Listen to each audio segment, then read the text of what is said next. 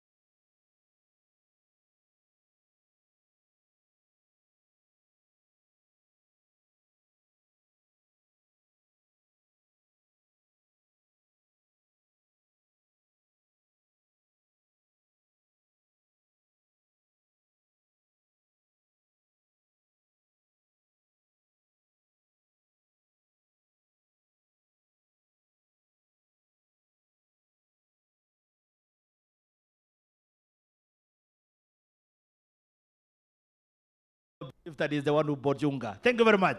Asante sana, mama alikuambia ni shilingi ngapi? 210. Tutapata bei ya baba. Basi labda mzee, labda ungetujuza waitwa nane, watoka eneo hipi? Jina langu naitwa Esbon Mushoki Njoroge. I'm a pensioner. My pension number is 000446. Ngoja 00 4671. 4671. My sponsor ni Nairobi Water Company. Water Company kutoka wapi? Nairobi Water Company. Water Company. Sasa matarajio yako ni yapi siku ya leo? Matarajio kama ni CPF labda tuangalie maslahi ya pensioners. Pensioners. Kwa sababu labda ile kitu tunapewa it is not a living pension. By living pension I mean that pension how many or how much goods and services can it buy? Fantastic. Imekuwa eaten na inflation. Yes. Inflation imetuchapa sana. Sasa labda sijui kama wajua ya kwamba bei ya sabuni ya Pangasop ni shilingi ngapi? 240 million. Mzee. Aya, asante sana. Senior pensioners. Oka bere bude. Wazee. Karibuni sana. Chukueni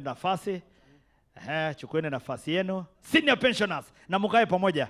There is a way I want to recognize you. Mkae pamoja. Senior pensioners. Hata KBC ikifika, listen mzee, tutakuwa na KTN na Citizen na KBC. Tafadhali nyinyi ni watu ya KBC. Tunakubaliana? Nyinyi si watu ya KTN. Sijui kama mzee unajua YouTube. Sijui kama unajua YouTube. Naijua. Ni nini kwako? Unaangalia mitandao ni vile kunaendelea. Sijui kama uko na account ya Instagram? Sina, unajua mabete sketch na unajua ikifika fulani watu wataki mitandaoni sana. Okay, mzee, uko na account ya Facebook? No. I don't use Facebook. Yes. I don't use Facebook. Mbona usitumie Facebook? Nafikiri I'm competing with the juniors. I don't want to overtake them. Lakini uko na account ya WhatsApp? Yeah, WhatsApp niko naye, yeah. Sasa mbona uko kwa WhatsApp na uko kwa Facebook? Hiyo lazima iweko. Lazima uweko. Ndio ukuwe relevant. Na ndio ni communicate. Ndio uko communicate. Aha. Sasa wewe uko kwa WhatsApp groups. Kabisa. Aya, asante sana mzee wangu. Asante sana mzee wa Instagram. So KBC ikifika mshughulike nayo. Sawa sio? Kina Lennon Mambo Mbotela. Kina nani tena? Mambo si alilita kitambo. Enzi zako. Okay, akina unajua huyu clerk wa Murang'a County, Ngoti Kariuki, alikuwa anaenda Voice of Kenya zamani akiwa shule Thika High School. Tena vile KBC wamefanya, wamerebrand na wakarevamp, vile wameiset, wamefanya vizuri sana. Haya. Absolutely. Asante sana mzee. Basi tunaomba pensioners tafadhali na all our delegates.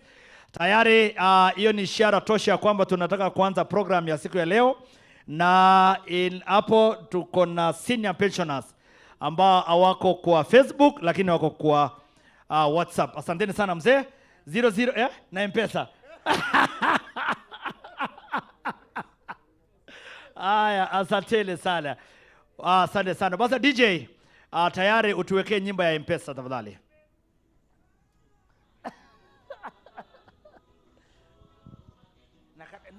Sina kalamu.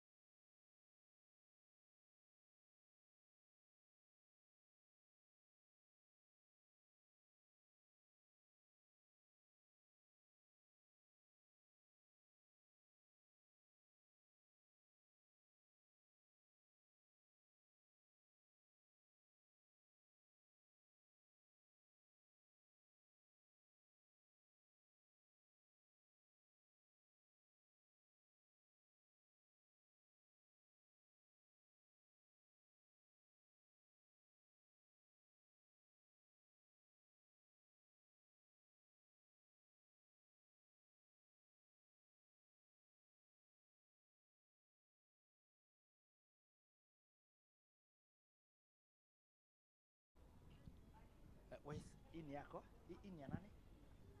Hakuna nini. No, let me get microphone for her. No. Oh yeah. No. Oja. Unajua waliniambia hii ni MC. That means there must be another one. Just a minute. Just use that one in the meantime. Aya, karibuni sana delegates wetu. Nitaomba ya kwamba sisi wote ambao tumefika tutafunga barakoa. Ndio naona rafiki yangu hapa sana. Huyu jamaa tulikuanga naye Mangu High School 1971. Yeah, 1971. I was with him and he was very naughty boy. Oh my God. Mungu ni mwema kweli, Mungu ni mwema. Mungu huyu. Mangu High School 1971, naughty boy. Look at now, na skizi ni bishop. Skizi ni bishop, lakini Mungu ni mwema kweli. Asante sana. Hata huyu alikuwa Kakamega Boys lakini akaspeliwa, lakini tayari akang'ang'ana ndio huyu akafa, au sio? Asanteni sana. Unaona sasa the naughty boys ndio nakaa pamoja, Kakamega Boys na Mangu High School. Karibuni sana, karibuni sana. I hope you will not infect the good ladies around here. Karibuni sana. Welcome so much for this wonderful time. Labda tu nikukuulize kwa majina. Sitaka kukuuliza ulilala aje kwa sababu ni baridi. Kwa majina. Triza Makome. Triza Makome. Unatoka eneo hipi katika taifa letu la Kenya? Nairobi. Nairobi County. Aha, Nairobi County. Nairobi County mko na sub counties ngapi?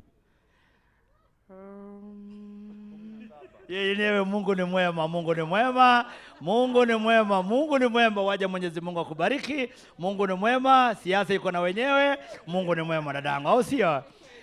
Basi sijui kama deputy governor wako wa Nairobi aitwaje? Mungu ni mwema, Mungu ni mwema, Mungu ni mwema. Sijui MCA wako aitwaje? Who? Maina Njoka. Huyu alikupatia kitu jana. Ukiona unajua jina yake. Hiyo tunajua. Asanteni sana. So our delegates tafadhali, Nairobi delegates, na unajua watu wa Nairobi mko na the way you know to do these things, eh? I know. We have lived together for long. Like this one has been a long time friend of mine from 1959. This one. 59 we were together. Yeah, from 1959 when we were teenagers together.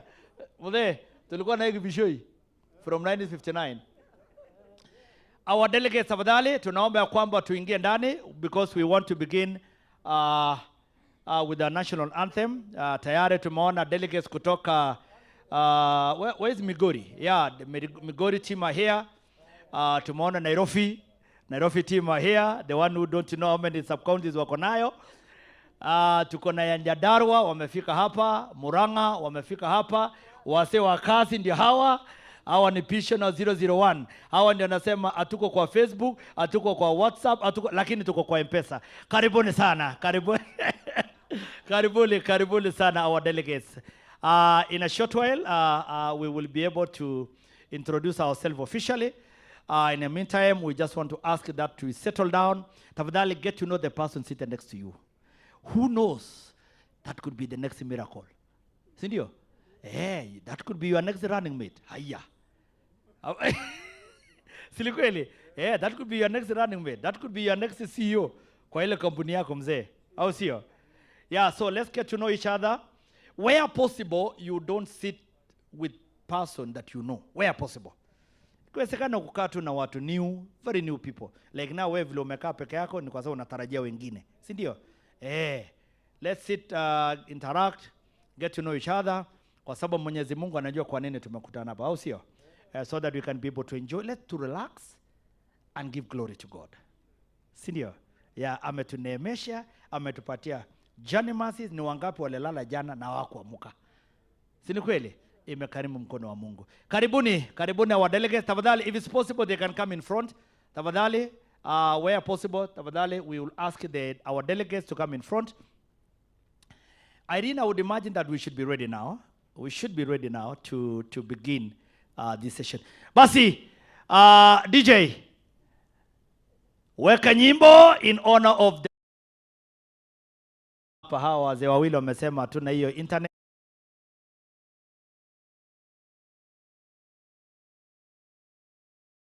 Yenyewe kweli wanasemanga ni nyimbo ya pesa. Mzee, hiyo ni yako? Let's enjoy the music even as settle down.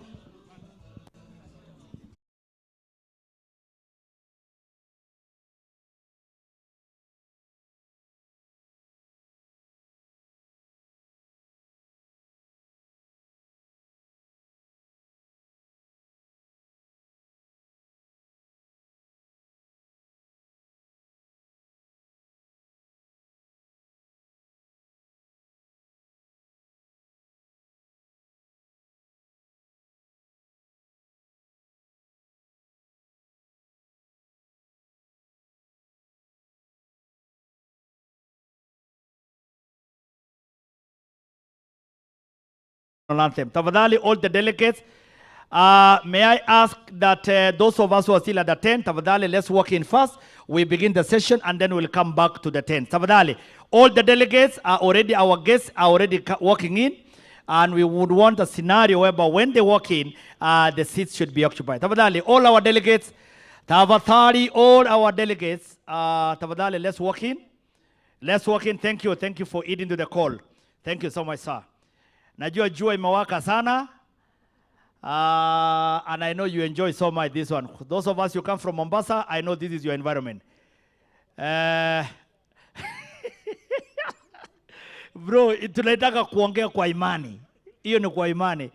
Basi, all our delegates, tafadhali, those who are still fellowship with tea, let's walk in. Let's walk in, tafadhali. Let's walk in, tafadhali. Thank you so much. Asante sana, najua naona delegates wengine wanajuliana hali pole while they're enjoying the sun. Karibuni all our delegates. All our delegates, tafadhali, let's walk in. All our delegates, let's walk in. Tafadhali, tukae kule mbele ikiwa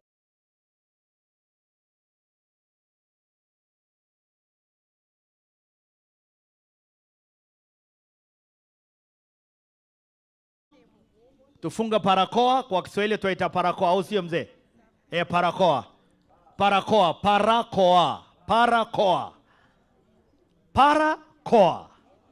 ABA. Loguo maadhe, loguo. Our delegates, tafadhali, we are waiting for you. Naomba those of us who are doing registration, tafadhali, let's fasten. Tunaomba delegates tuachane kwanza na kwenda ku exhibition tents. Let's walk in. Because those will be the business we'll be doing after this. Tafadhali.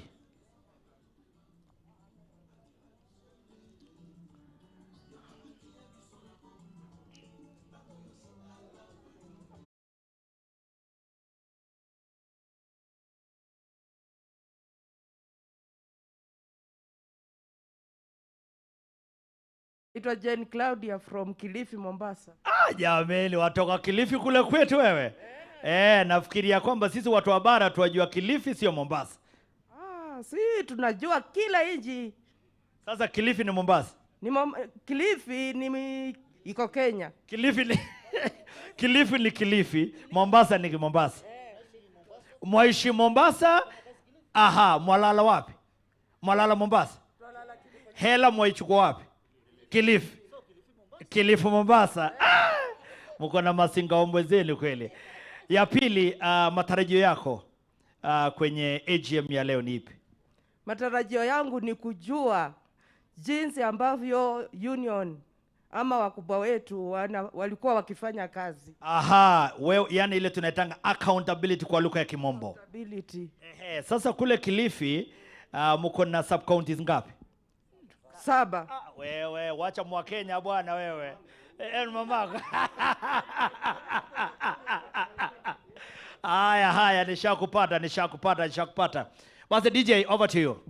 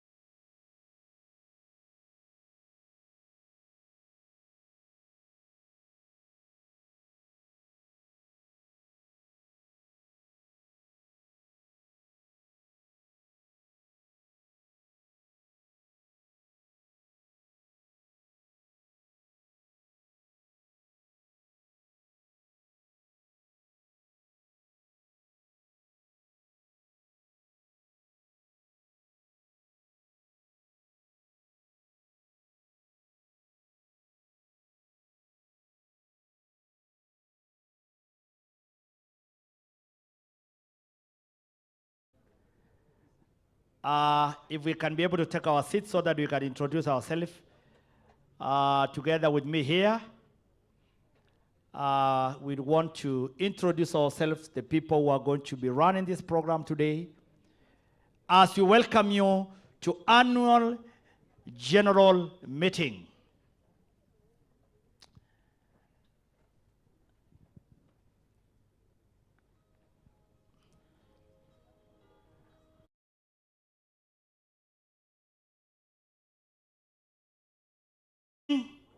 Those of us who have enjoyed the sun for the morning, good morning. Asanteni sana. Allow me, ladies and gentlemen, our chief guest.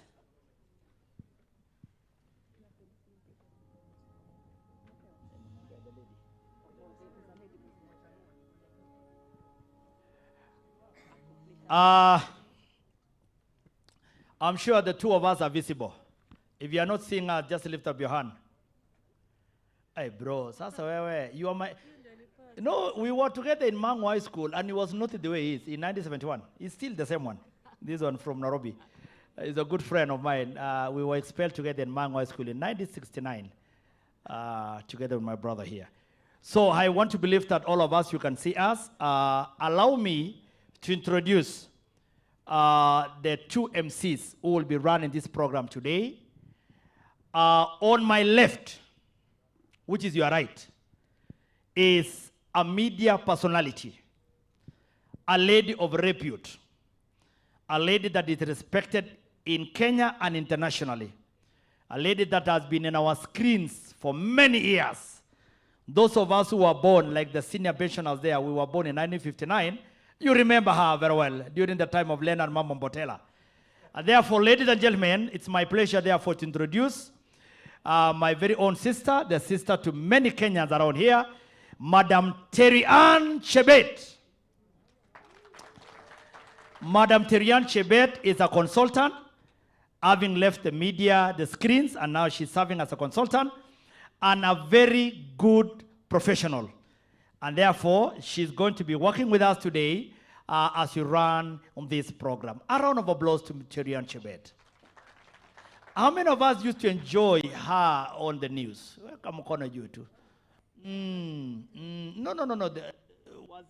Now they were not there. Tuinue mkono yetu.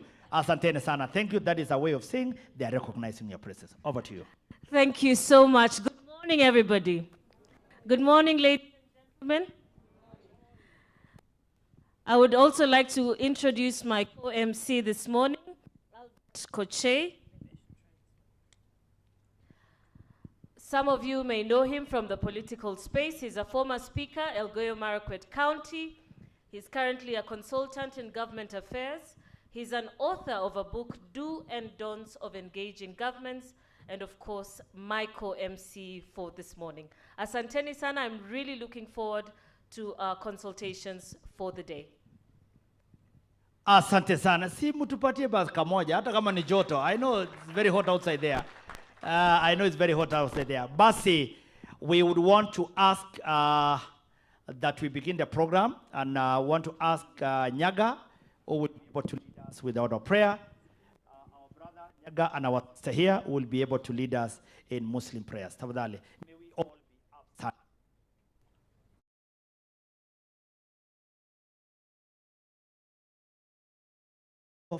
For the prayers. Just mkuja hapa mbele.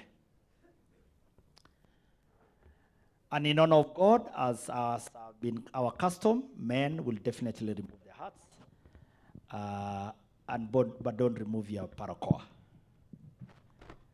We have not received such instructions as of today. Please, our brother will be able to lead us a Christian prayer, and our sister will lead us in the Muslim prayer. Thank you. Na tuombe. Kwa jina la Baba na la Mwana na Roho Mtakatifu. Mungu wa rehema, ni kwa neema zako tuko hapa asubuhi ya leo.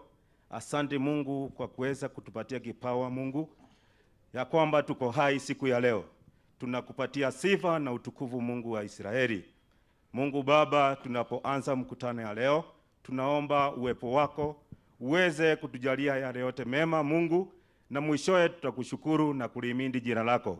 Asante Mungu kwa kutuwezesha kufika hapa siku ya leo. Tunajua ni kwa neema na rehema zako. Mungu, tunakuomba uwe pamoja nasi.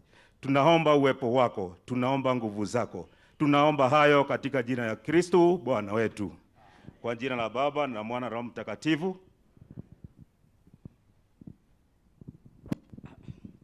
Assalamu alaikum. Kwa Wakristo, amjambo. Amani ya Mungu iwe juu yenu. Iwe nami pia. Bismillahirrahmanirrahim. Alhamdulillahi rabbil alamin. Arrahmanirrahim. Maliki yaumiddin. Iyyaka na'budu wa iyyaka nasta'in. Ihdina siratal mustaqim. Siratal ladzina an'amta alaihim. Ghairil maghdubi alaihim waladhdallin. Amin. Ee Mwenyezi Mungu, tutakabalie dua yetu. Mambo ambayo tunazungumza ya pension yetu, Mwenyezi Mungu, tunaweka mbele yako. Kwani yote tunayoyafanya, Mwenyezi Mungu, ni kwa sababu ya sisi wenyewe. Na kwa uwezo wako, Mwenyezi Mungu, wewe tu ndio tunaikuabudu na wewe tu ndio tunakutaka msaada. Amina rabbi amina, amina rabbi amina. Na waweka wote mikononi mwako. Amen. Thank you. Thank you so much. Asanteni sana, ketini.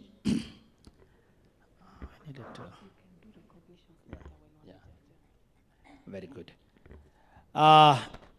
Basi ningependa kuwakaribisha wote kwa AGM ya siku ya leo.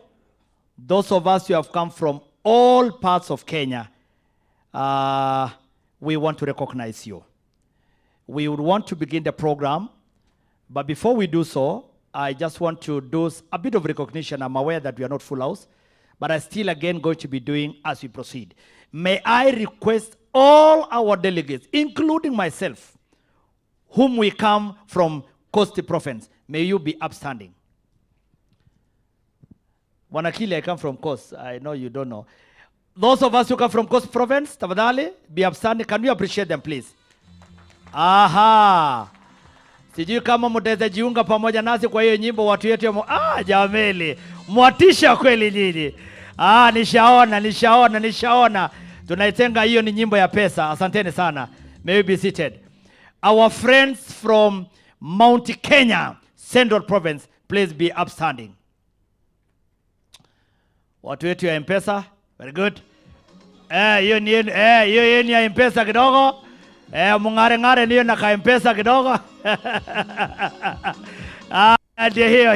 Hiyo. Asanteni sana. Pull it down, DJ. Very well. Watu wetu kutoka Ingo. Kwizero, Kakamega, Bungoma.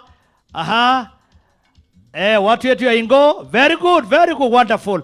Just simama mzee, simama. Can you appreciate watu wetu ya Ingo? Watu ndi ambao wamebarikiwa na maneno ya mabega. Asante sana. Thank you very much. Let us go all the way to watu wetu ya Masaku. Watu wetu wana Masaku. Masaku. Asante sana. Yes, asante sana watu wetu ya Masaku. Mukatiki hiyo ni nyimbo yenu. Ondo baridi. Na nyinyi watu wa Masaku mnajisikia aje? Aya, pull it down DJ. Watu wa Masaku wako na maringo sana. I am informed that if you ever go to Machakos, usiwahi kuuliza Mukamba direction. A 100 kilometer distance. Hapa. Asanteni sana our brothers. Now let's go to all the way from Rift Valley. Mahali ambapo Emily Chepchumba alitokelezea. Watu wetu wa Bonde la Ufa. Watu wetu la Bonde la Ufa. Watu wanasemanga they are the brothers of Abraham in the Bible. Can we appreciate these people who are brothers to Abraham? Ndio sasa. I'm told that these are the guys who are brothers to Abraham in the Bible. Thank you so much watu wetu Abrahamu. Asante sana. Hiyo nyimbo tutaweka baadaye wakati sherehe itakuwa kwa very nice tumda. All the way from Dala. And please DJ, when you're introducing people of Dala, you remember that is, I'm told that being a Luo is a description. Yeah. So can you appreciate our brothers? You introduce them as a description. Please, can you stand up? Watu wetu kutoka Dala.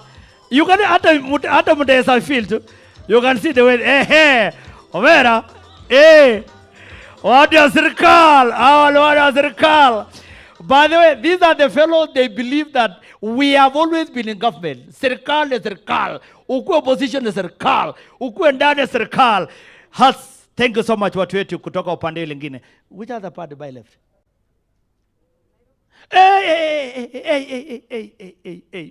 Watu wetu kutoka Nairobi County. The main guys. Watu wa Kanairo. Watu wa Kanairo. Aha. Aya. Ndio hiyo nyimbo yenu sasa, watu wa Kanairo. Unaona? Maringo tupu. Hakuna kitu, ni maringo tupu. Asanteni watu wa Kanairo. These are the only guys who know the price ya unga. Ni hawa watu wa Nairobi. Hawa watu wa Nairobi. Hawa watu wa Nairobi wanajua unga ni shilingi ngapi. Lakini tuliwapatia Nairobi Express mkacheza jana huko Nairobi. Tafadhali, thank you. Anybody else? I don't think. Now, if you know you don't belong to any of the provinces, ama ujui, you oh, no, my good friend. Oh my God. All our brothers from Bahali yake. Watu ya Bahali yake tafadhali. Wapi watu ya Bahali yake? Watu ya Bahali yake? Yeah, of course, unajua walikuja last week. So, ndio wanakula breakfast. So we are, so as they walk in, we'll definitely be recognizing them. So the rest of us, we don't belong anywhere, and I'm standing on your behalf.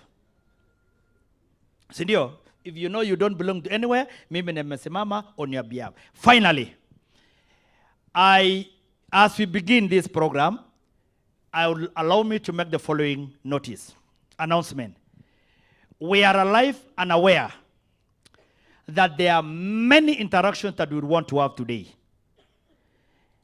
And we would want to respond to as many as possible. Clarification, any question that you have, any comments, we would want to handle it right here in this auditorium. And for that reason, therefore, may I ask my sister Terian? I want to ask you, Terian, just come over, my sister. When the program will begin and presentation will be made, may I ask if you will have any clarification, any question on the presentation, tafadhali, please put it in a paper, write your name, write your county, and write your sector, so that my sister here will be able to answer all of them, to direct it to the people who will be doing that. So please just take a paper and a pen and write anything on the presentation that will be asked. Please put it down, because we have instruction from the team here that we want to respond to each and every issue that will be raised around here. And secondly, if there will be any question that you want to ask outside the program, the presentation, please write to me. I will be able to direct to this wonderful team, so that we can be able to accommodate each one of us even as we begin. May we therefore be upstanding for the national anthem.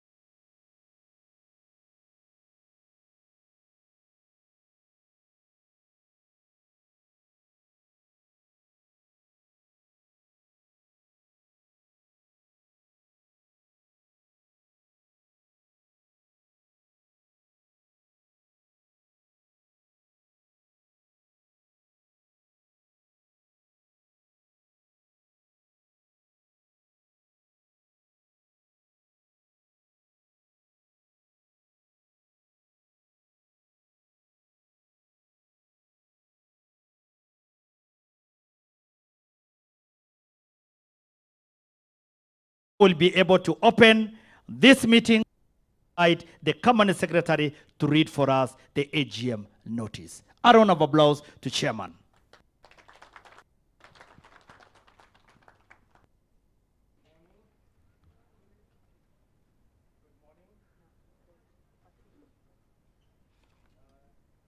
Can you, good morning. Welcome to the City of Champions. Before we start, I would like you to turn to your name. Mwambie, you are looking at a champion.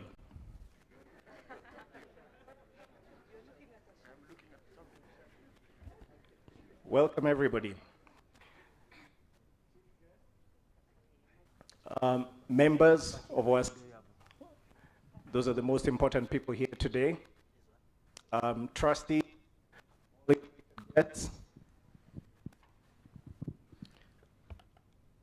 trustees, invited guests, ladies and gentlemen, I wish to welcome you to this meeting this morning.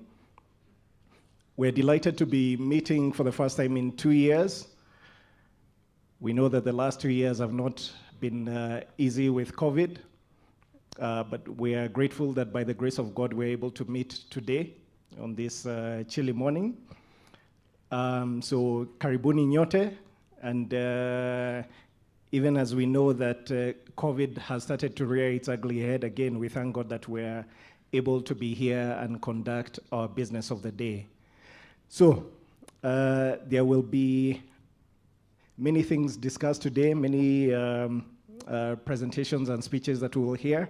So without further ado, I would wish to invite the company secretary to open for us to read the AGM notices so that we can get going with the business of the day.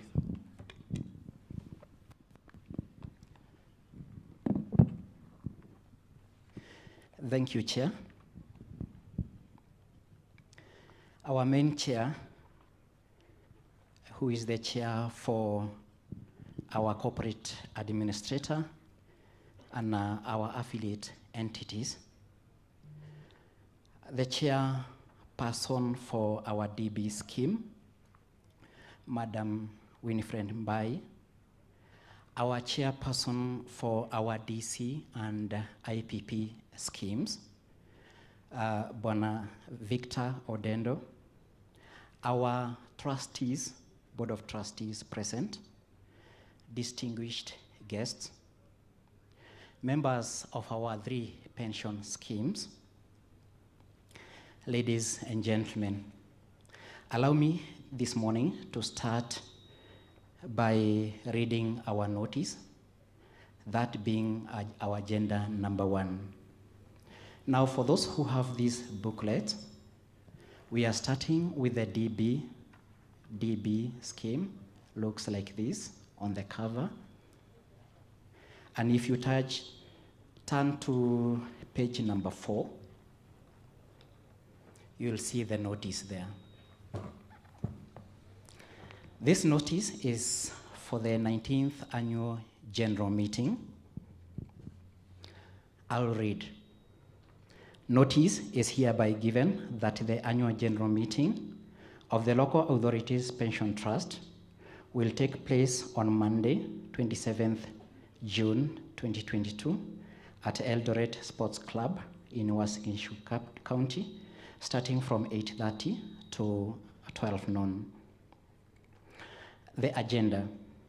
The first agenda will be introduction and opening remarks, reading of the notice and of the meeting, reading and taking note of the minutes of the 18th annual general meeting held on 23rd June 2021, presentation of the investments managers report, presentation of the schemes custodians report, presentations of the financial statements and audited accounts for the year 2021, presentation of the chairman's report, presentation of the administrator's report. Number 9, address by the chief guest. Number 10, award ceremony. Number 11, question and answer. Number 12, presentation by select list of stakeholders. Number 13, vote of thanks, and that is by the order of the board for Lab Trust Board of Trustees. Our chair for the DB scheme, please allow us to adopt this notice.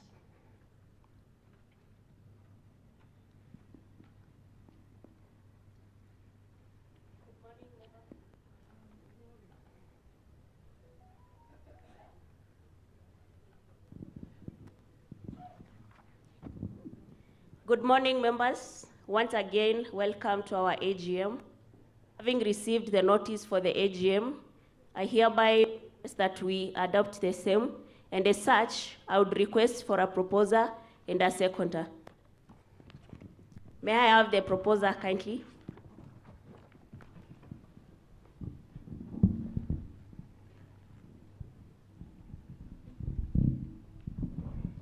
Charles McKinney, proposer. Thank you, Bwana Charles. A seconder?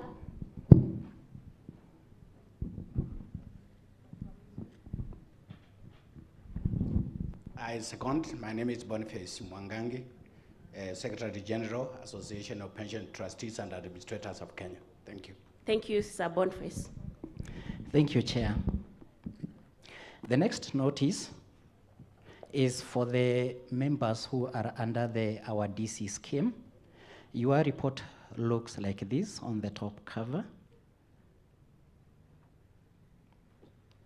Again, turn to page number 4. This notice is for the 9th annual general meeting. Notice is hereby given that the 9th annual general meeting of the County Pension Fund will take place on Monday, 27th June 2022 at the Eldoret Sports Club in Uasin Gishu County, starting from 8:30 a.m. to 12 noon. Agenda. Number 1, introduction of and opening remarks. Number 2, reading the notice of the meeting. Number 3, reading and taking note of the minutes of the 8th annual general meeting held on 23rd June 2021. Number 4, presentation of the investments manager's report. Number 5, presentation of the scheme's custodian report. Number 6, presentation of the financial statement and audited accounts for the year 2021. Number 7, presentation of the chairman's report. Number 8, presentation of the administrator's report. Number 9, address by the chief guest. Number 10, award ceremony. Number 11, question and answer. Number 12, presentation by select list of stakeholders. Number 13, vote of thanks. And this is by the order of the board of the County Pension Fund Corporate Trustee. With your permission, Chair, for the Corporate Trustee, we can adopt that notice.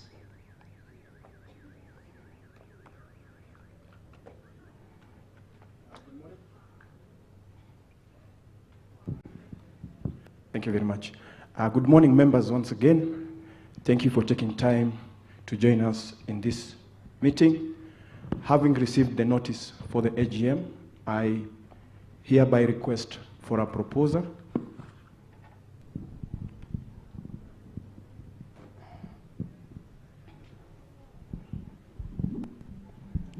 I propose. Thank you very much. May we have a seconder, please?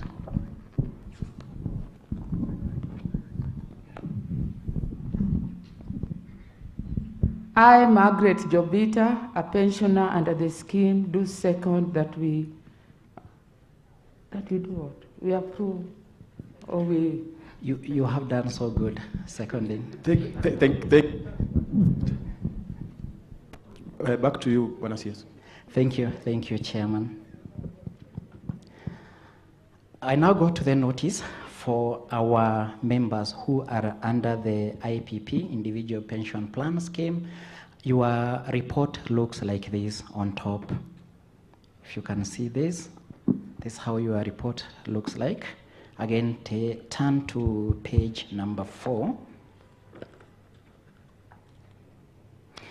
Yes, this is the notice of the 8th Annual General Meeting.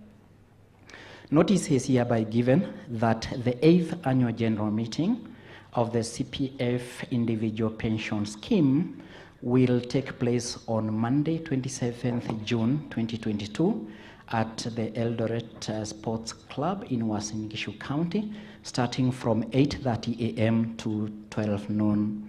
Agenda will be introduction and opening remarks. 2, reading of the notice of the meeting. Number 3, reading and taking note of the minutes of the 7th Annual General Meeting held on the 23rd of June 2021. 4, presentation of the investments manager's report. 5, presentation of the scheme's custodian report. 6, presentation of the financial statement and audited accounts for the year ended 31st December 2021. 7, presentation of the chairman's report. 8, presentation of the administrator's report. 9, address by the chief guest. 10, award ceremony. 11, question and answers. 12, presentation by select list of stakeholders. 13, vote of thanks. And this is by the order of the board for the county pension fund, that is our individual pension scheme through the corporate trustee. Chairman for the corporate trustee, kindly let us adopt this notice.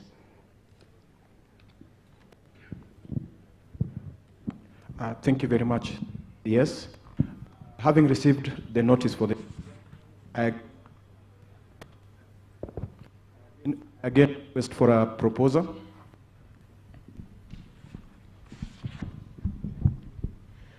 I'm Cosmas Nyaga, Ebu County Branch Chairman. The under of opportunity, I propose. Thank you, Cosmas. May we have a seconder, please?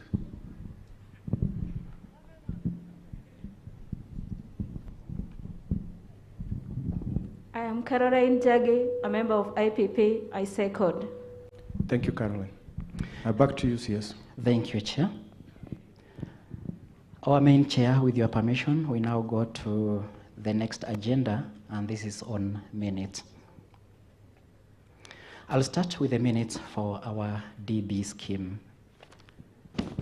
The same will be projected as well. Now, our DB members, if you look at the first page of that minute, it only gives the members who attended, and that also is also occupied under page number 2. And then members will allow me not to go word by word. I'll just explain on what is in this minute. On minute number 1 of 23rd of June this year, this was about introduction and opening remarks. Minute number 2 was reading of the notice of the 18th Annual General Meeting. Minute number 3 was about reading and approval of the minutes of the 17th AGM, details of which were captured, and then presentation of the investment manager's report on minute number 4. Full details were actually captured as presented, and that takes us to page number 4, where we have minute number 5, where we captured the presentation of the scheme's custodian report.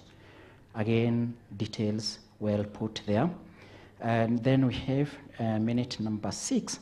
We had a presentation of the financial statement and audited accounts for the year ended 31st December 2020. We ably captured the details there. Minute number 7 was about presentation of the administrator's report, and it was quite lengthy, and that took us to from page 6, page 7, up to page number 8 of those minutes, where we also get minute number 8 on the presentation of the trustee's report. Minute number 9 was keynote address by the chief guest. We actually captured what he addressed that day. And then minute number 10 was remarks by various stakeholders. And you'll agree with me, there were many. And that takes us to up to page 13, up to page 15 actually. Those remarks were actually captured, all of them, into detail. And that takes us to the last minute, which is minute number 11, number 12, and number 13, which is addressing the issues of question and answers, award and ceremony, and vote of thanks, respectively. And as such, with your permission, Chair, for our DB, kindly let us adapt the minutes.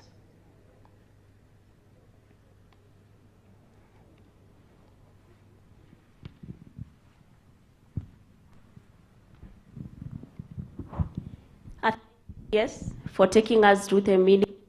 And members of Lab Trust DB scheme, I hereby request that we adopt the minutes as read.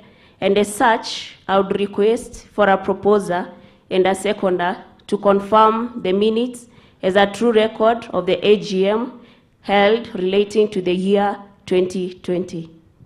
May I have a proposer? Yes, I propose. My name is John Kennedy Malimo, Chairman, Nairobi Staff Branch. Thank you. A seconder?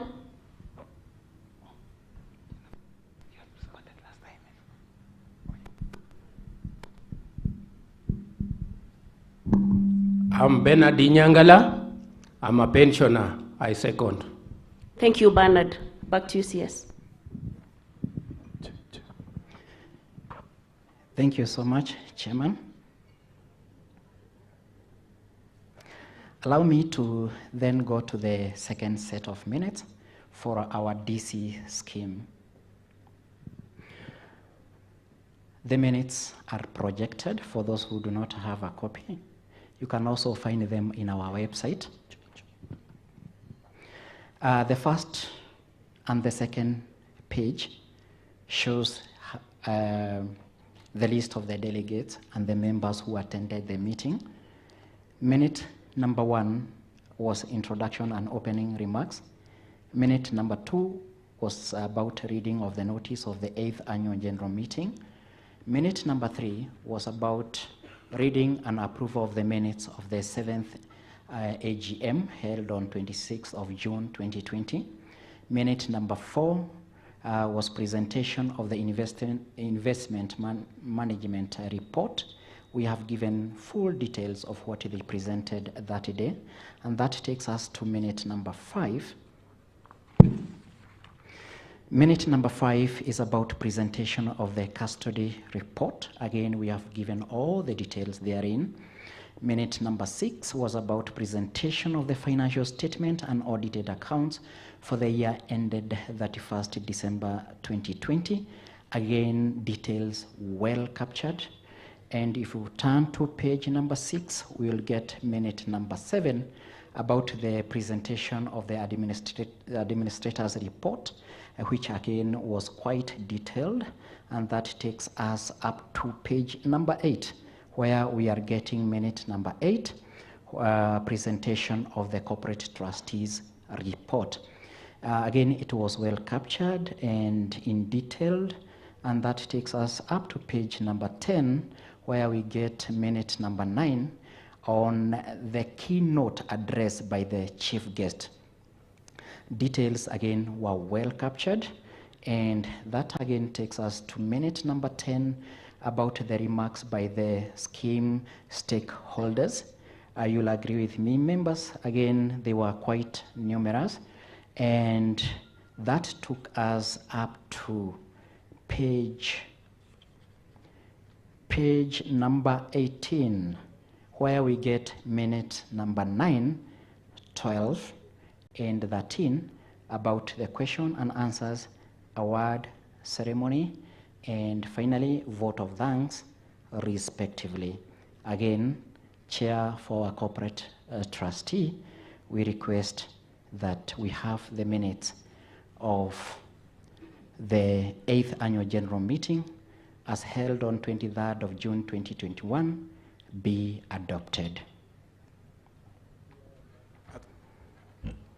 Thank you, Bwana CS, for taking us through the minutes.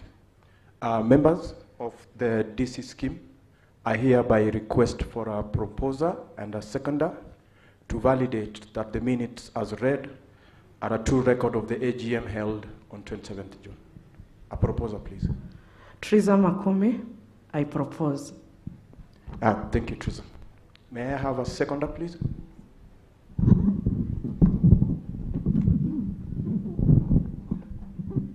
Jeremiah Nabongo, a pensioner, I second. Thank you, Jeremiah. Back to you, Bwana CS. Thank you, Chair. Grateful, thank you, Chair and members.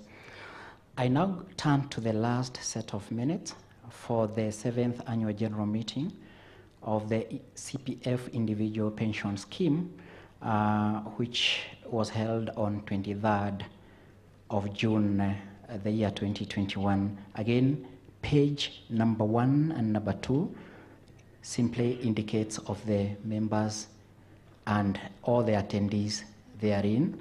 Minute number 1 was about introduction and opening remarks. Minute number 2 was reading of the notice of the 7th annual general meeting. Minute number 3 was reading and approval of the minutes of the 6th AGM, which was held on 26th of June the year 2020. Minute number 4 was a presentation of the investment management report. We duly captured the details there. Minute number 5 was presentation of the custody report. Again, we captured the details. Minute number 6 was presentation of the financial statement and audited accounts for the year ended 31st December the year 2020. Again, details captured. Presentation of the administrator's report is under minute number 7. Under page number 5, again, details were captured. Minute number 8 at page number 7 was presentation of the corporate trustees report. Again, it was well captured. Minute number 9 was about keynote address by the chief guest, and the details were captured. At page 10, you'll see minute number 10 about remarks by the scheme stakeholders. Again, just like the other minutes, they were quite many, and that took us all the way from that page up to page number 16. And under page number 16, we have minute number 11, minute number 12, minute number 13 on question and answers, award ceremony, vote of thanks, respectively. Again, with your permission, the chair for corporate trustee, allow us to adopt the minutes at hand. Thank you very much, Bwana CS. Once again, I do hereby request for a proposer and a seconder from the IPP scheme members to validate that the minutes as read reflect a true picture and record of the AGM held on 27th June 2021. Patrick Wambua, businessman and member of the IPP, I propose. Thank you. May I have a seconder, please?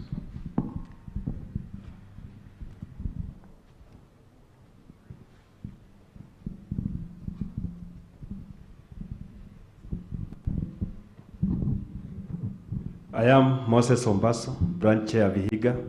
I second. Thank you, Moses. Back to you, Bwana CS. Thank you, Chair. And at this time, I want to thank you, members. I want to thank our guests for actually listening in onto the notices and the minutes. God bless you. I think it deserves a better hand clap for the work that he has done. Thank you, thank you. I am informed reliably by weatherman that it's very hot outside. I don't know about inside, but I think we can do a better clap than what you have done. I'm told again that the people from coast are the ones who are enjoying this weather more than anybody else. Therefore, we want to proceed and ask the chair, Maurice Ndarano, to pick it up from there. Thank you.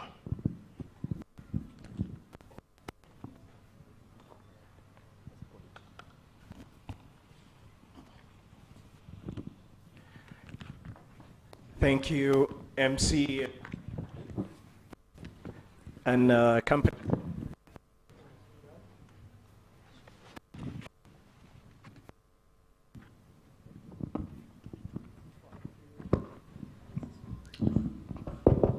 Thank you, MC and company secretary, for taking us through that session. For those who are joining us now, we have gone through the notices and the minutes of the AGM last year. We're now about to get into the main part of the AGM, which is the presentation of the reports by the various service providers to the various schemes. So before we do that, I will invite the corporate trustee to make some remarks, and then we will go through the presentations, again, scheme by scheme, similar to how we have handled the notices and the minutes. Thank you very much, Chair. Members, Board of Trustees who are with us today, I again welcome you to this great occasion for the scheme. My role today as corporate trustee, and will probably give you a statement thereafter, is to, number one, assure you that we work closely with the Board of Trustees. Number two, we work closely with the various service providers, and they will be here to make some presentations, just to assure you that all scheme matters are functioning well. We also have the regulator, who is here to also witness that this requisite AGM has been conducted in a manner that meets the threshold of regulations. So I do not want to talk much at this stage. I'll provide the corporate trustee statement once you have been taken through the various reports by the various service providers. I can tell you from where we are right now that we have ensured that the governance standards are in compliance with the regulations. And if there is any doubt, the regulator will be here to validate the same. So without much ado, I will take it back to the MC, who will take us to the next set of presentations from the various service providers. Once they have done that, I will provide our corporate trustee statement or presentation to validate the same. Thank you very much. All right, thank you so much to our corporate trustee. In this next session, we will have a presentation of CPS individual pension plan reports. We'll have the investment manager's report, thereafter the custodian report, and then we'll have a look at the financial statements and audited accounts for 2021. But just before I call the first speaker, I want to make some housekeeping announcements. For those who might need the restroom from time to time, please visit them behind the exhibition tent. I would like us to also keep our COVID-19 protocols in place. Please keep your masks on, sanitize and wash your hands as much as possible. We also have a free medical camp right outside. You have free checkup. This is sponsored by Laser Insurance Brokers, which is of course one of our CPF subsidiaries. So I'd like to first call up Gregory Nderitu, Equity Bank Custody Services, who will be taking us through the presentation on the individual pension plan custodian report. Let's give him a warm round of applause as he joins us on stage.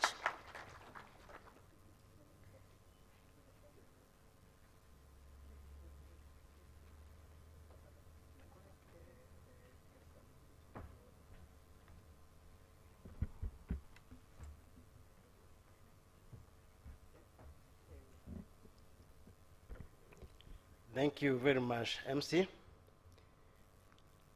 Our guests, members, Board of Trustees, my fellow service providers, good morning. It's a pleasure this morning to present to you the custody report for the individual pension scheme. Our fund manager for the scheme, allow me to introduce our fund manager, who is the COP Trust. We work closely together with them to ensure that we give the reports to the trustees and also to the administrator. As our close of the year ended year 2021, the fund closed at 5.1 billion. From the year 2020 was 3.5. The assets that we are holding is at that first December 2021 were cash and cash equivalent of 267 million, term deposit of 19.4 million, government securities, which include treasury bills and treasury bonds, worth 3.5 billion, quoted equities, 1 billion, unquoted equities, 81 million, corporate bonds, 47 million, offshore investments, 23 billion, making a total of 5 billion, and the receivables during the year were 398.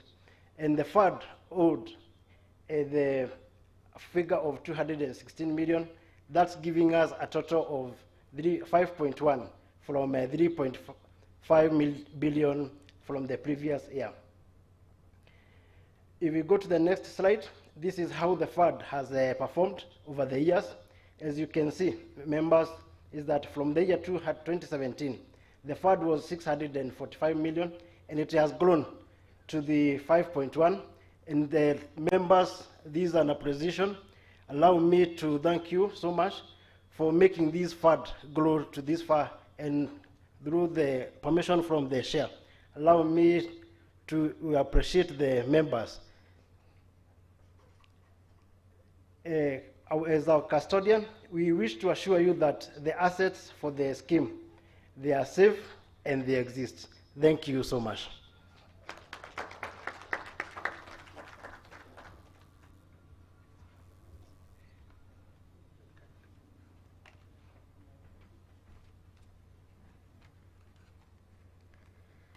Let's give him a warm round of applause. Asante sana, Gregory Nderitu.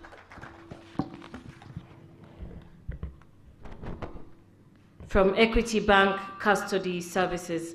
I'd like to now welcome George Gikunju from the COP Trust Investment Services Limited, and he will be giving us the custodian report.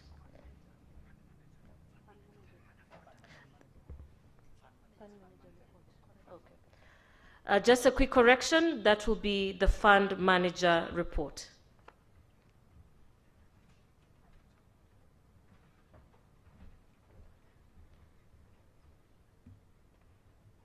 So the chairperson for both the DB and the DC scheme, corporate trustee, GMD, delegates, and fellow service providers.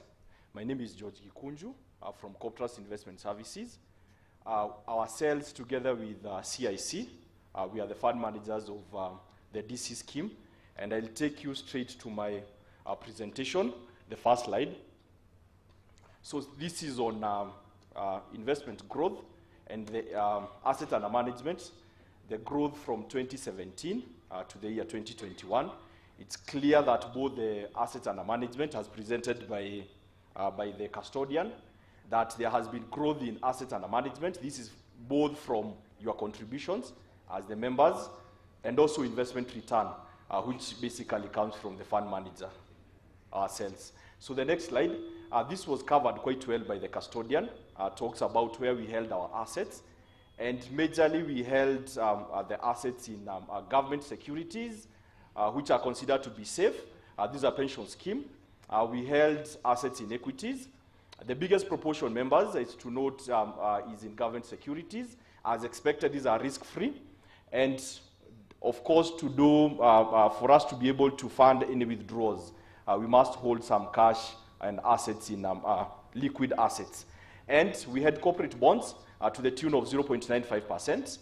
This is 47.7 million. Offshore investments, we also invested outside the country.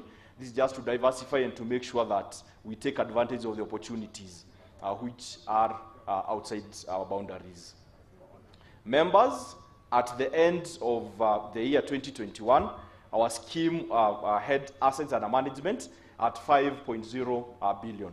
Of course, with receivables 398 and payables at 216 million. So the total assets were 5.2 billion. The next slide. This is on, again, a comparison between 2021 and 2020. And it's clear that there has been a growth, basically from your contributions and also investment returns. The next slide. So this shows, again, the growth from the year 2017, the movement up to 2021, and from a figure of 645.6 million. The fund has experienced a significant growth from that level to 5.2 billion.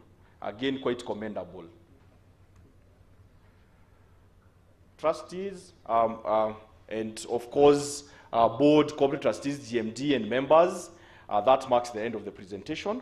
And we assure you that the assets and our management are in good hands. Thank you.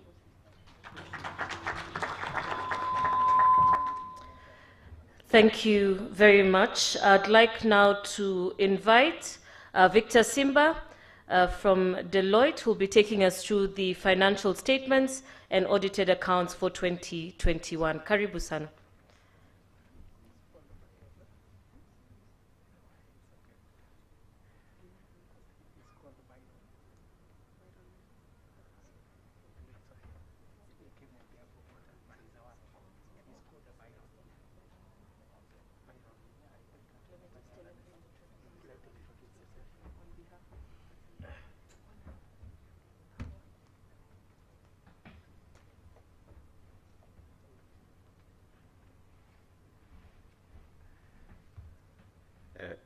Good morning. Correction. I'm Byram Litunya from Deloitte and Touche, representing Fred Alois, the signing partner. So I'm here to read the auditor's opinion to the members of County Pension Fund. So allow me to read the opinion. And for those who have the booklet, you can get it on page. Okay. Doesn't have a page, but you can get it after the statement of trustees' responsibilities. So allow me to read. I'll go to the opinion. Let me start reading. So we have audited the company financial statement of CPF Individual Pension Scheme set out on pages 21 to 40, which comprise the statement of net assets available for benefit as at 31st December 2021, the statement of changes in net asset available for benefits, and the statement of cash flows for the year then ended, and a summary of significant accounting policies and other explanatory notes.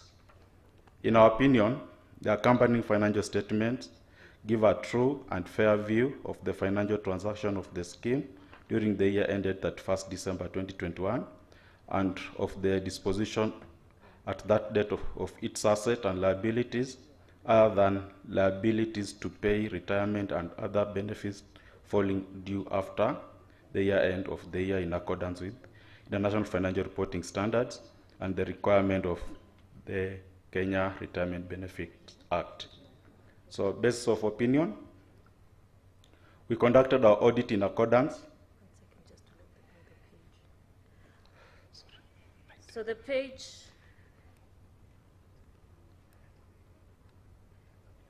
Okay. Kindly turn to page 19. The report is on page 19 of the IPP report. That's at the bottom. So let me read the basis of opinion again.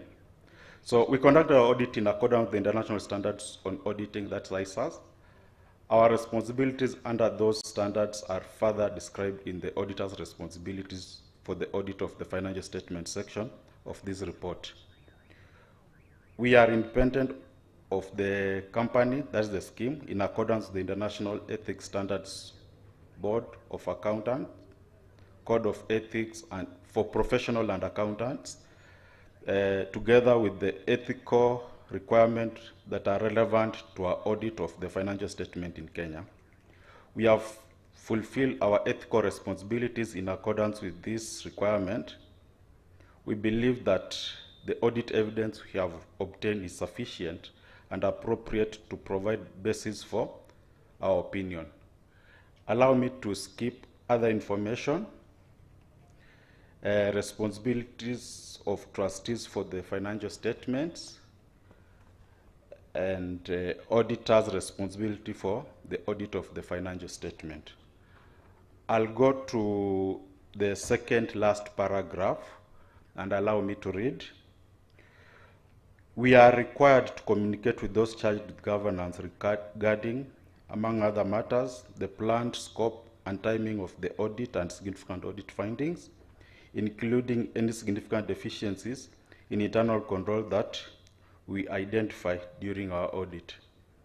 The engagement partner responsible for the audit resulting in this independent auditor's report is CPA Fred Law, practicing certificate number 1537. Is signed for and behalf of Deloitte and Touche LLP, Certified Public Accountants, Kenya, Nairobi. So the date of the audit opinion is 31st March 2022. Thank you.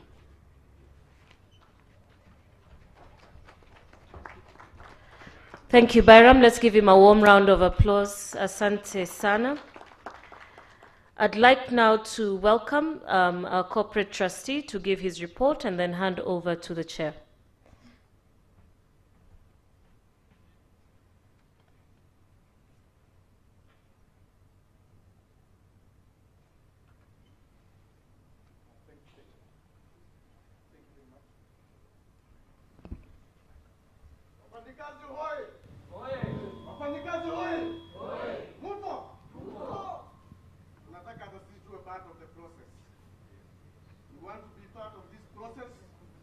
Formula must be checked.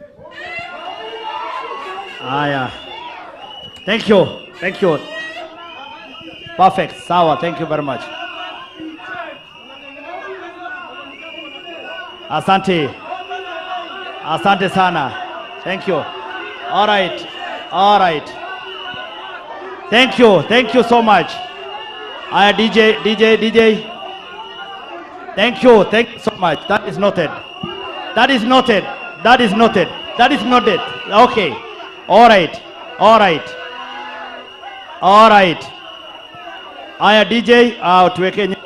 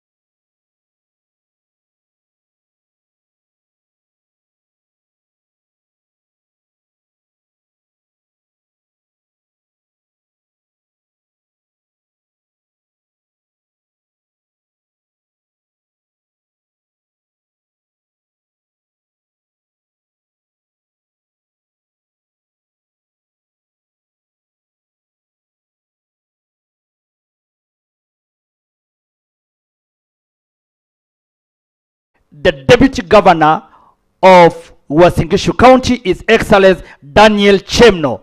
Please, can we appreciate him? He's in the house. Can we appreciate him? Thank you so much, sir. Thank you, His Excellency. Man of few words, but very, very intelligent. Thank you so much, sir.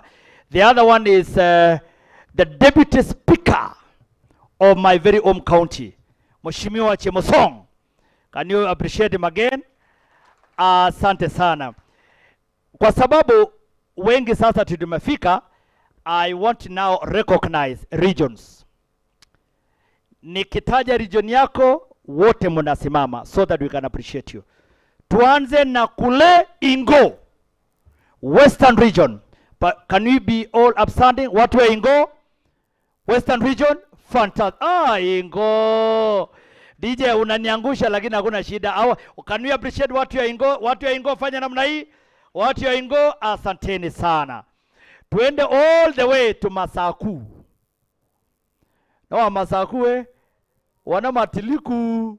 Aya, tupikie makofi hao watu yetu ya Masaku. This okay.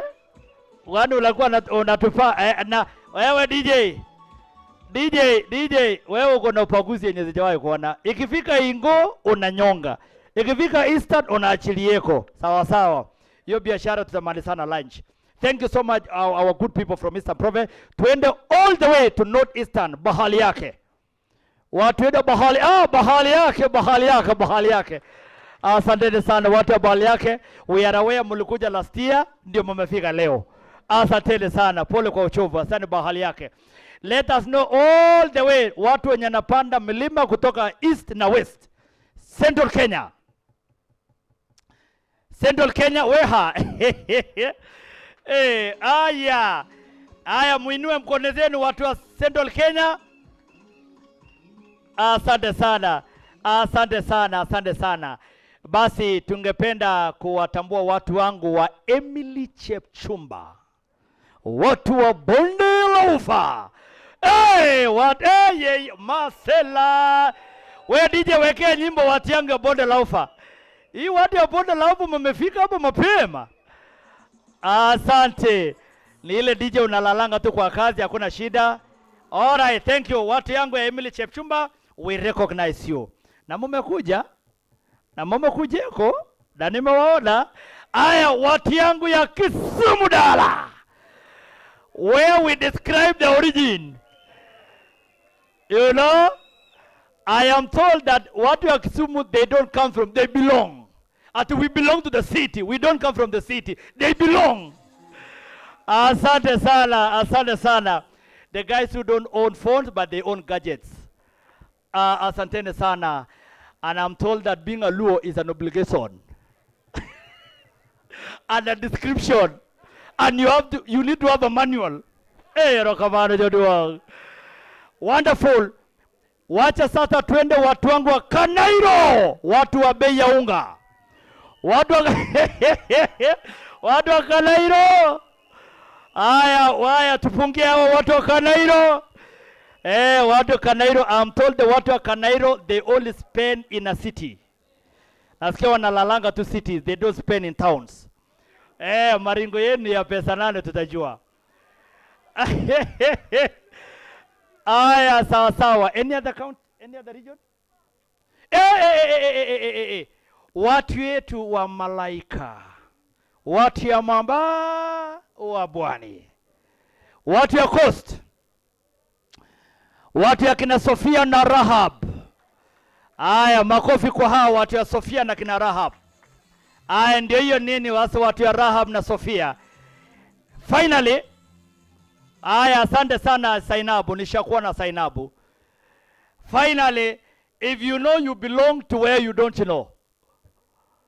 Mkono juu, basi on behalf of all of us who might not know where they belong, I am standing on your behalf. Can you appreciate us? Asanteni sana.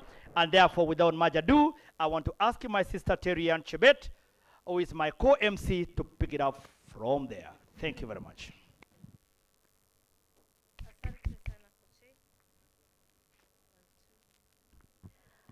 Asante sana Koche. We can now move on to the next part of our program. Tulikuwa tumeacha where our corporate trustee was giving us his report, and then hand over to the chair so we can close and move on to the next session. Asante.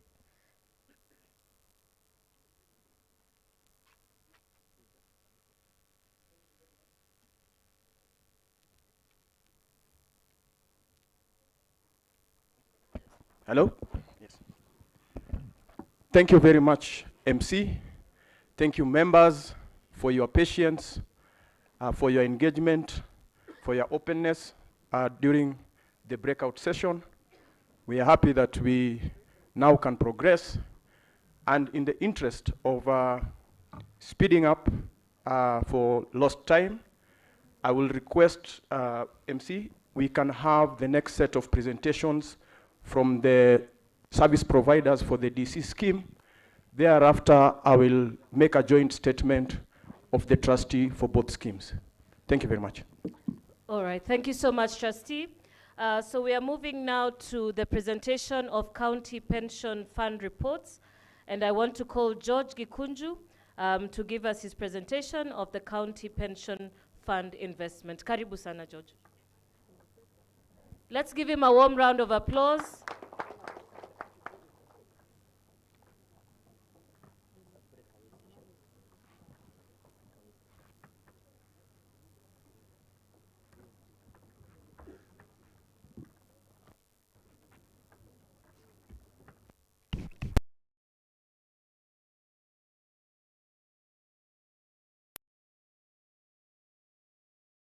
The DC and DB scheme, GMD, trustees, county and government representation, the national government and county, and delegates, service providers, good morning. So I'll go to straight to my presentation.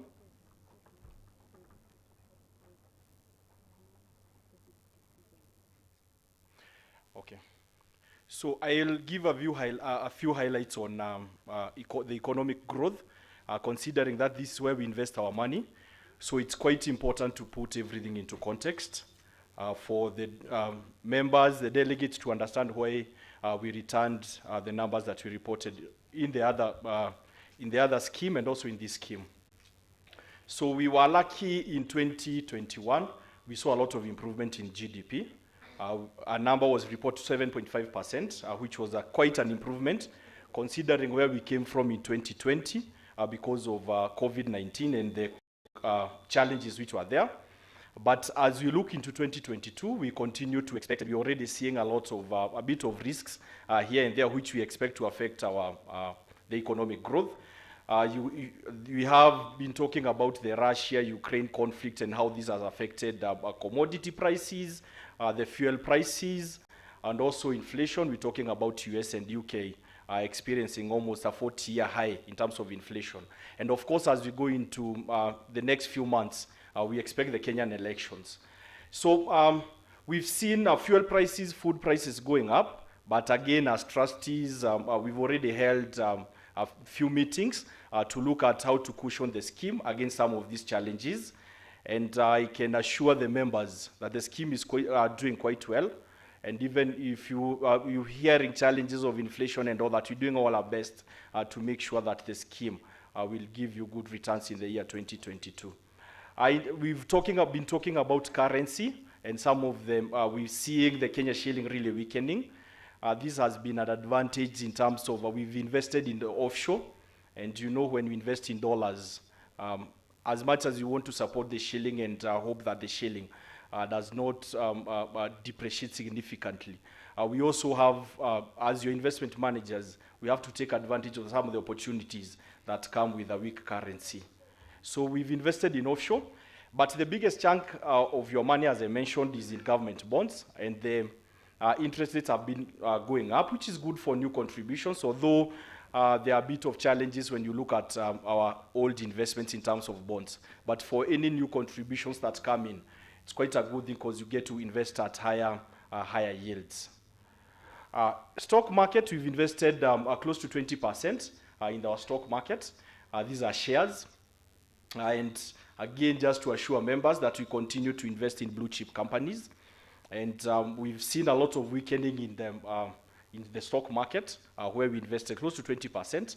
But again, as your investment managers, we continue to take advantage. We can't just sit down and cry that the market is not doing so well. So it's well highlighted that in the last few quarters, as much as we've seen profits, corporate earnings of companies improving, this has not been reflected in the stock market where we've invested. But again, this also presents opportunities to purchase some of these stocks at the low prices, even for your own personal investments, because I know even individually we do investments. The market is really cheap. We're seeing most counters are trading at almost their historical lows. So it's quite an opportunity for people to go in and pick some of these counters, and we're taking advantage of these as your investment managers. So I'll go to the numbers, which again is quite key. This highlights how the scheme has grown. This is the conventional fund. Again, for this particular scheme, it is split into two. We have the Sharia compliant fund portion and the conventional fund. So this is the conventional fund. So highlighting the return on investments coming back from 2017 all the way to 2021. And again, how the assets under management has grown again from that year. So it's quite an upward trend. Again, this talks about the contributions which have come from the sponsors, which is highlighted in the bar graphs. The line shows the work of the investment manager. Again, the value that we add to this scheme in terms, and again, also your trustees, because we have discussions and we craft strategies with your trustees. This is for the Sharia compliant portion, which is called the SALI. And again, this is the returns all the way from 2018 when it was the inception date. And returns, again, it's quite clear. As much as we've been having challenges economically, the scheme has managed to grow quite significantly. Again, this is where have we invested this money for the conventional fund and for the Sharia compliant portion. We don't put all our eggs in one basket. We've really diversified this scheme, cutting across government securities, corporate bonds, the stock market, and offshore investments again. And for the conventional fund, again, in SALI, we've invested in what we call the Real Estate Investment Trust. Again, this shows the work that has gone in from both management trustees and the fund manager to make sure that we don't overexpose the scheme to very few counters. Again, it's for the Sharia compliant portion, we're trying to move ahead and do more diversification, considering that we are a bit squeezed in terms of opportunities which are Sharia compliant, but we continue to search for opportunities in that portion. So how is that? So this is just graphical representation of the conventional fund. Again, as I mentioned, we've really put a lot of money in what we call risk-free assets. It's a pension scheme. We don't want to lose your money. So we've invested close to 3/4 of this fund in government securities. Again, as mentioned, we have quite a number of other asset classes. For the Sharia compliant portion, which is the SALI, the biggest chunk is in deposits. We're trying to move away from these as we continue to search for better returns for the members. So in the next meeting, the next AGM, you will see a lot of movement in terms of asset allocation, money moving from deposits to other alternatives. The next slide. So this is, again, the growth from 2017. Very clear that the scheme has grown very well from the year 2017. Again, the next one is SALI. Again, same story. Quite a tremendous growth from the year 2018. And members, which is the last slide, will show that your assets are on safe hands.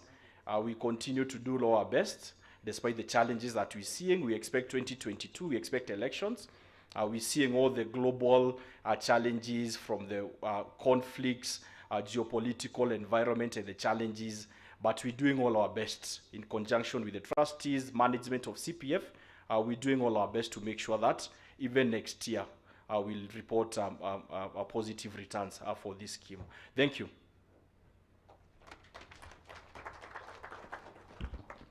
Thank you very much, George. I would like to now invite Eva Bore Mwangi to give us the presentation of County Pension Fund Custodian Report. Eva is from NCBA Bank Custodial Kenya PLC. Let's welcome her with a warm round of applause. Karibu sana, Eva.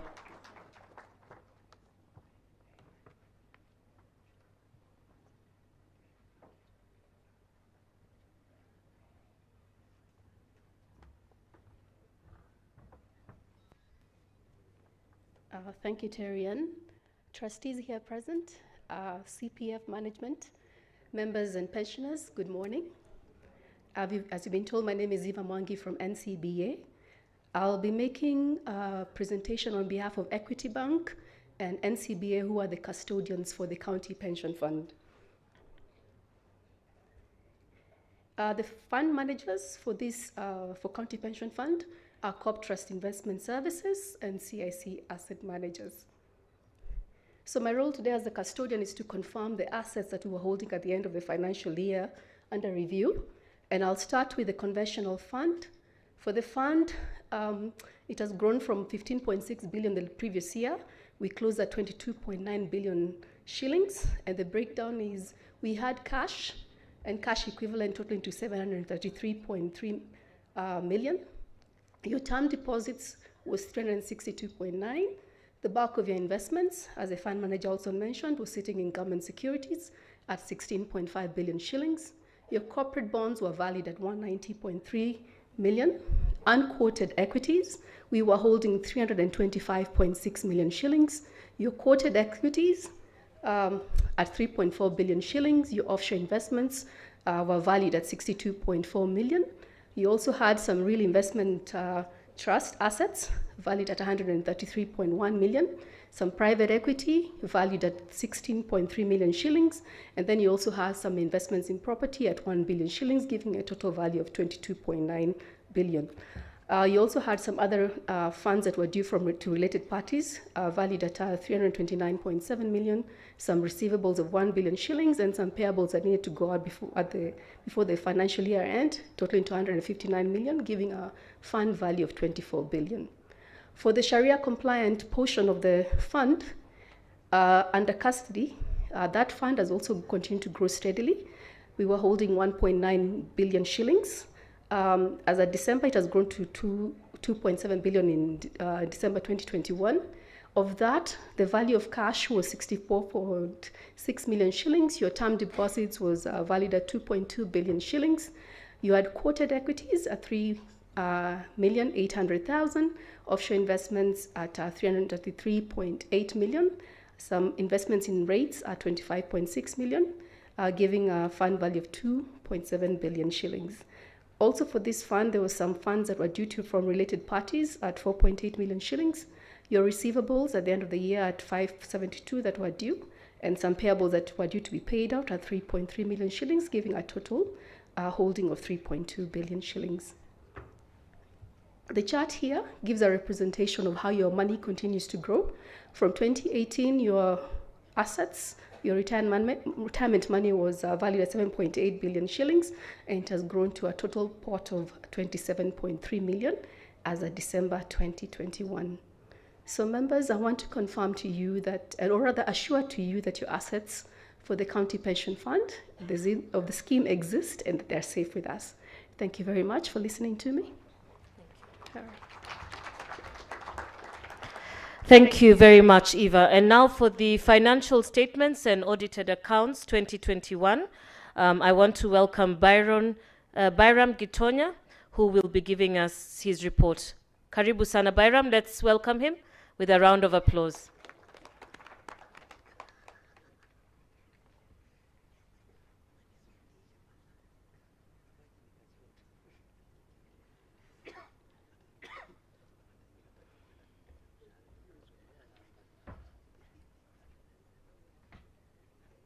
The chair, trustees, CPF management, and delegates, good morning again. Yeah, my name is Bayram Litunya from Deloitte and Touche.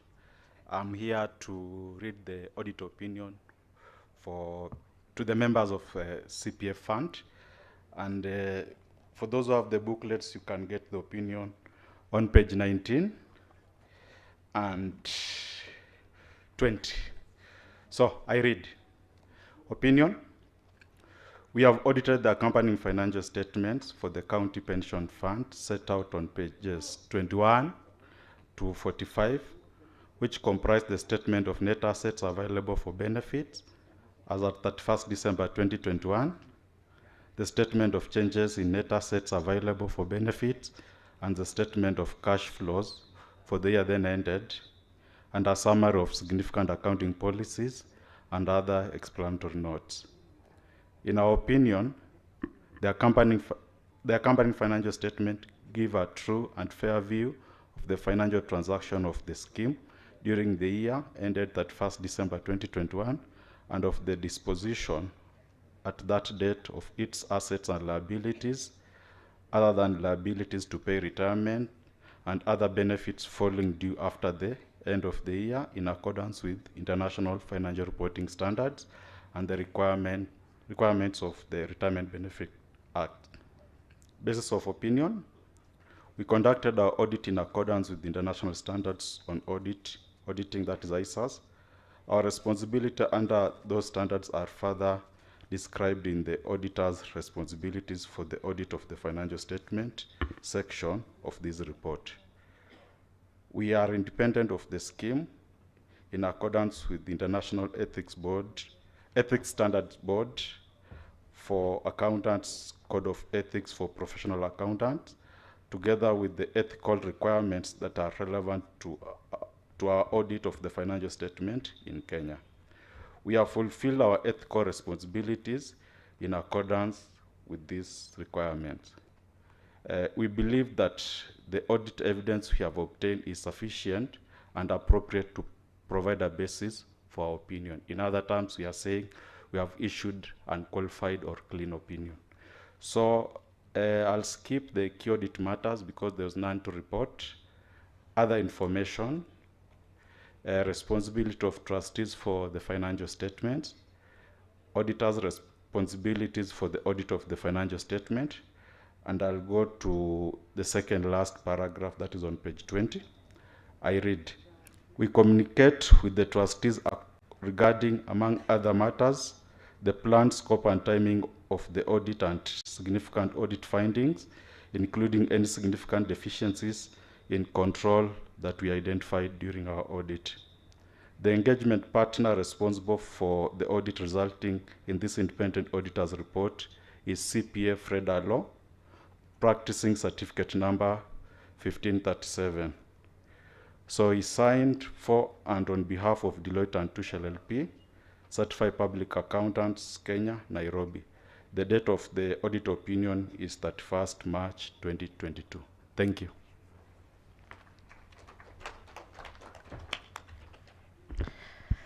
Thank you very much, Mr. Byram. I want to now hand it over to our corporate trustee to give us his report on this particular section before we move to the next one, but kindly invite the chair of chairs right after your report.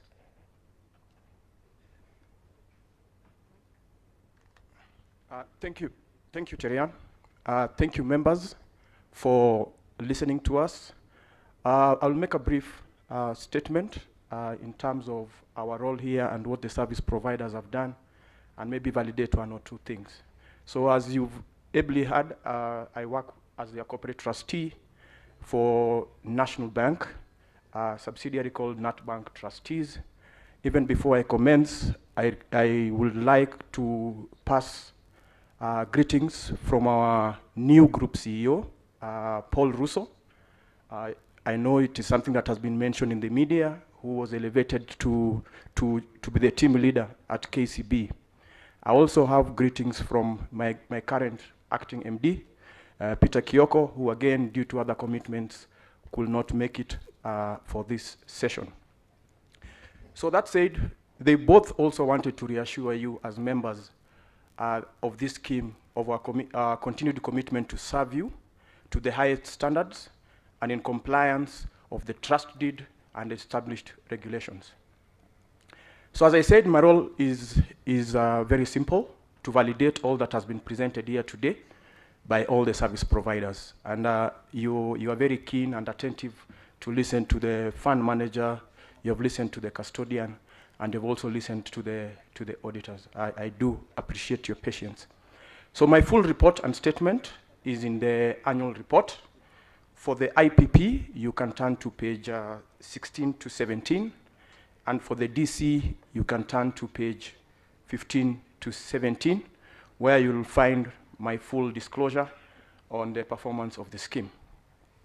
So in this regard, and in the spirit of the established trust deed and rules and guidelines provided by the RBA, who are also here with us today, I wish to make the below presentation. Number one is the scheme registered commendable growth during the year under review.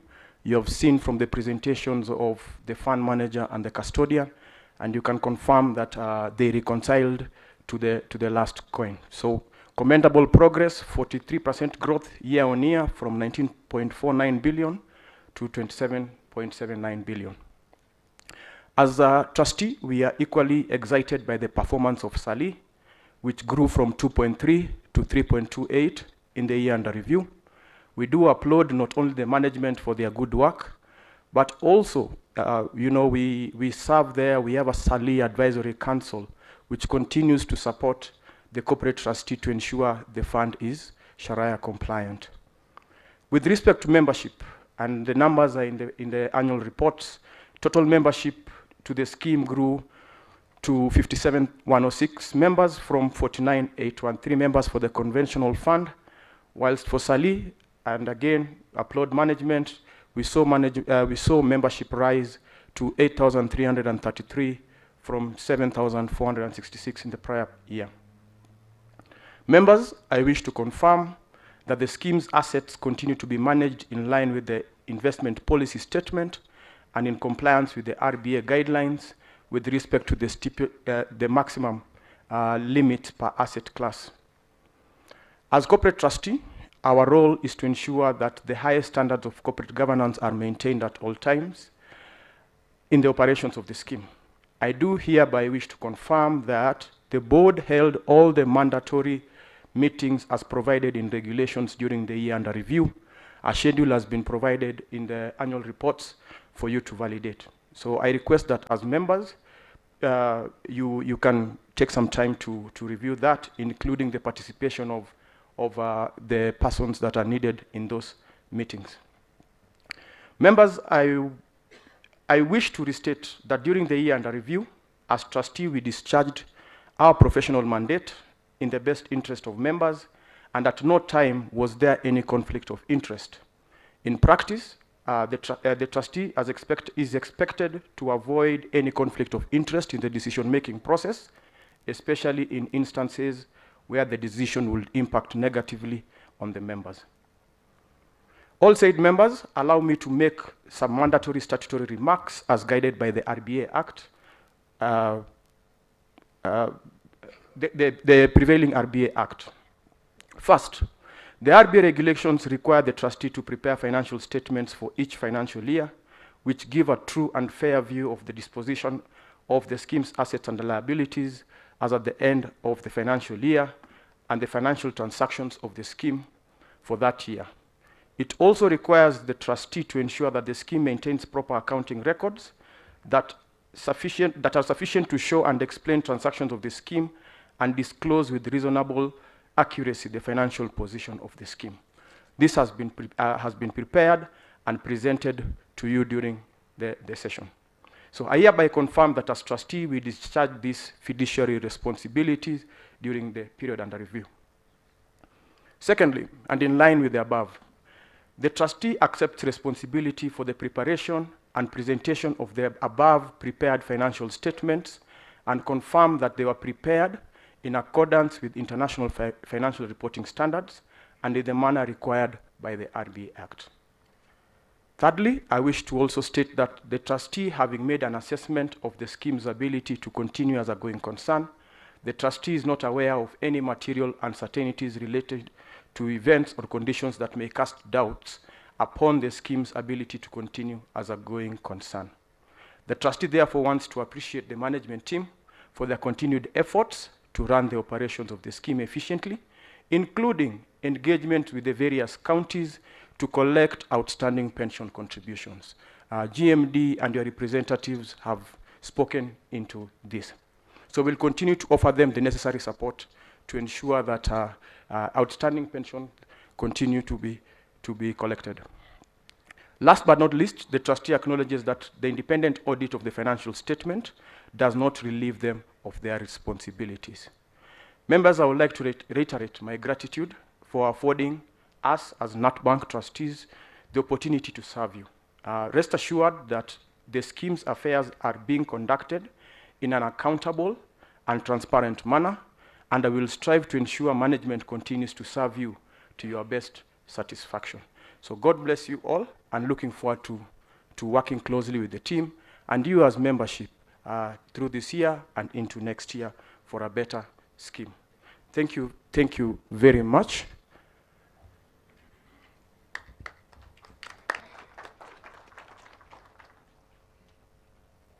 So members,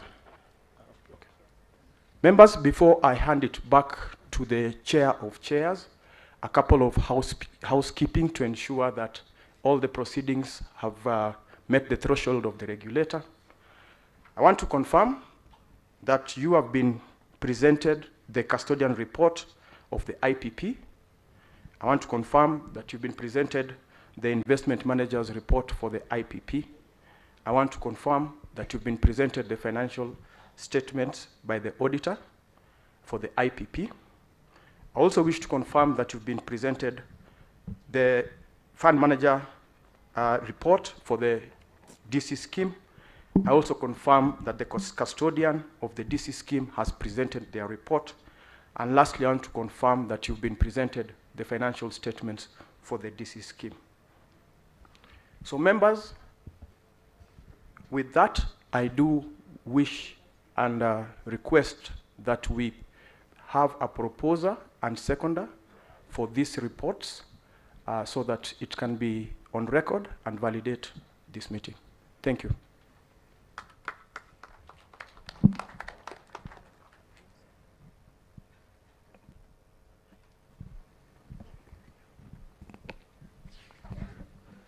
I propose, my name is Fred Buluku, Chairman of Nairobi Water. Thank you very much. May we have a seconder, please? Isaac, my name is Julius Kibiagan, Vice Chair Eldoret. Thank you, Julius. Thank you, members. Back to you. Back to you, Chair. Thank you very much, NatBank Trustee Services. Members, we are making good progress. We've gone through the reports of the first two schemes.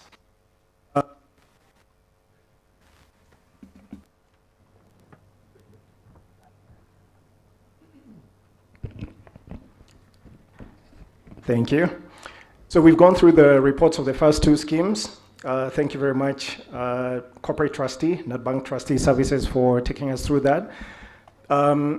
We also want to recognize the dialogue that we've had and the importance of dialogue, especially in a meeting like this. And we look forward to seeing the resolutions and deliberations. And on behalf of the chairs here, I want to give my commitment that we will support and ensure that whatever is agreed to is implemented. So with that, we now come to the mother scheme, and it is my privilege to invite the chair of the Lab Trust Board of Trustees to make a few remarks and take us through the presentation of the reports of the DB scheme. Okay, thank you, Chair of Chairs, for this opportunity. Once again, members, let me take this opportunity to appreciate your patience that you've demonstrated during the health session that we've just had. And I also want to pledge my commitment to you that as trustees, We are going to look into the resolutions that are going to be made, and we'll be here to ensure that the same is implemented. As the Lab Trust Board of Trustees for the DB scheme, we have appointed a number of service providers who are independent, who carry out different roles to help us execute our mandate as trustees. Just to mention them, we have the fund managers who are vested with the issue of investment. They give us the investment advices, and they also invest on behalf of the scheme. We also have the custodians who ensure safe custody of the assets of your members, as well as the actuary who conducts the actuarial evaluation report on behalf of the trustees. I don't want to belabor in details on their specifics, as the same will be captured during their presentation. I now wish to hand over to the MC to invite the individual service providers to make their presentations before I do my remarks. Thank you. Thank you very much, Ms. Mbai. So we'll now move on to the presentation of the DB scheme reports. We'll start with the investment manager's report, the custodian report. We'll have a look at the financial statements and audited accounts, and then a presentation by the scheme actuary. To start us off, I would like to welcome Modhoni Muo from ICA Lion Asset Management, who will be giving us a presentation of the Lab Trust DB investment manager's report. Let's give Modhoni a warm round of applause as she comes to join us.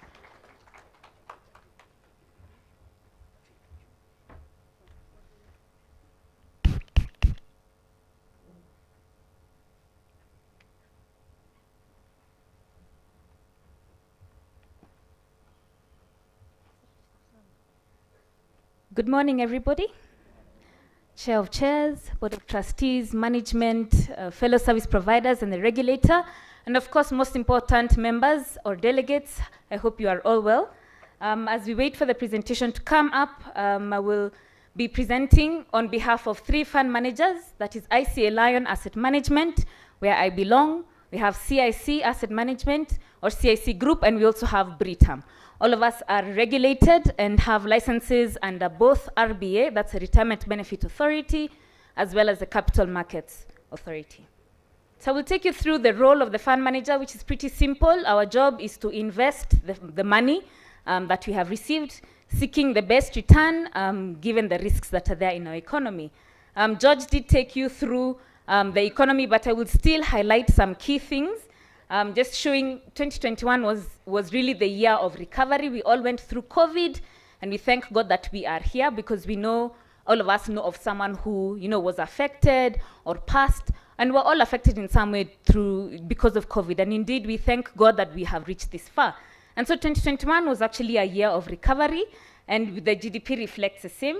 The person doing the slides, let's go to the next one, so that we are all together on GDP. Thank you. So these graphs, us people in the economic industry, investment industry, we like jargon, we like graphs. But the point of this graph is really simple, that there has been growth in the economy. It grew by 7.5%, which is quite good. Remember, there's a time we could not go out of our houses, so we could not conduct business.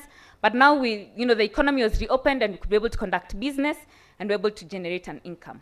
The other thing as fund managers or investment managers is we look at is inflation, which is a complex term, but it's really just the prices of goods and services in the economy. I could buy cooking oil, or is it unga, at 100 shillings at the beginning of the year, and it increases to 200. So that is inflation. That is increase of prices in the economy. So we look at that because our job as fund managers is to look for return, so that the same money that you're given is able to continue purchasing things in the economy. The next thing we look at is interest rates. All of us, I know we all know loans. Tunajua fuliza, si tunajua fuliza. But I'm seeing people are not responding. So it is good that you don't know fuliza. It means you do not take many loans. But that aside, interest rates, we invest in government securities, or we loan the government money, and we're able to generate a return. And I think it is in protocol to recognize the presence of our chief guests. I know MC will come and do it again, but maybe we can just give a round of applause. Thank you. You will be introduced properly after my presentation. There are people who are paid to do that. So I will continue. We are now on currency. Why is it important to look at dollars and euros, yet we're in Kenya and we do everything in Kenya shillings? But the reason why we look at dollars is because we also have foreigners who invest in our market. They buy our bonds and they buy our shares. And they also, they invest a lot on it. So how they view our shilling is important to us. So the shilling depreciated against the dollar in 2021, but not so much, only by 3.3%. And it closed at a price, let me say a price, but it closed at a level of 113. And currently, the shilling to the dollar is at 117. So it's important to just keep looking what is happening. We also, like George said, we invest offshore, so we have to look at the currency and how we're able, and how it affects the investments outside of East Africa. Because RBA says local is Kenya, Uganda, Tanzania. So anything outside of that is offshore, and we have to, and most investments are in dollars. And then the next one is equities, and equities is just our way of saying shares. We have KCB here that is listed, and CBA, even equity, and of course all of us know Safaricom. These are the shares that are listed in the Nairobi Securities Exchange, and we invest in these companies that are strong and make good profits on behalf of members. And like we said, even you as individuals can invest for yourselves to generate an income. A summary in property, we've seen an improvement in the property sector. 2020 was a very hard year. 2021, like I said, was a year of recovery. So I'll now go to the numbers. Thank you. So this is comparing 2020 and 2021. Members, we did have a growth in investment income. So we had 1.87 billion in investment income, 2021. Remember I said it was a year of recovery. It's just a theme, 2021 year of recovery. We had revaluation gains of 395 million, and the total investment return for 2021 was 2.2 billion. And then we did invest in many asset classes. Asset classes, just many instruments, bonds, shares, property, such things. And as we invest, we have to make sure that we are within the Retirement Benefit Authority regulations. So they tell us you can only invest so much in each asset class, and we make sure that we are there. And as you can see, a lot of the investments was done in government securities as well as in properties. So these are assets that are stable, and they've been able to generate the return that I had mentioned earlier. So in terms of the total assets under management, we are at 31.5 billion. And of course, if you include the receivables and payables, we are at 31.7 billion. I will end my presentation with just an outlook for 2022. We all know it's an election year, and we are looking forward to voting a new government, aren't we? Yes. I can see hunger has really come in, so I will be done in a few seconds, don't worry. So economic growth, we still hope that 2022 is likely to be a good year positive. Of course, not as high as 2021, but still good. The shilling has been depreciating against the dollar, and we anticipate that to continue. But we have strong diaspora remittances. That is, our relatives in America are sending us dollars, and that is supporting the currency. Inflation has been going up, and we are experiencing it, aren't we? You are buying bread at 50 shillings. Now the same loaf of bread is at 75. Cooking oil was at 400. Now it is 600, the same amount. So inflation is there, and interest rates have been going up. And again, an opportunity for you as individuals, even as we invest for you, collated, even for yourselves, invest in money markets, invest in bonds. They'll generate income for you without having to work so hard. And equities as well. We anticipate will be a bit volatile this year, but should end well. And property, we have seen improvement. So I'll end my presentation with words of wisdom. And if you didn't hear my presentation, it was too complex, just go with this one, which says, an investment in knowledge pays the best interest. And that is why you're here.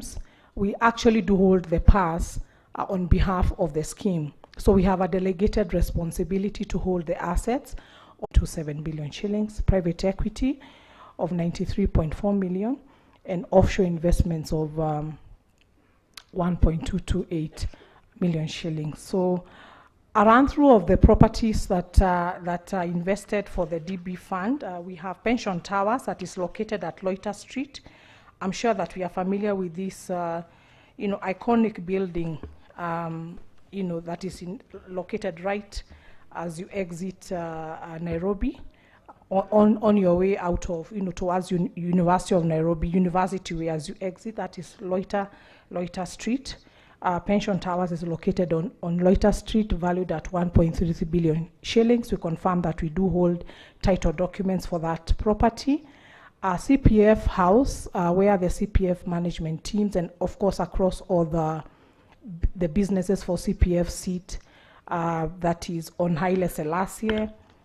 And we have Metro Park, that is located at City Hall Way, valued at 651 million.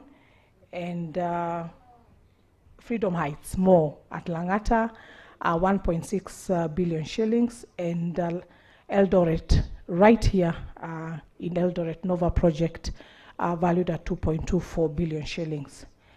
So allow me to stop there and just give you reassurance, members, that really your assets are there. We continue to hold them, obviously as per governed by the retirement benefits regulations, and just give you assurance that your assets are safe and we continue to look after them. Thank you for your time and for listening to me. Good afternoon. Thank you very much, Rachel. And now we would like to call up Pauline Mwai from PricewaterhouseCoopers. Pauline will be giving a presentation on the LabTrust DB audit accounts. Let's welcome her with a round of applause.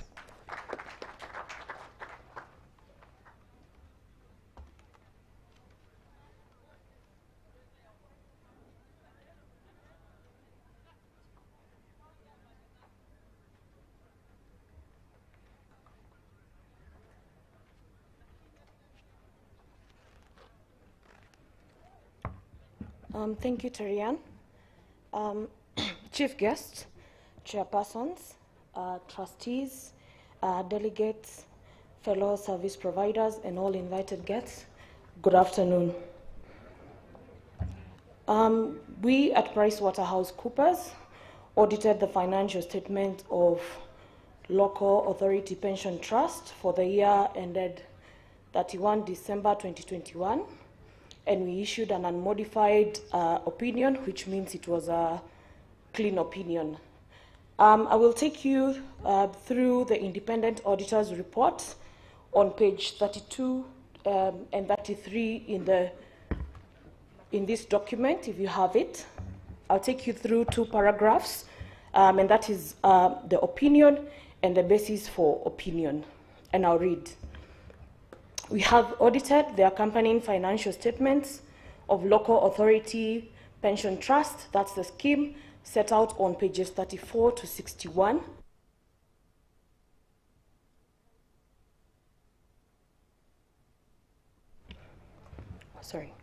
Which comprise the statement of net assets available for benefits at 31 December 2021, and the statement of changes in net assets available for benefits and cash flows for the year then ended, and the notes to the financial statements, which include a summary of significant accounting policies. In our opinion, the financial statements give a true and fair view of the financial position of Local Authority Pension Trust as at 31 December 2021, and of its financial performance and cash flows for the year then ended in accordance with international financial reporting standards. The basis of our opinion, we conducted our audit in accordance with the international standards on auditing, and that's the ISAs. Our responsibilities under those standards are further described in the auditor's responsibilities for the audit of the financial statement section of our report. We are independent of the scheme in accordance with the International Code of Ethics for Professional Accountants, including International Independence Standards issued by the International Ethics Standards Board for Accountants, and that's the IASPA code, together with the ethical requirements that are relevant to our audit of the financial statements in Kenya. We have fulfilled our other ethical responsibilities in accordance with the IASPA code. We believe that the audit evidence we have obtained is sufficient and appropriate to provide a basis for our opinion. This report was signed for and on behalf of PricewaterhouseCoopers LLP by the engagement partner responsible for the audit, FCPA Richard Njoroge, practicing certificate number 1244. Thank you.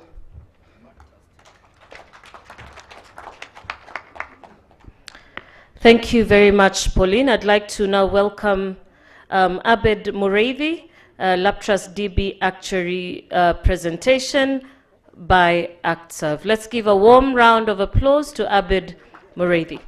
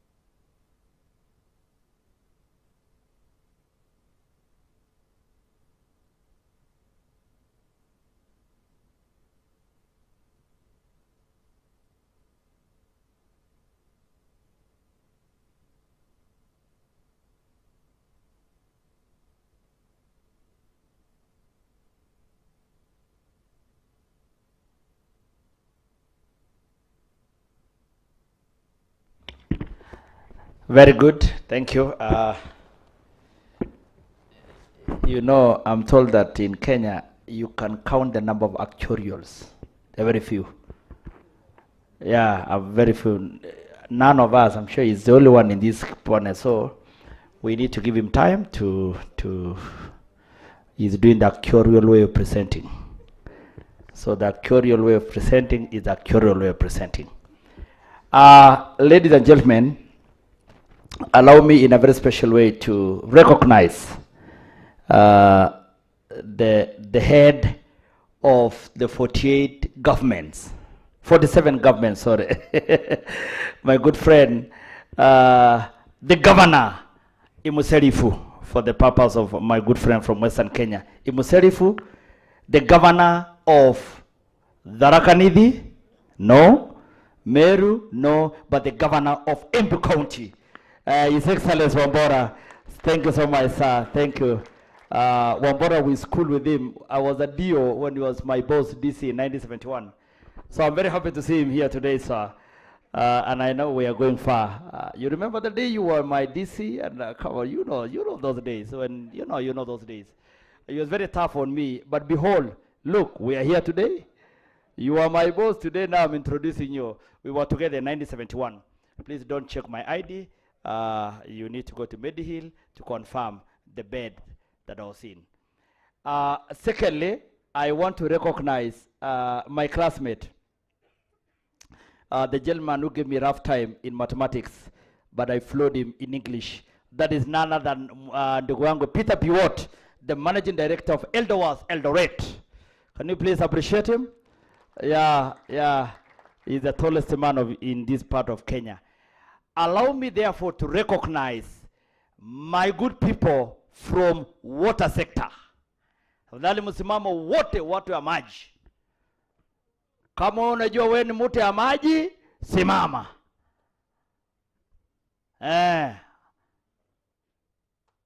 Bado.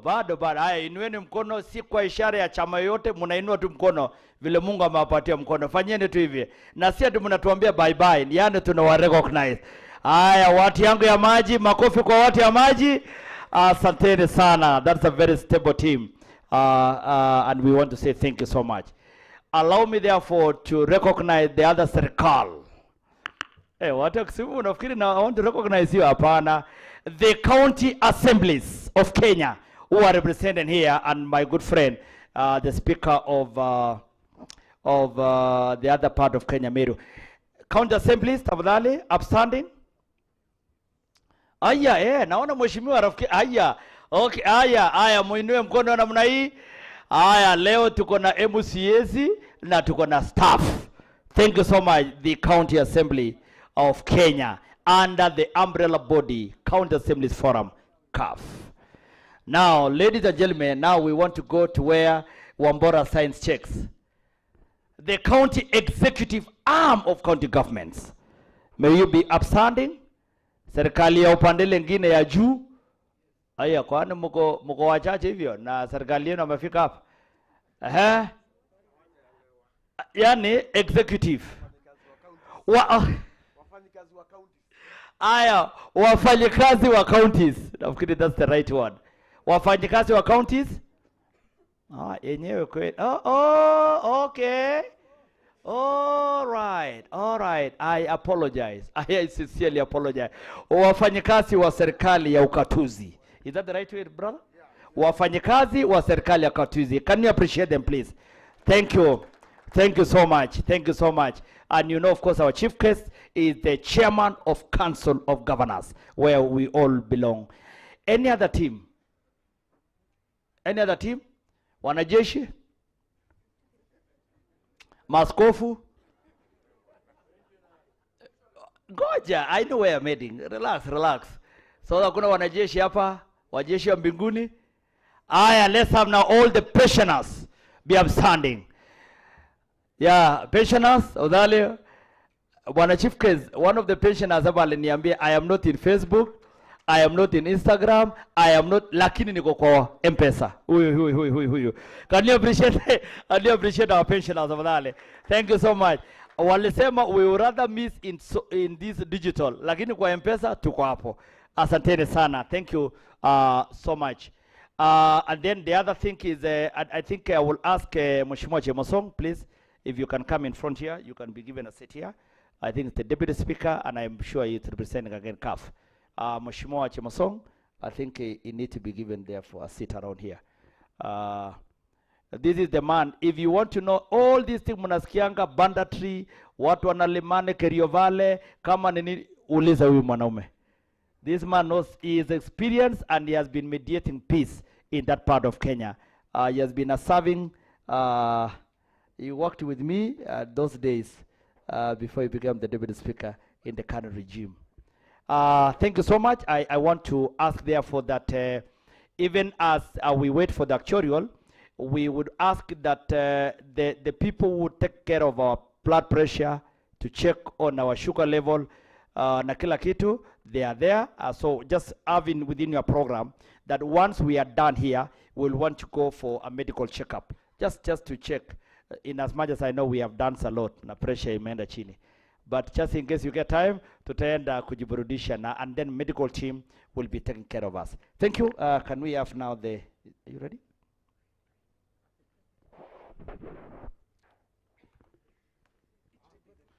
Beautiful.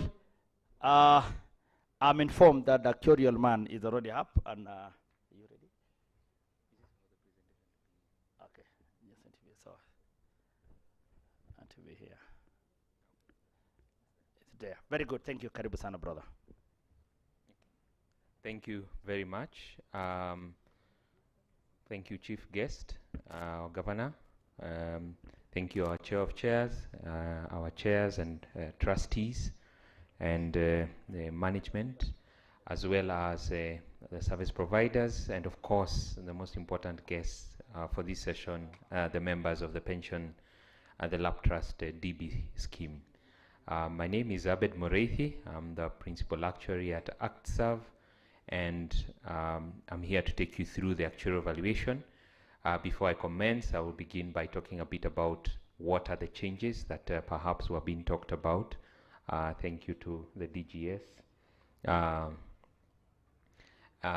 In terms of what happened in 2010, there were changes to the benefits. At that time, there was a very significant deficit in the scheme. And I believe at that time, we were not present then, but I believe at that time, there was then a decision made to be able to provide sustainable benefits from the scheme. And changes were then made. There was a capping of salary that was introduced then, and also a change to the formula.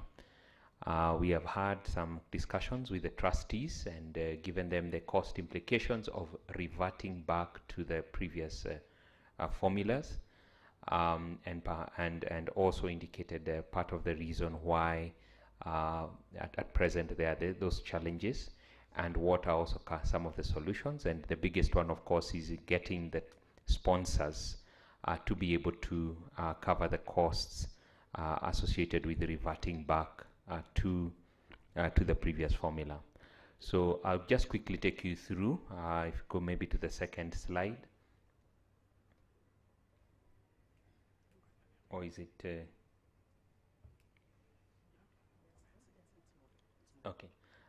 Yeah, so in terms of the actuarial valuation, why is there an actuarial valuation? It's required once every 3 years, at least once every 3 years, as per the RBA requirements. And this is for what are called defined benefit schemes.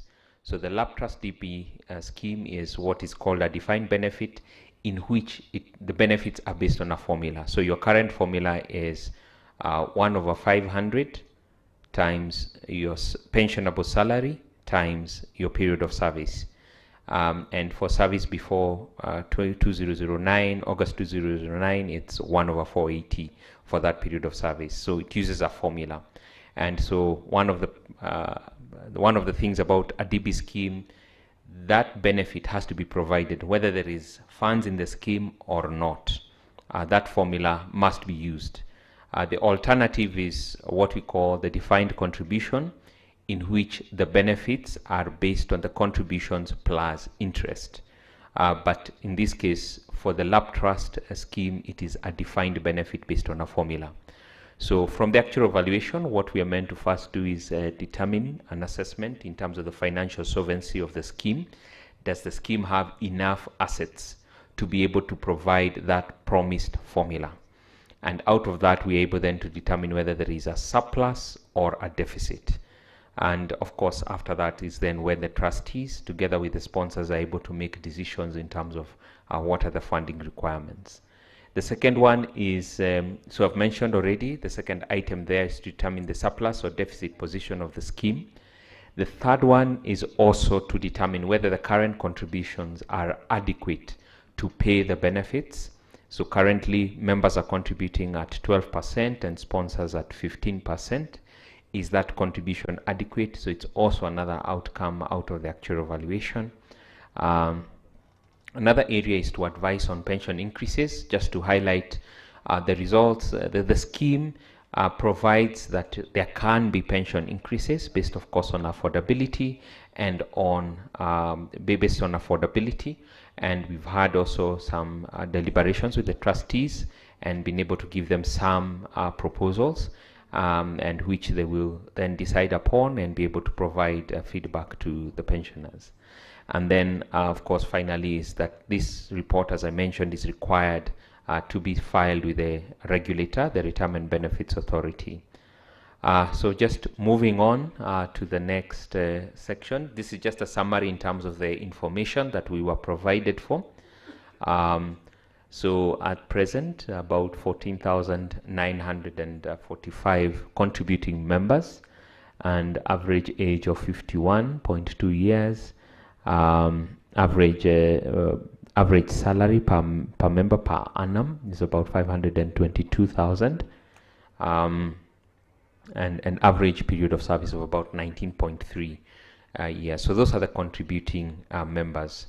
If you move to the next slide, is where we have also the pensioners. We have the principal pensioners, those who were previously members of the scheme, contributing about 5,900. We have also their spouses, about 1,875, and giving us a total of 7,800 pensioners. And you can see their total pensions is the very last row, about 1.12 billion as at the actual valuation date. Just to point out, the actual valuation date is as at 31st December 2021. Of course, it's a static date, but perhaps today that payroll has increased. So then, based on that information and various actuarial assumptions, we are able then to estimate, does the scheme have adequate assets to pay the benefits that are there? So as of 31st December, the total asset base from the financial statements was 31.7 billion for the scheme, and that was, of course, what was being talked of by the auditor. And maybe just a key highlight to note that property constitutes about 50%, which is about 15.9 billion. This maybe is not a result of the trustee of the trustees' issues. No, I think from our historical review, what a lot of sponsors were being able to do to cover what they could, the contributions, was to actually provide transfer of properties. And this, of course, contributed to that significant increase in terms of your property.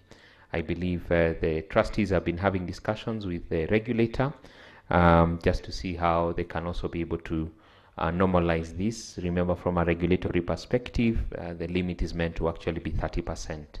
But of course, there are the noted challenges around collecting debt from sponsors, and a lot of sponsors have opted to be giving property in lieu of contributions. So then, moving to the next slide, then is where we have the results. The key thing to note is the second row from the bottom, where we talk about the surplus or deficit position in the scheme. So as at 31st December 2021, based on the current benefit structure, before reverting to the old structure, based on the current structure, we have gotten a deficit of 7.7 billion. 7.7 billion. The last actual valuation was done as of 31st December 2018, and that was 7.6 billion, a deficit of 7.6 billion. And the funding level, which is the ratio of assets to liabilities, has moved from 78.3 to an improved position of 80.3%, though, of course, the deficit position has not changed much. Now, just to highlight, does a deficit position, when people see a deficit, the first thing they think is maybe money is being lost or money is being eaten.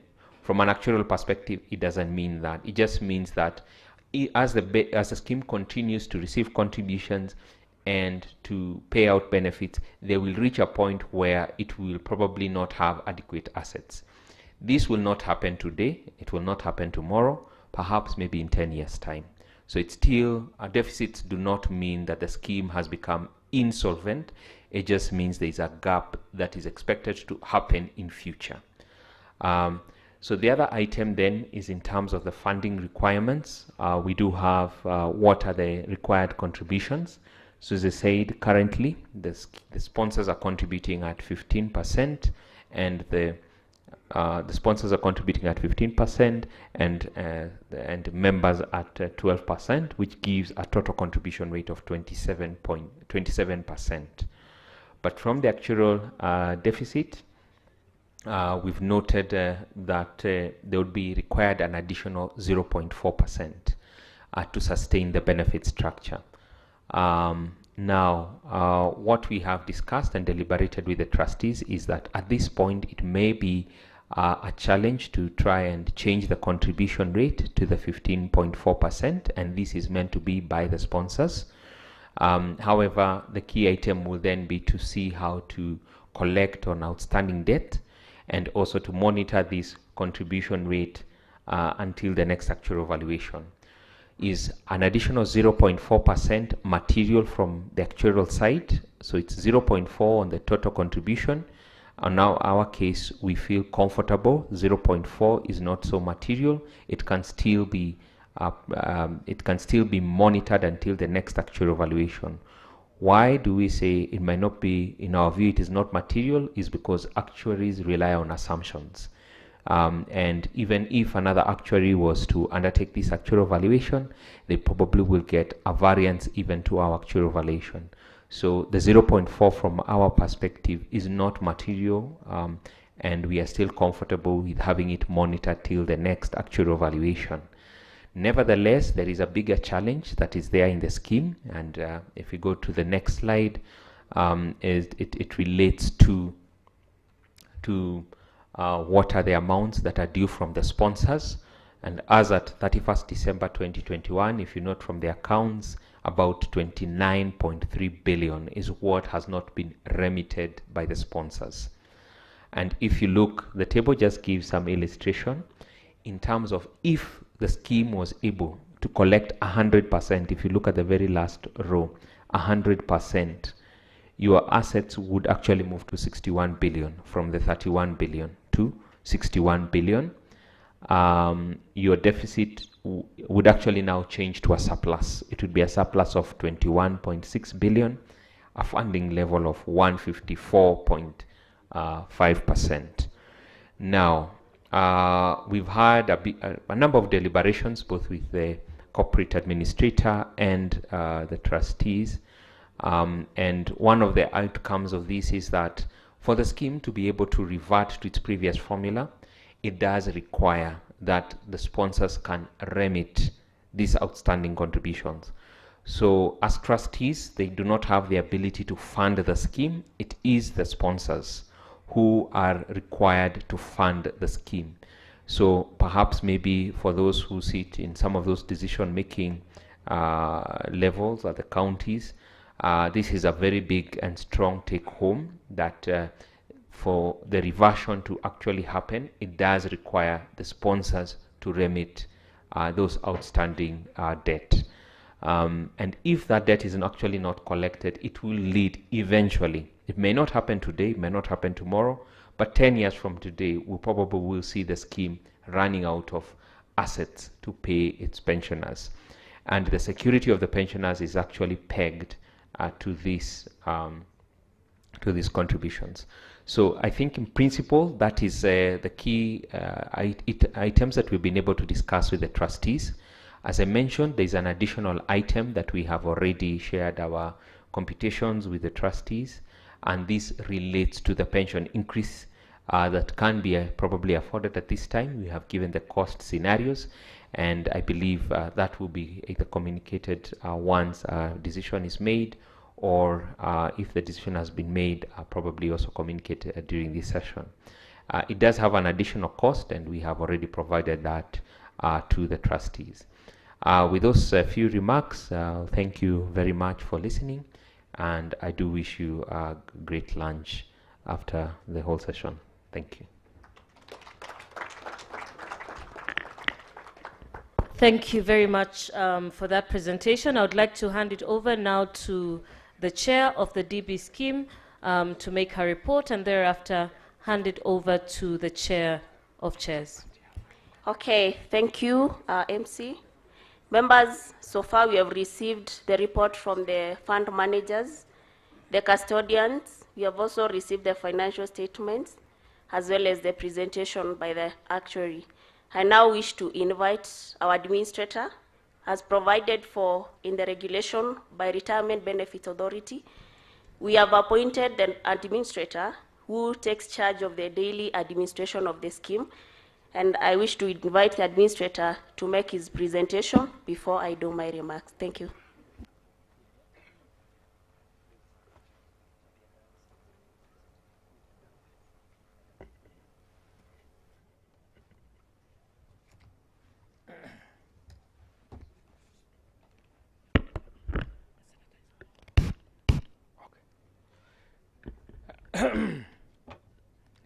Hey. Members, how are you? Good afternoon.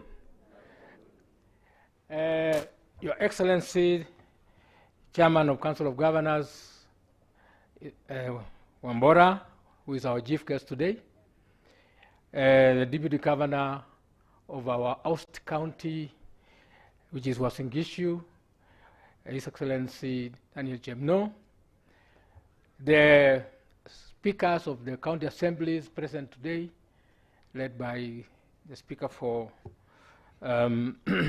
Meru County Assembly, who is also a trustee in this scheme, Mr. Kaberia, or Dr. Kaberia, our trustees, service providers, the Retirement Benefit Authority, Representative Mr.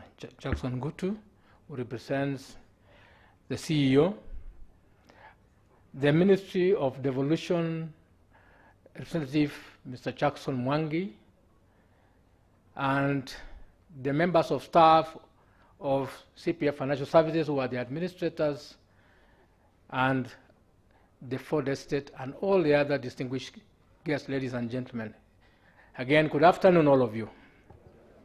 It's my pleasure to welcome you again on behalf of our group to this 18th AGM, which we have, our AGMs members, we have held them faithfully every year since the year 2005, when it was first started by the Retirement Benefit Authority. And we intend to do so in compliance and also as a way of feeding back to our members on whatever we do on their behalf. But before I get into my message as the corporate administrator, I would like to say that members, there are other benefits which you are entitled to benefit from within the group when you are with us, and it is important that you sample them. Everything we do as an investment of our three pension schemes is for your benefit. And some of the products we have are very innovative and actually trailblazing. For example, one of the latest products which we have introduced to assist the families of our departed colleagues, departed former members, is a trust fund called Mwamba Trust Fund. It's an institution we established for the sake of helping the families, the children who are in school. And I want to say it has been a very successful system of managing the family trusts. And we want to encourage you to actually put letters of grants to the trustees of that fund. It is run like a typical retirement or benefit scheme. And it invests the funds which the members give it to manage and pay school fees and other outgoings as the member would have desired if he was alive. So please, members, know that CPF is a trailblazer in giving you all the benefits. Many of you here are actually beneficiaries of that scheme by virtue of possibly knowing a relative or two who has been working for any of the county governments or water sector. Of course, we have continued giving insurance-related benefits for all our members, including pensioners, and we intend that we continue funding these benefits for the sake of compensating you upon in case of death, in case of injuries, critical illness, or even unemployment. This is something which we have kept the promise for the last many years. I hope you appreciate them, members. I hope you do appreciate them. The other benefit which we have introduced after the members or engagement with the Retirement Benefits Authority and other stakeholders is a product which is called House Ownership Withdrawal Benefit. House Ownership Withdrawal Benefit.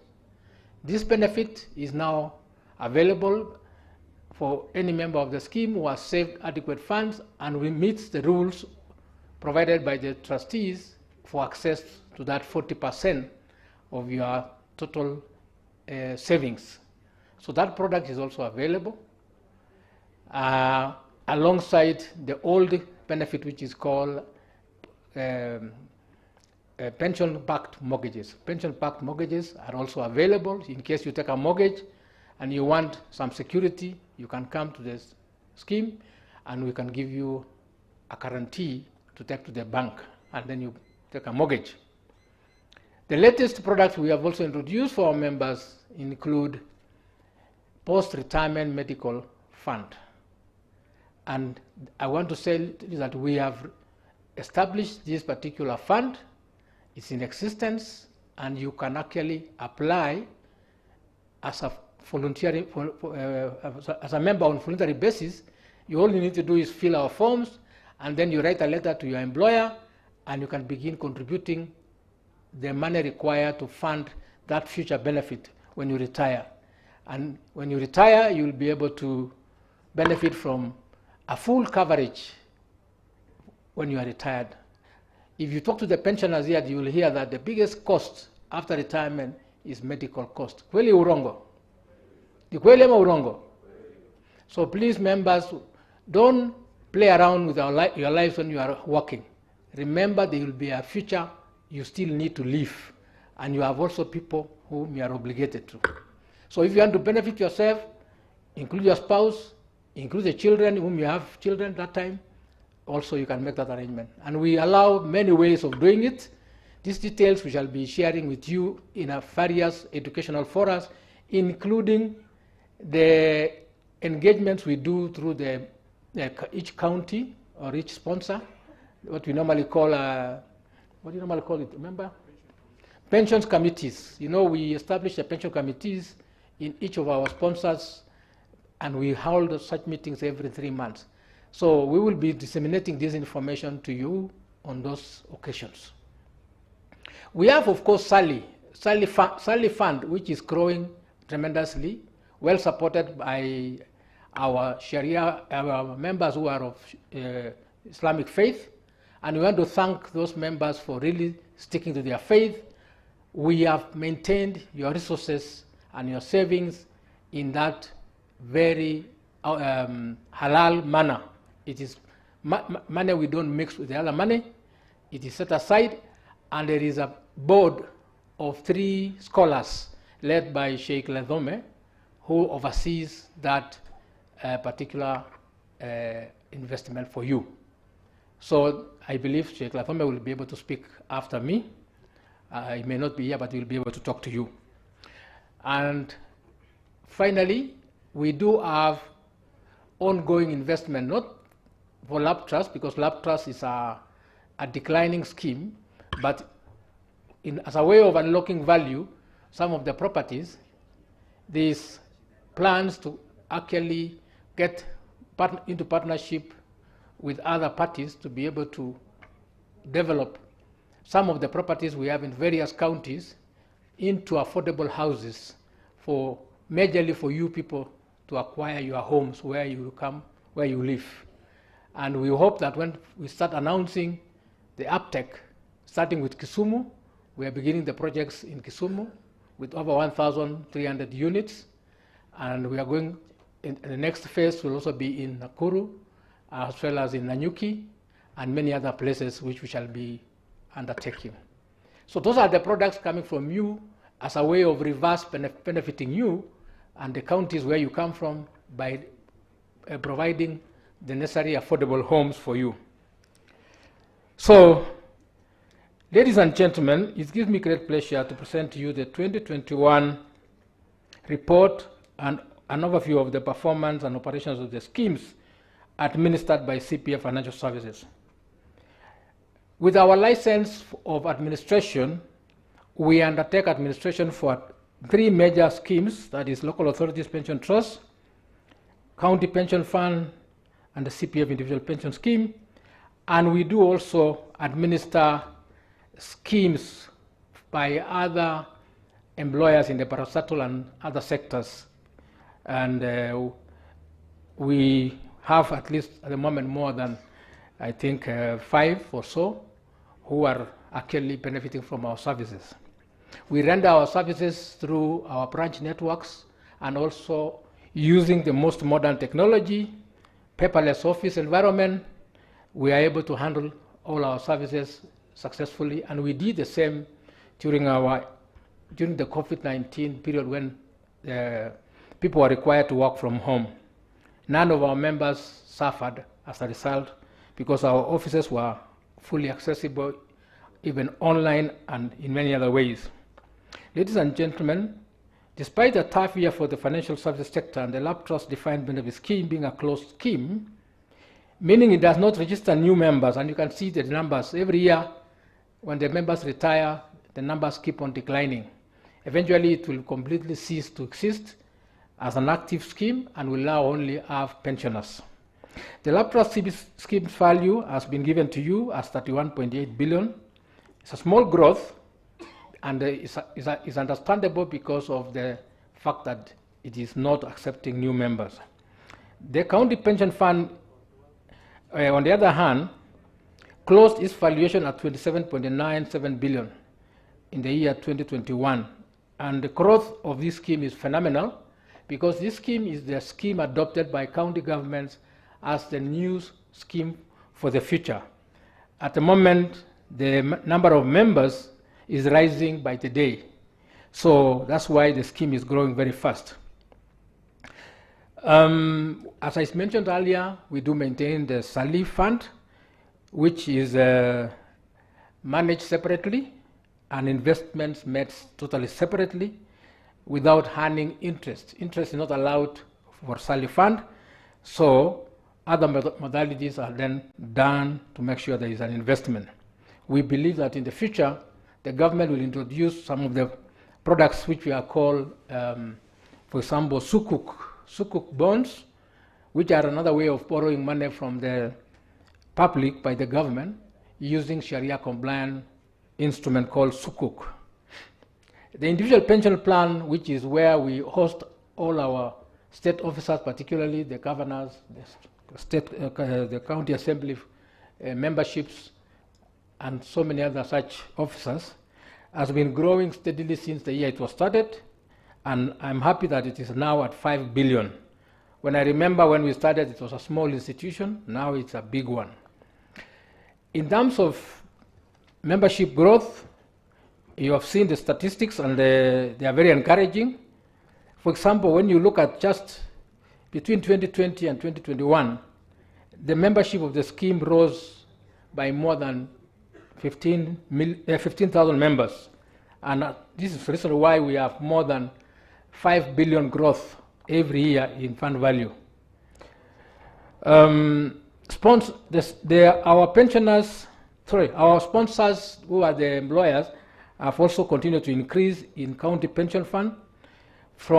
Apart from the 47 county governments, we have also the county assemblies employees subscribing on their own directly, as well as the water and sewerage companies, as well as the other private institutions who are admitted by virtue of this trust deed of adherences.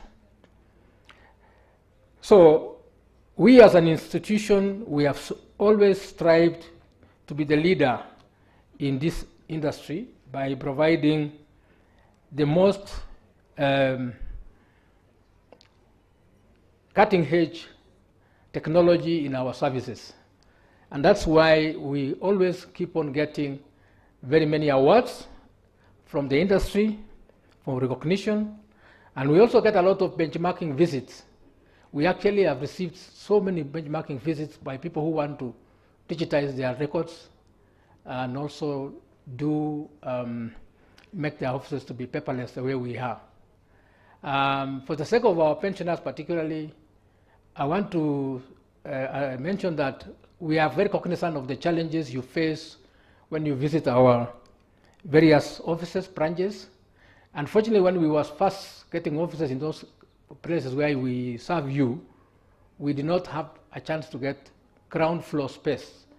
Now we are really working on a strategy to bring those offices down to ground floor so that pensioners can access them without challenges. We are beginning with Kisumu, Eldoret, Nakuru, Meru, Nyeri, and Mombasa.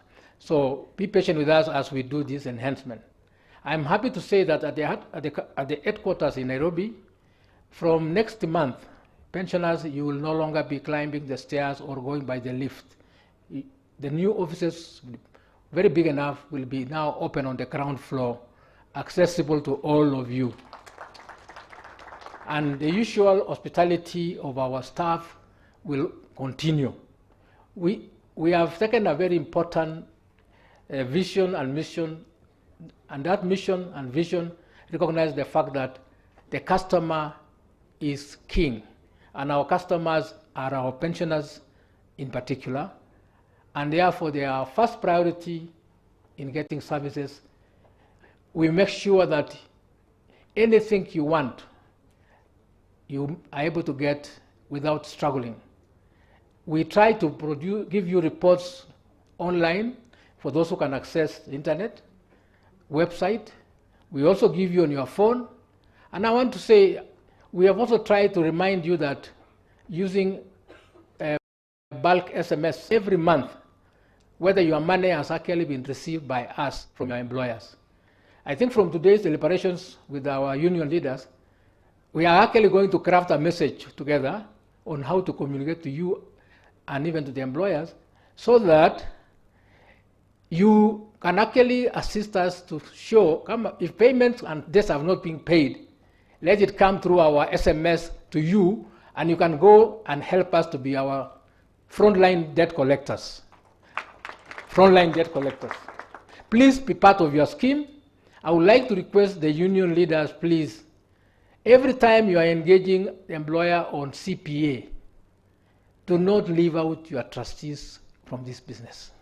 Because if you negotiate only for your salaries and other things and you leave out pension, I can tell you then you are shooting yourself in the foot. Please include pensions. And I would like even that you include the County Pensioners Association in the negotiation because they are affected by whatever you negotiate. Can we agree that way? Tusikizane namna hiyo. Let's work as a team. I think for the past we have not been working as a team, but from today we have resolved that we are going to work as a team. So please don't go for those meetings with employers without us. Bonanduda, you will make sure we go together. Yeah. Very good. Very good. I know that you have not had a CPA with your county government. I know. The chairman of Council of Governors is here. No, you'll come and speak for yourself. I'm only pointing out that you have not had a CPA, but it is important that when in that CPA you include debt resolution, if you negotiate it, and also what? Benefits, including these post-retirement medical benefits. Ni kweli? Muweke ndani pale.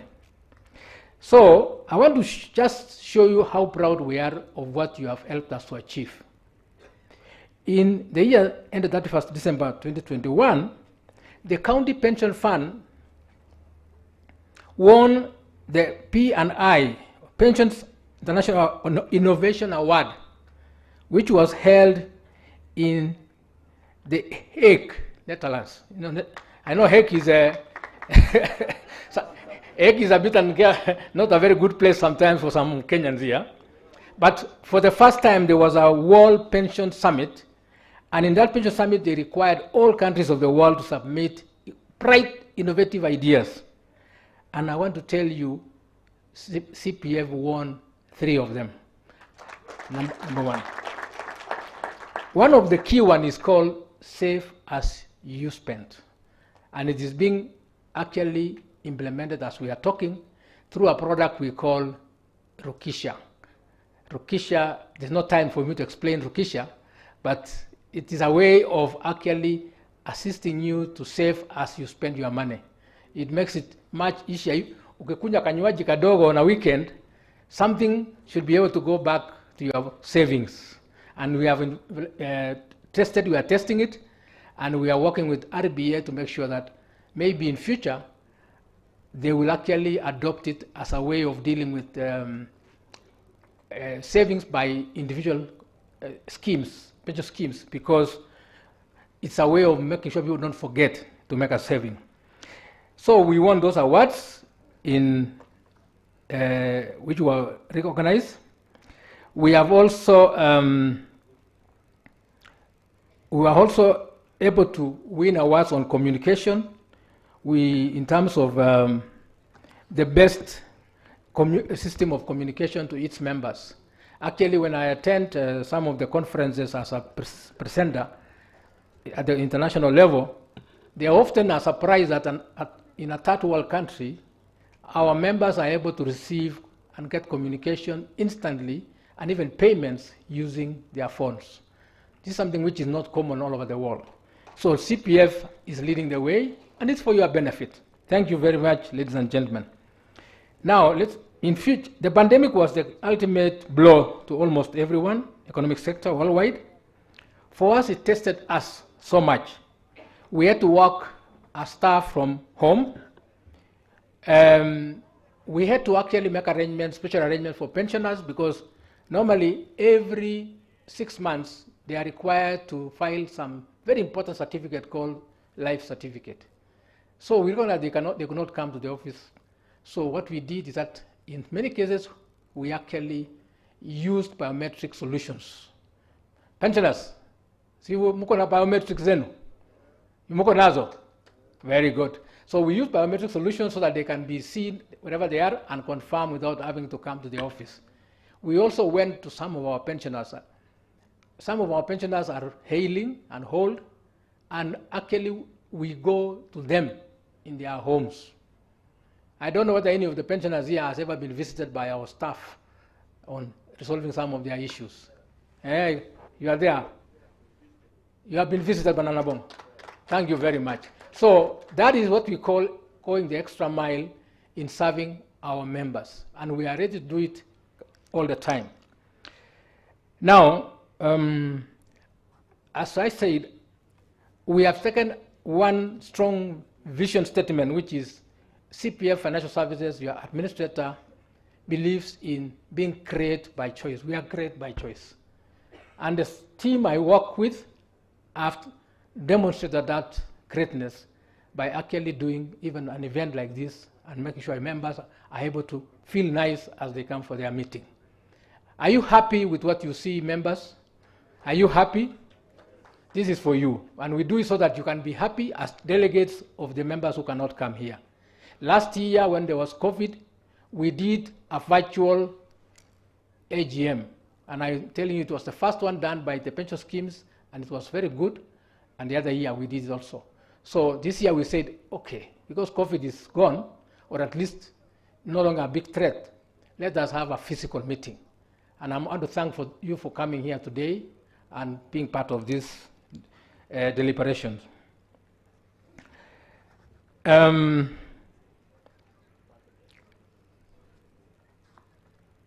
So as I finish, I want to say that I wish to thank the Board of Trustees of all our pension schemes for the stewardship and support you have provided to us. I also acknowledge our strategic partners and key stakeholders, including the Council of Governors, the County Assemblies Forum, WASPA, the workers' unions, starting with Kenya County Government Workers' Union, and also the Nurses' Union, the other Clinical Officers' Union, the Civil Servants' Union, KUWASE, and all the others who are in supporting our members. We also want to thank our regulator for working with us, particularly on resolving some of our challenges, which were legacy challenges in terms of debts, as well as the issues of overexposure in property portfolio, which are problems we know where they came from, and we are actually working with them to resolve that. I also express my sincere gratitude to the CPF Financial Services Board of Directors for the guidance and oversight, which has no doubt contributed to the good results that the schemes realized in the year. We would also like to thank all the schemes professional service providers for being very instrumental in realizing the scheme's performance activities on behalf of the members. You know, despite the challenges we have been facing, some of the things we have done at CPF are very encouraging, to say the least. You know, none of the schemes here is performing poorly, despite the COVID-19 challenges. The returns to members are actually there. Many other schemes have really faced challenges, and we cry for them, but I want to say we have been very blessed by God and working with professionals, the whole array of them here, to achieve what we have achieved for you, despite the challenges. So we need the support of members to keep on encouraging us to continue doing the same and even better. So I want to really thank the members for standing firm and working with the management at every juncture to increase the performance of our schemes. I wish to thank our esteemed members and the scheme sponsors equally for their loyalty and confidence. We have seen a remarkable growth in the past year working as a team. The schemes are set for greater heights in the coming years. Thank you very much, ladies and gentlemen, for listening to me and for being very supportive. Thank you.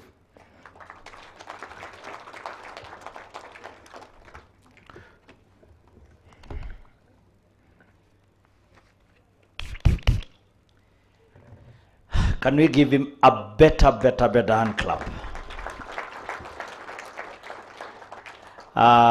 Thank you so much, MD, for that wonderful session. We are now heading towards home stretch. Home stretch ni kipindi cha lala salama, na ningeomba watu wangu wa mtambo, you put us across to Sheikh Ibrahim Lidhome, who will be able to speak on behalf of Sali Advisory Council as you do that. In the meantime, can we be all upstanding?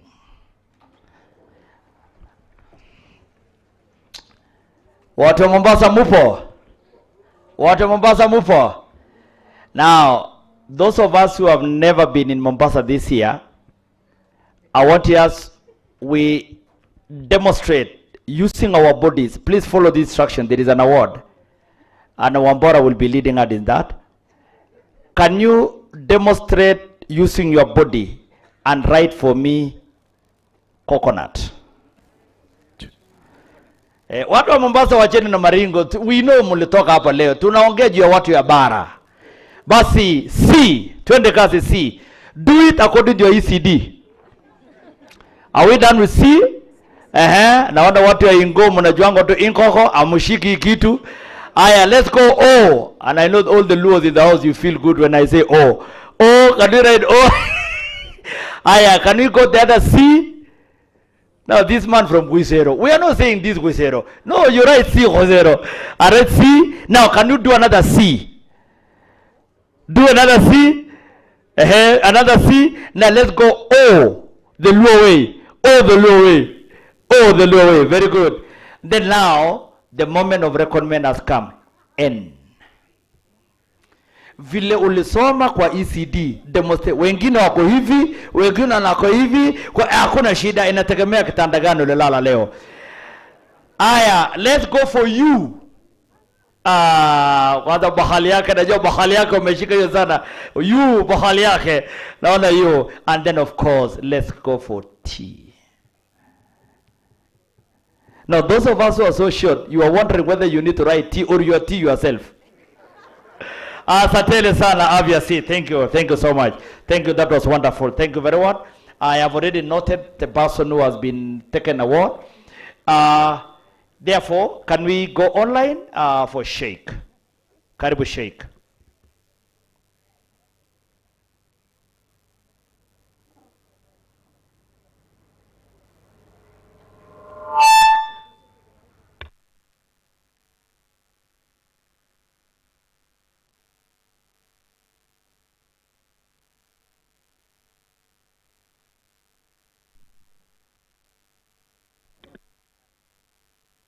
To make him know that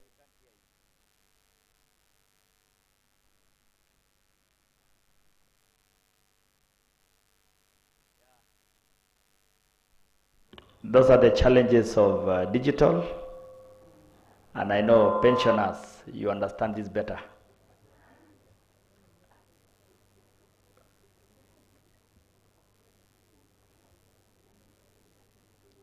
Just increase the volume, otherwise it's very audible and it's very visible. Na ameongea, amefika nusu, please. Unajua ndio mahali yake.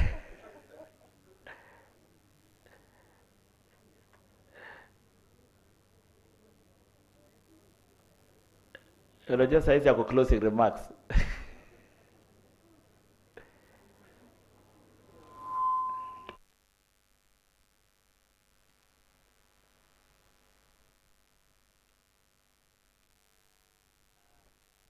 I am almost telling him, thank you, we have heard you very well.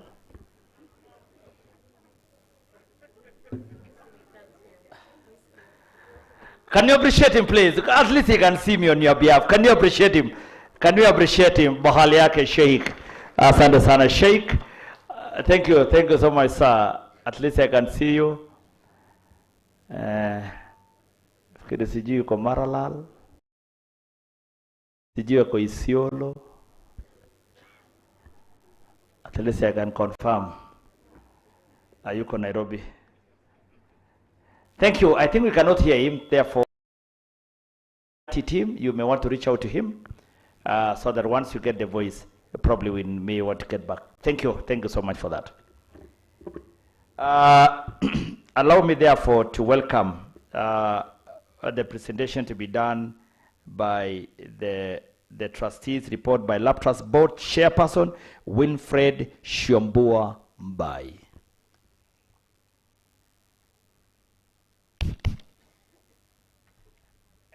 I think we can appreciate. I think we have been doing very well so far. Thank you. Okay, thank you, MC. Members, maybe before I do my remarks, I wish to confirm that as Board of Trustees of Lab Trusts, we work very closely with the RBA, that is the regulator. They are present, they can confirm that. And as is required, please allow me to confirm that you have received the fund manager's report. You have also received the custodian report. You have received the financial statements and audited accounts for the year 2021. We have also received the presentation by the scheme actuary. We've also received the administrator's report. And as such, ladies and gentlemen, it is my humble request that we get a proposer and a seconder to adopt these reports.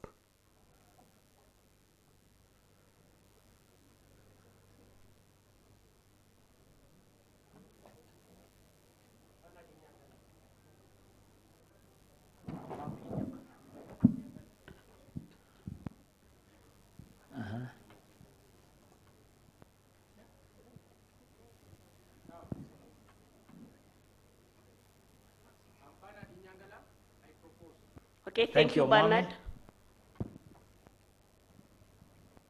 A seconder? Please, Mitei, a seconder is here.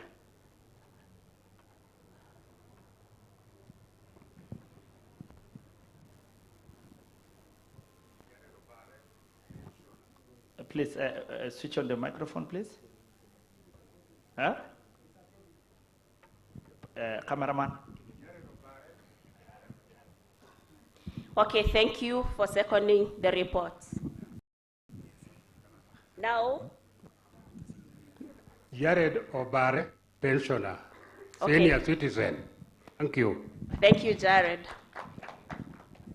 Now, members, to our chief guests, His Excellency the Governor, Embu County, and the Chair Council of Governors, fellow trustees, our administrator, CPF Financial Services, the CEO, Retirement Benefits Authority, all our sponsors within and without, members, representatives, our pensioners, the scheme service providers, distinguished delegates, members of the press, good afternoon.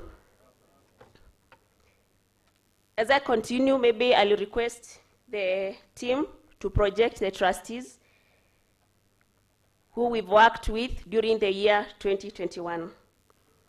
Ladies and gentlemen, it gives me such a great pleasure to present to you the annual report and financial statements for the local authorities pension trusts for the year closing 31st December 2021. I am indeed grateful that after a 2-year break from physical meetings, we are fortunate enough to be able to meet in person, a delight in each other's company. I take this opportunity to equally welcome all our members and our stakeholders, both who have joined us physically as well as virtually. Ladies and gentlemen, the Board of Trustees of the Lab Trust Defined Benefit Scheme continues to oversee the fund activities and performance in keeping with its mandate and duty to the members. The board aims at ensuring optimum return on investment and prudence in administration and management of the fund. In the year under review, that is the year ending December 2021, the country and indeed globally, economies continued to experience positive growth and recovery following positive progress in the containment of the COVID-19 and with the rollout of the vaccination programs. Industry-wide, assets of pension funds increased by 10.6% to close the year at Kenya shillings 1,547.4 trillion. Ladies and gentlemen, it is important to remain cognizant of the fact that the Lab Trust DB scheme remains a closed scheme. As such, the scheme has not admitted new members since June 2011, and therefore it is expected to continue serving the existing members until the last retirees and their pension is paid out and to the last beneficiary. On investment projects, the Board of Trustees continue to explore ways to unlock value from some of the historical properties held across the various counties. In order to build lasting resilience, Lab Trust must be part of Kenya's evolving economy story. According to the Habitat for Humanity, Kenya has an annual housing demand of units 250,000 with an estimated supply of 50,000 units. This culminates in a housing deficit of 2 million units or 80% deficit. Housing affordability is a key challenge in Kenya homes. In Retirement Benefits Authority's new regulation on pension-backed mortgages, Lab Trust has taken to develop affordable housing projects for its members to achieve a dual purpose that of providing, that is for the principal members, and for the beneficiaries, it will be moving from 2,500 to 2,750. Times were tough, and we look forward maybe to getting more. So the same changes will take effect beginning the month of August 2022.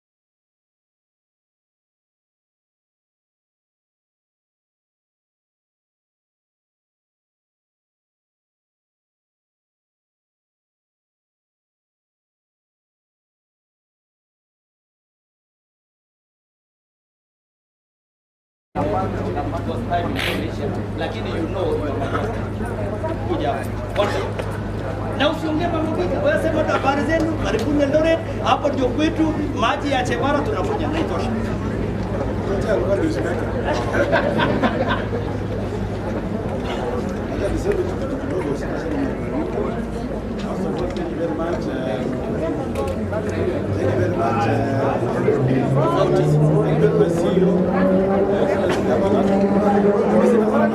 Ationgeza podi bwana. Sitasema maneno mengi, lakini ningependa kusema ya kwamba first of all, thank you very much for inviting us to this activity. We are so privileged and honored to be part of it as water service providers. I'm a board member of WASPA. So let me just talk about a few things, because I've heard people talking about increase in pension.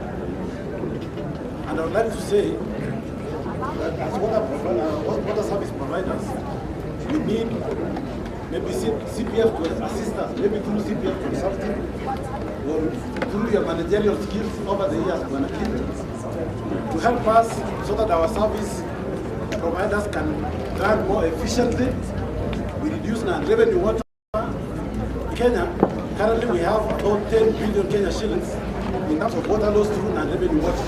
Your 10 billion shillings, na pension iko ndani hapo, because if we can be able to recoup all that water into the system, we'll be able to improve the terms of our staff, and I think that way we will enhance our contributions in terms of pension. Another thing is the issue of climate action. We realize that in most of our urban cities, water levels are going down because of the degradation of the environment. For us here in Eldoret, we have our own program for 6 months, because we know one of the reasons why we don't have enough water in Eldoret is because our catchment area has been actually degraded. And that is why we need your support in terms of ensuring that we plant trees there, we increase the water levels in our rivers, we get more revenue, we increase pension. Or we increase salaries, we increase pension. We need to get more coffee. And then also in terms of running our organizations more efficiently, the issue of green technology, we need support so that we can adopt solar systems and green technology. These are capital projects, which I think we need that advisory so that we can be able to put green systems in our treatment works and be able to save in Eldoret. If we can put our plants with solar systems, we should be able to save about 1.5 million Kenya shillings per month. And that also can go to bettering the welfare of staff and pension as I So mimi sitaki niseme maneno mingi, asanteni sana kwa kutukaribisha. I think we'll work together. We want to ensure that we continue collaborating with CPF, work as a team. We just want to urge you to enhance the services of CPF consulting. Sometimes we look for consultancies in HR issues, performance management issues, and we need to see you more. Apart from taking us to Mombasa, I think you need to come with tailor-made trainings in our water service organizations. I knew you would not fail. Asante sana. Pige makofi tafadhali.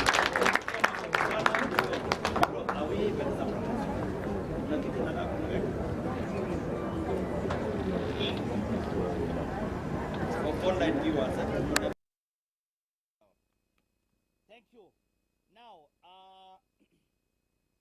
ninataka ku recognize my age mates.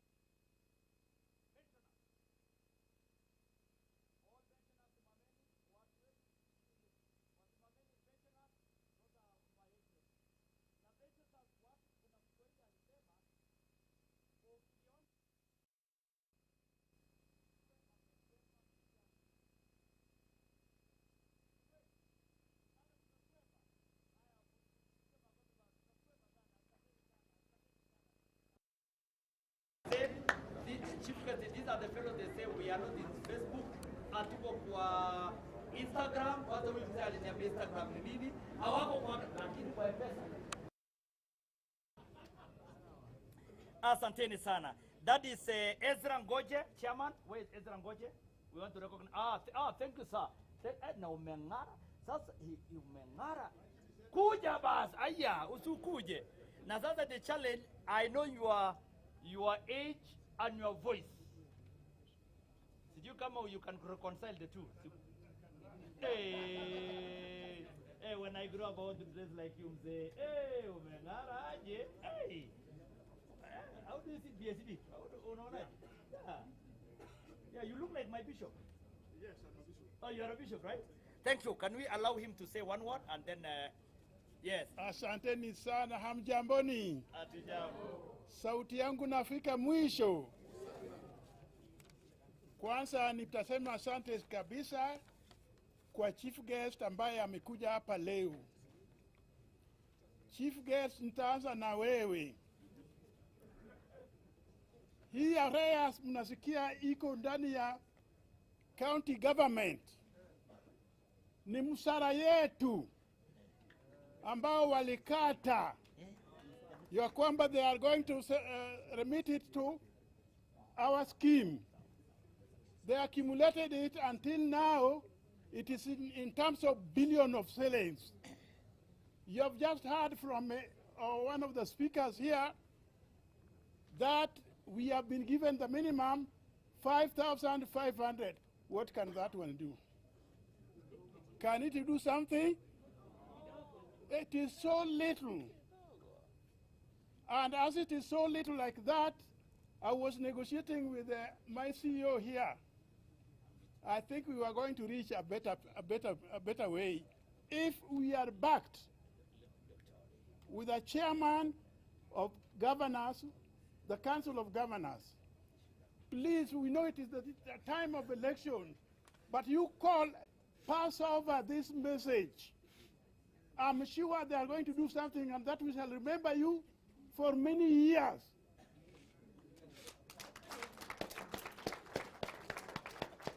Mr. Skilly, whom you are sitting just beside him, yes. he had accepted to me, if that money can be remitted, he will give us more money for pension. I have got, let me just stand one person. Yes. Mr. Muniu or Mr.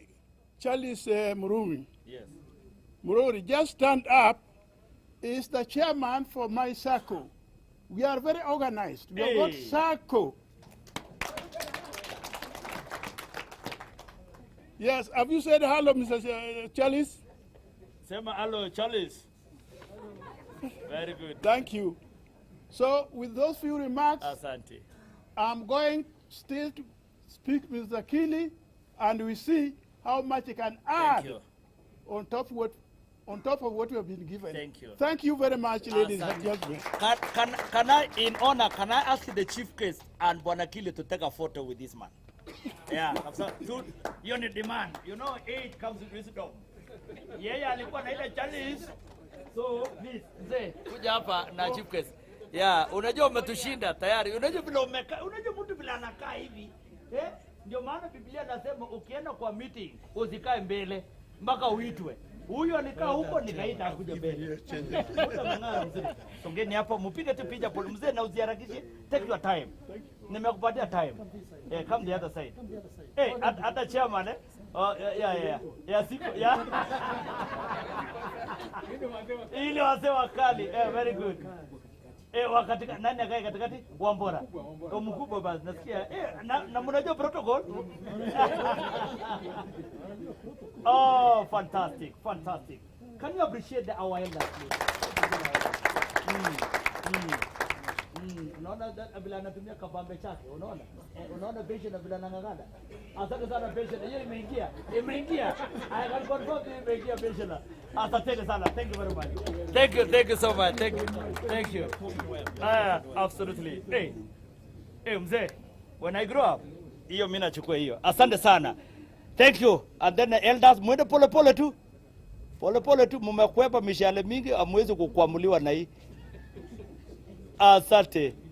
They are consulting with the Kili. Nafikiri umeongezea kitu. Naona vile ana smile. Ni kama kuna kitu inaingia leo jioni. Now, come at the hour, come at the man. Come at the hour, come at the man. the much awaited Emuserifu, the only PhD holder of finance in this region, and imported from Machakos, Daktari John Ndunda, Deputy General Secretary. Emuserifu.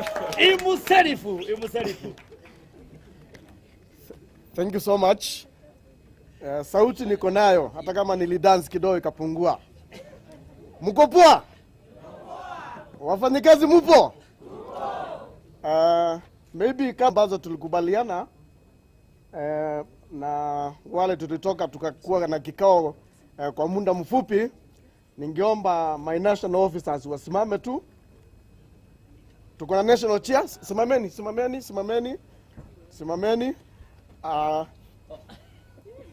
These are national officers.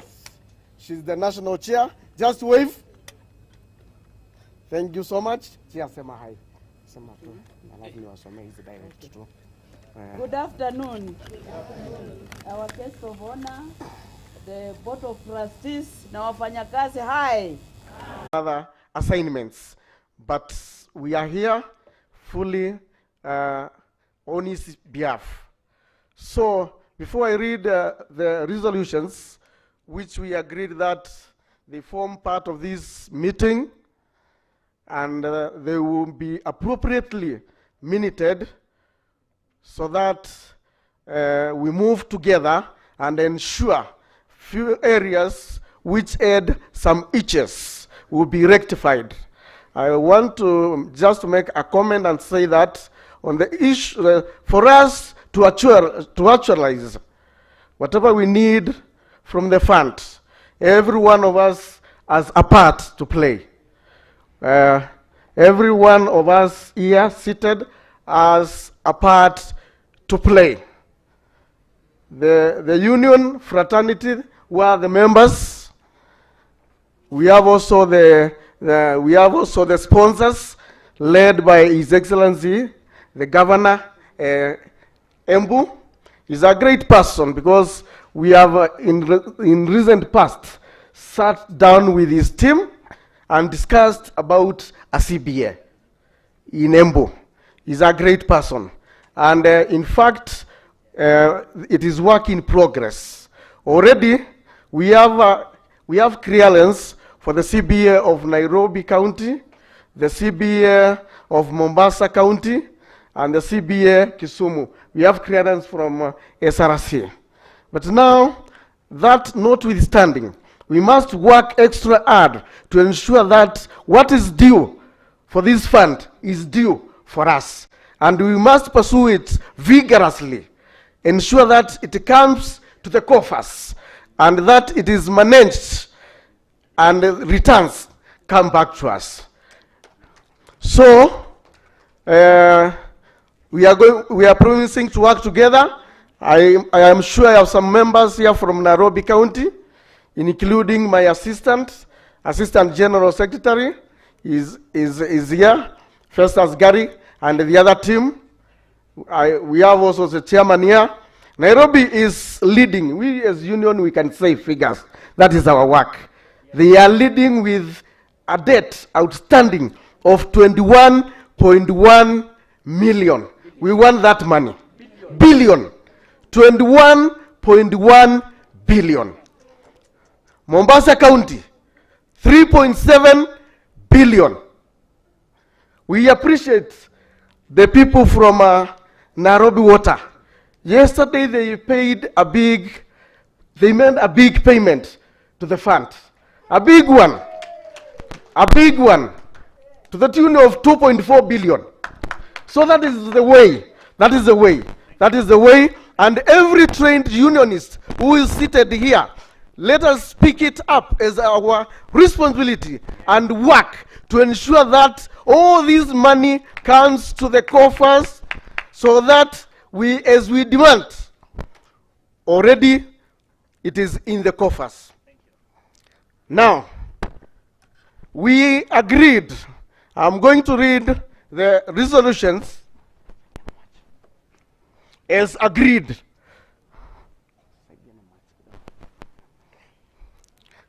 So, these are resolutions of the 18th Lab Trust Annual General Meeting.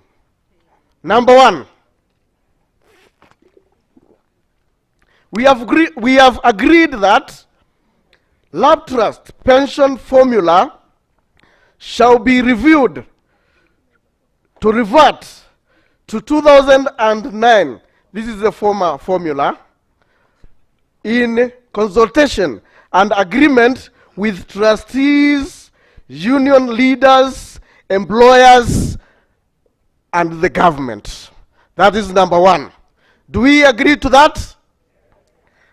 Number 2, that the trustees of Lab Trusts shall work with union leaders and employees to pursue employers for retirement of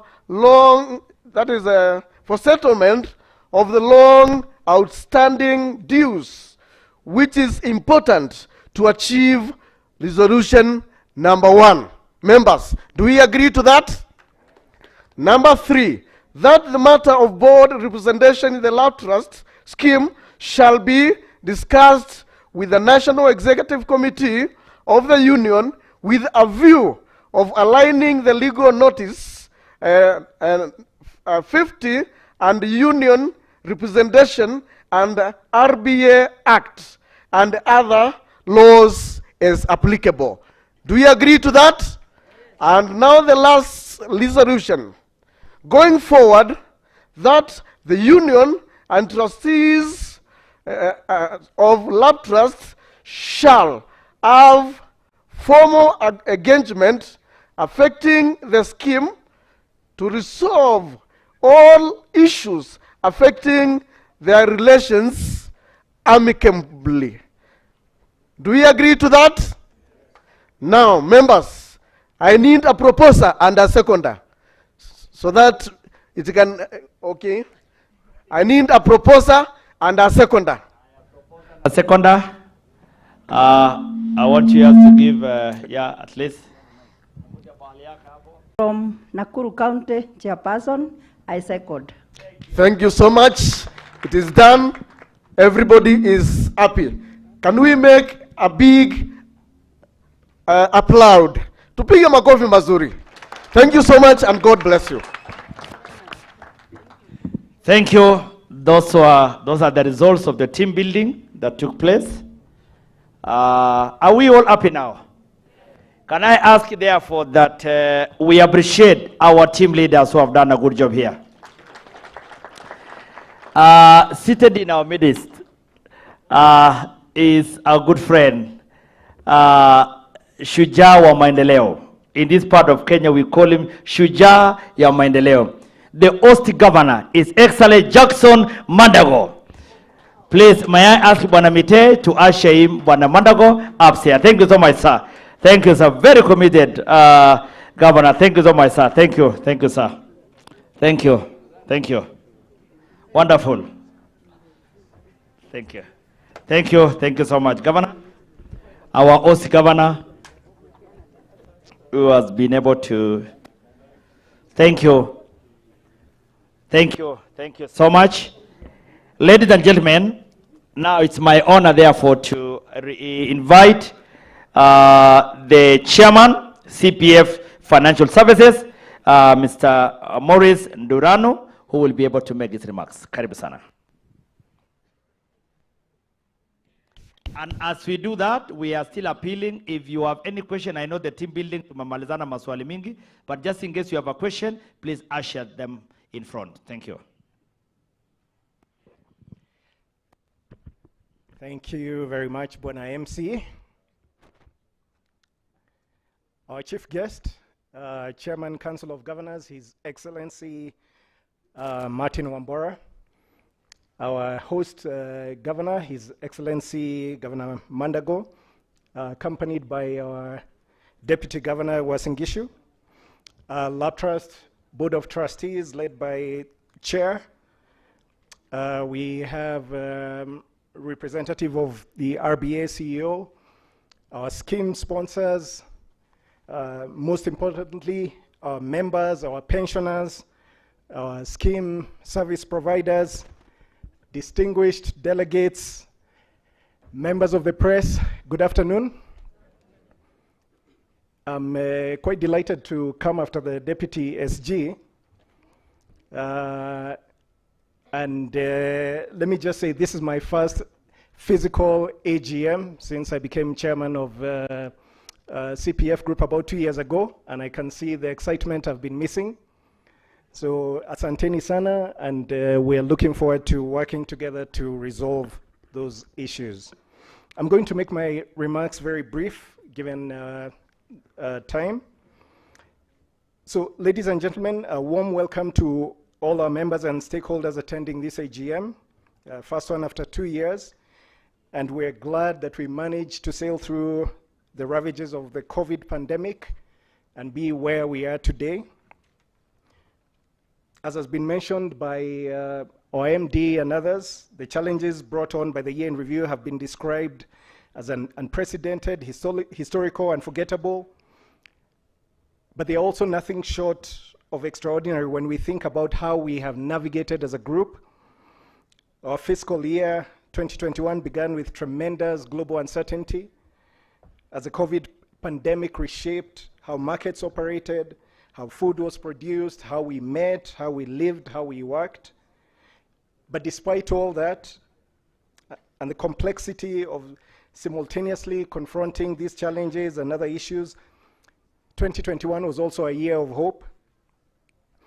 And we're incredibly proud as a group of how our teams have helped members, stakeholders, and one another through these trying circumstances. And we have come out stronger. 2021 was a year of resilience and rebounding from economic hardships. And we all felt this impact in one way or another in our employment, in our businesses, in different ways. As a result, we had to adapt to respond to the dynamic and unpredictable markets. We at CPF played our part in providing products that supported our members, and we also changed the way we work to ensure our members and our employees were supported. Ladies and gentlemen, at CPF, we appreciate that customers are increasingly shifting towards a preference for more complete digital journeys in subscription of products or services. This continues to be supported by the increasing penetration and adoption of technology. In this regard, the future presents a changing competitive environment characterized by various risks and opportunities. And this calls for an increasingly agile and customer-centric approach of running the schemes, the pension funds, and our administration. The fund managers and custodians have walked us through the economic environment, and so I will not go over that again. But let me just say that as a group, our strategic plan sets the direction for the corporate administrator's business in the coming years, and at its core lies the provision of social security to all our stakeholders, and ensuring clients view CPF Financial Services as a critical partner in their operations and lives, rather than just a service provider. And I'd like to echo the words of the Water CEO about even working together to find solutions to some of the issues that plague the sectors we're in, non-revenue water in the water sector, and many other challenges. Furthermore, this strategic plan further underpins our role as an enabler of the achievement of national and global agendas, as described in the government's Big Four agenda and the Sustainable Development Goals. We have further redefined our mission, vision, and core values to reflect our ambition to be the partner of choice across our respective focus areas. And our plan is structured around 4 key pillars that reflect the group's priorities in achieving excellence in service delivery within the dynamic and developing regional environment.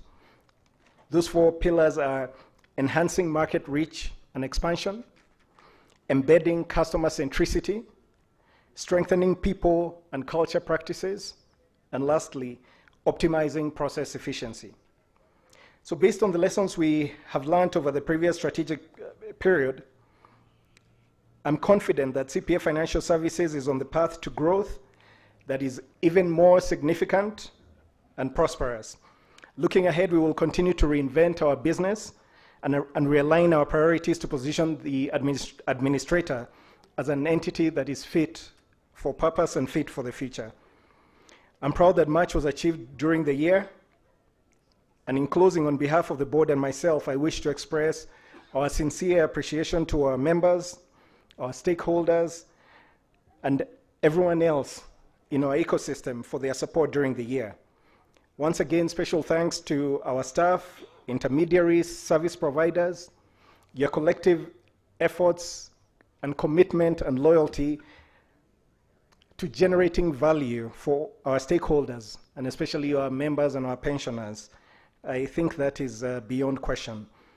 You have remained resilient, steadfast, focused, and determined to go the extra mile, ensuring that our members are provided with the financial solutions they need every step of the way. In closing, let me acknowledge the members of the CPF boards that I serve alongside. We have the board of CPF Financial Services, which I chair. We have 3 subsidiaries, which all have boards, and we work together as a team to support the trustees of the DB scheme and the corporate trustee to ensure that we're providing value to you members and to ensure that your assets are safeguarded and that ultimately at the end of the day, your assets are protected. So thank you very much, and we will continue to serve you. It is now my pleasure to invite our host governor, His Excellency Jackson Mandago, to make some remarks, and then invite the Chair of the Council of Governors. Karibu. The Chairman of the Board, Your Excellency, the Chair of the Council of Governors and the Governor for Embu, a man who has had 9 lives in his gubernatorial position in Embu, the CEO, management, and colleagues, ladies and gentlemen, good afternoon. First and foremost, let me take this opportunity to recognize my deputy, His Excellency Honorable Daniel Chepno, a man we have also worked with very closely, and we are also winding our term as in our 2nd term, and we have done extremely very well, Bwana Chairman. Here there are no fights. Ladies and gentlemen, first let me take this opportunity to thank the board of CPF and the management for choosing to hold this AGM here in Eldred, and we say as county government, you are most welcome. And it's a pleasure to host you.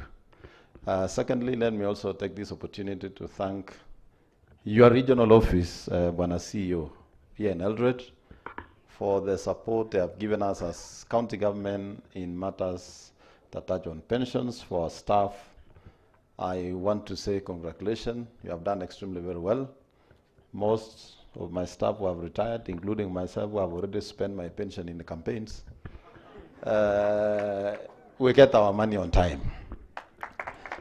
But let me say just 2 things. I just walked in when the resolutions was being read, and Bwana Chairman, there is one more resolution I didn't hear. How much are you increasing the percentage of returns of our pension? It's going to what percent? The last time we were at 8.4, and you know we stuck at 5.4 for so many years. So I hope we have gone to around 13.5, 15%. Ama watu ya union mnasemaje? Hapo ya, tunaweza pitisha pia hiyo kama resolution. Secondly, I've realized, Chairman, now that you are also a senatorial candidate, that there is need for us to relook into the laws that touch on taxation and pensions, and particularly the taxation of pensions after it has been taxed as pay as you earn. I think to tax 30% is very punitive. If it must be taxed, then it must be at a reasonable percent. But I think that will be my first agenda if I become the Senate of this county, is actually to scrap tax on pension. I had the privilege myself to serve at the Teacher Service Commission, and teachers would work for an average of about 25, 30 years. And if you look at the pension they are taking home, and what 30% is taking, is not commensurate to the years they have served in the public service. So I think there is need. There is need to look into that. In any case, pensioners will go and spend that money and will just circulate in the economy. Secondly, Bwana Chairman, is that return on our investment on pensions. Most of the civil servants who will have the privilege and God's favor to work for around 30, 35 years, you know, the pension, the returns must also be commensurate to that saving. So I also want to request the board that they relook into the percentage they are paying us. Otherwise, I might appeal or pass a law, ask Senate to pass a law capping the minimum payment to at 15% so that you work extra hard. You know, you have to invest our money and give us some return.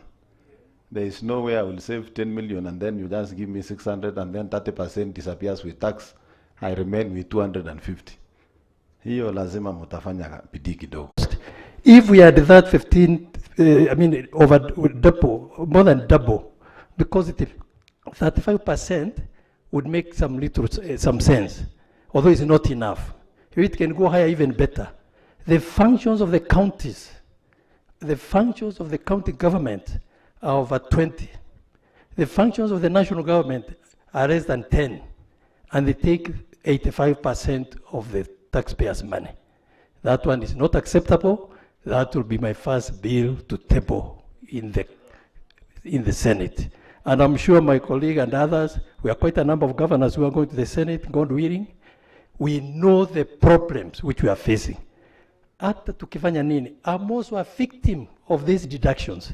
For the first time, I asked my officers, how much have you not paid pensions fund, county pensions fund?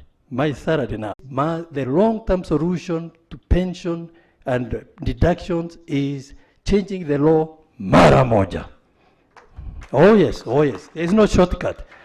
My people are telling me, why are you going to a smaller place? Governor's office is so prestigious. Why are you demoting yourself? I told them it's not a question about prestige. Here is not a question of prestige. Here is a question of the suffering of the people in the counties. If the counties are getting enough money, we shall avoid the money to pay even 15% to the pensioners. Isn't it? Hiyo inawezekana na itawezekana. One thing I've done as a chairman of Council of Governors is to write to the two leading presidential candidates. I've written to His Excellency, the Deputy President, William Ruto, HE. I've written to the former Prime Minister, Papa, and I've told them to now sign a declaration that they are going to support devolution. Did I do the right thing? Did I do the right thing? And when I went to register my party with Kenya Kwanza, I insisted there must be a clause on focusing on devolution. Did I do the right thing or not? These are things we are dedicated about. We have been in this job with my brother here, Governor Wasingishu, for 10 years. And we thank you for returning us for those 10 years. And we appreciate. We are ready to go to a less prestigious institution, but we are ready to make laws which will benefit the less fortunate, the pensioners, and all that. Sawa sawa. Now I can go on and read my speech with that clean heart. At least you have heard me. The scheme trustees of CPF directors, CPF Group CEO, Hosea Kili, county and national government leaders present, members of pension scheme, representatives of RBA, pensioners, and that's where we are ending, especially myself, the professional service providers, distinguished delegates, members of the press. Good afternoon. It is great pleasure and honor to me to join you all here today as we congregate for the CPF schemes annual general meeting.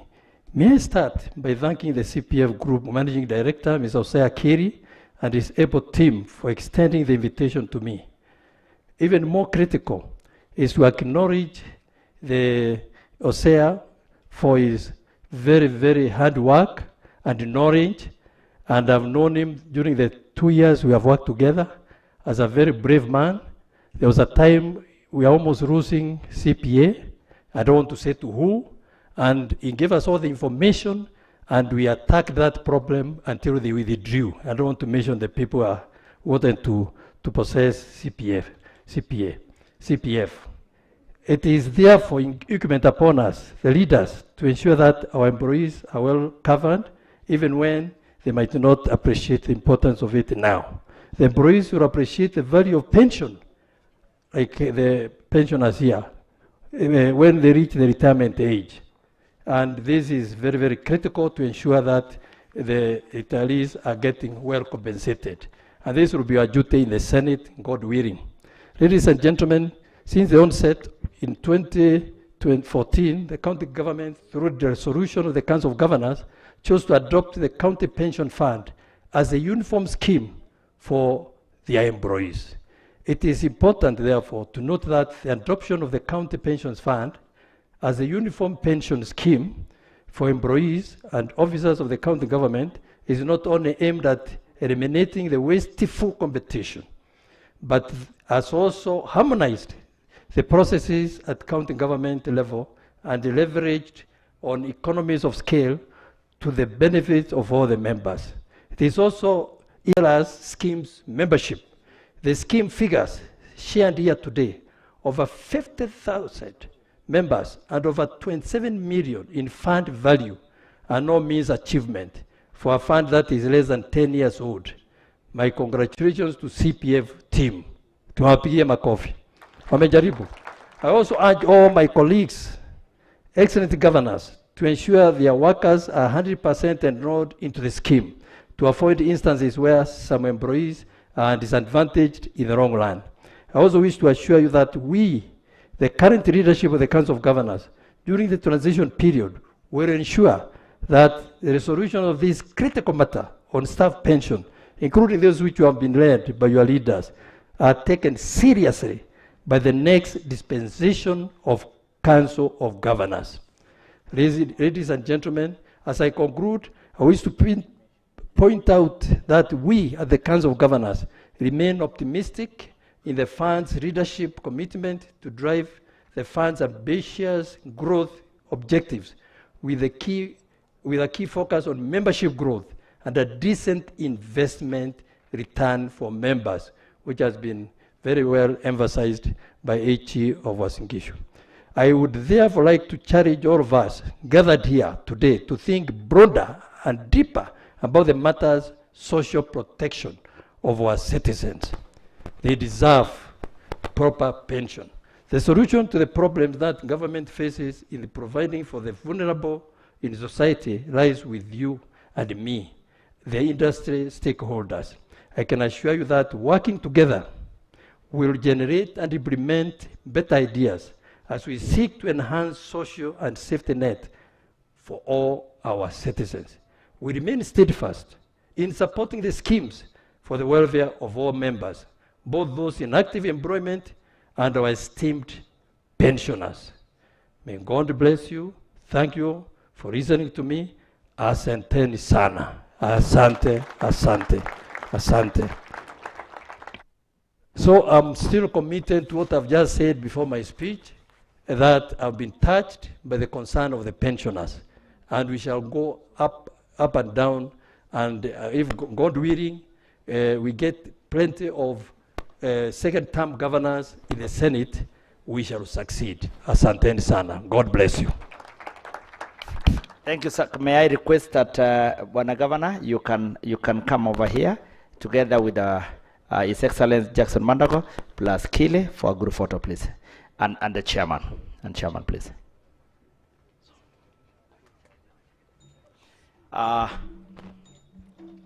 Just then, once we are done, we will now go to the other process, which is really quick. If there is anyone who has any question, please, the way we requested for written, tafadhali, can kindly hand over the questions to us as I ask you all to come in for the award ceremony.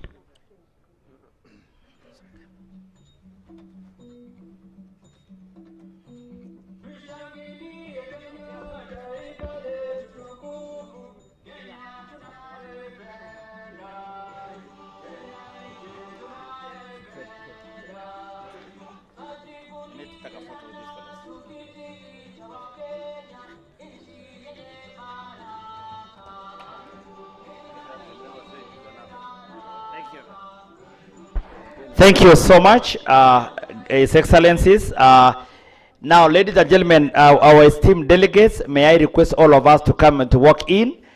We want to go down for the next 2 or 3 minutes. We should be done. Is there anyone with any question? Tafadhali, if you have written any question, tafadhali, it's a mandatory by law that we should be able to ask and definitely to respond. Rono, you will guide us whether you have received any question. But in the meantime, may you allow me therefore to ask my co-MC to pick it up from there. Thank you.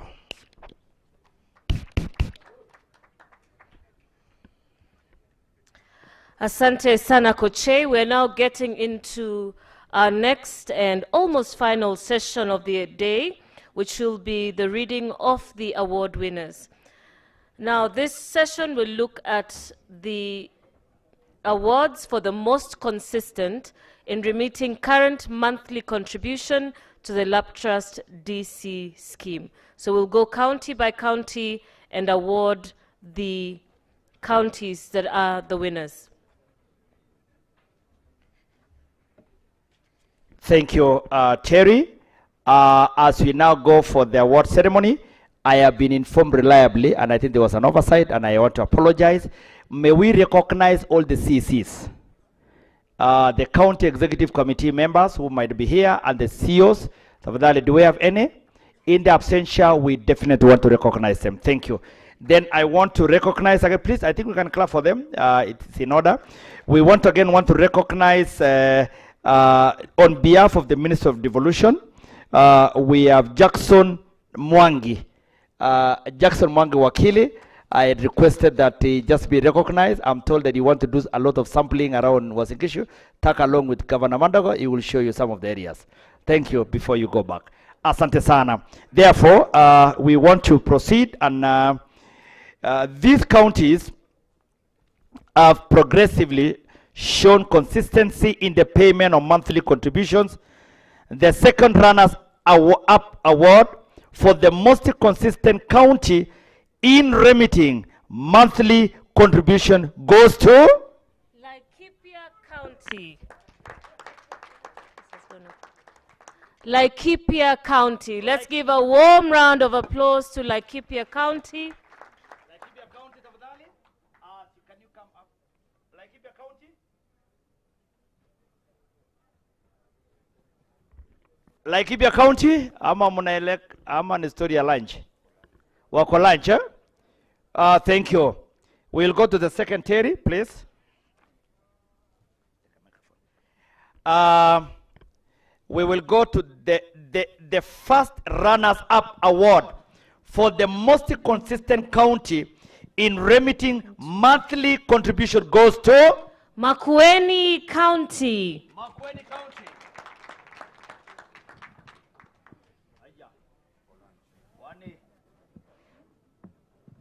Makueni County. Very good. Thank you, Mwendeletu Kusosi. We'll get back to you. The award for the most consistent county in remitting monthly contribution goes to Uasin-Gishu County.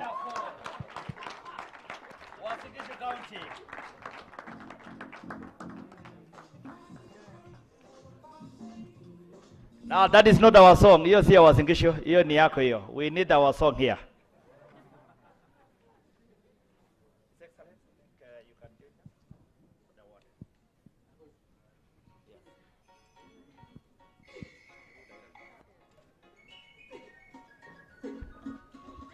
I don't want to take credit because I'm not the one responsible for making sure. The director for human resource and the guy in charge of payroll Where is he? Alafu director ya finance Rono. Don't know they are here. Asanteni sana.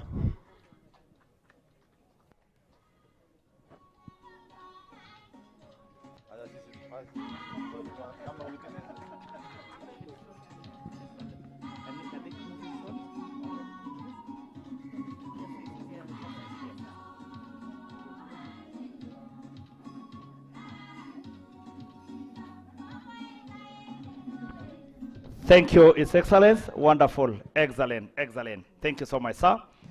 Water companies and other associated sponsors.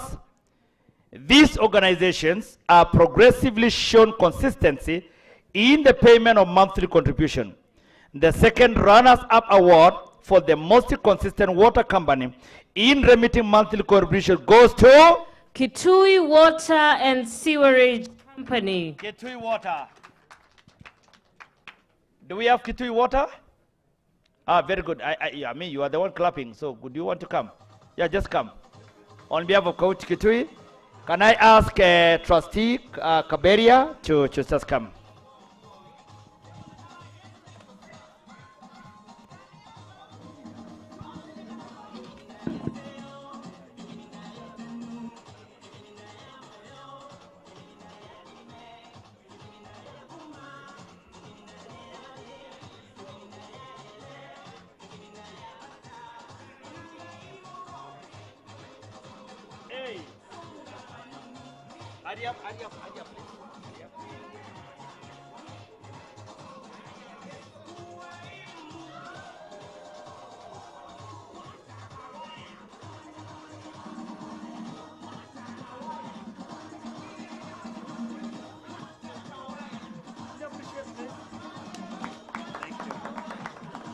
Asante sana Speaker. Thank you so much, Mheshimiwa Speaker. The first runners-up award for the most consistent water company in remitting monthly contribution goes to Ruiru Juja Water. Let's give a warm round of applause to Ruiru Juja Water. Karibuni, come on stage. May I request Trustee Dan Awendo, tafadhali Dan Awendo.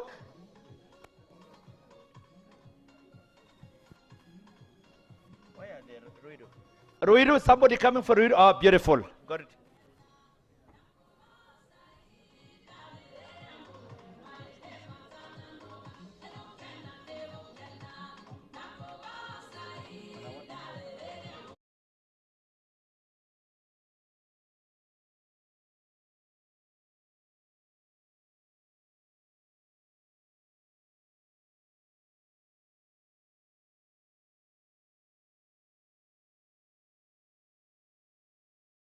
Wilfred Ambai, can we give give her a round of applause? Dr. Joseph Kaberia, my colleague speaker, asante sana, thank you very much. Peter Kitesho, all the way from Kajiado, thank you so much, Suba. Matilda Chebet Kimeto, asante sana, she called herself Iron Lady. Dan Awendo, fantastic. And of course, yours truly, Osea Kili, Imuserifu. In absentia, we have Honorable Wycliffe Wangamati, Omwami himself. Can you appreciate Mheshimiwa Wycliffe? And then Honorable P.S. Julius Korir, in absentia. Yeah, okay, we continue. The award for the most consistent water company in remitting monthly contribution goes to Nairobi Water and Sewerage Company. May I request His Excellency Governor Mandago to be the one to give out? Yeah, please, you can join. You can join. At least, yeah.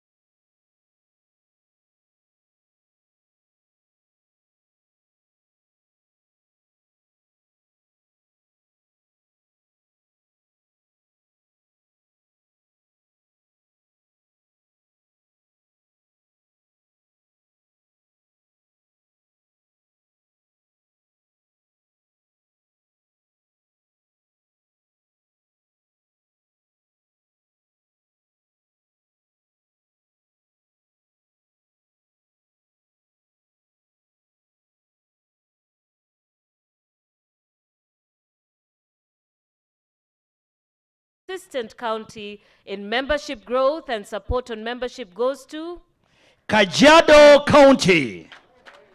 Kajiado County, tafadhali, Kajiado County. He's already here, and may I ask Matilda, the high lady, to come in front. Sasa DJ Nila una manyimbo ya Kajiado ama ni nini? Ama ni hiyo, sawa, thank you very much.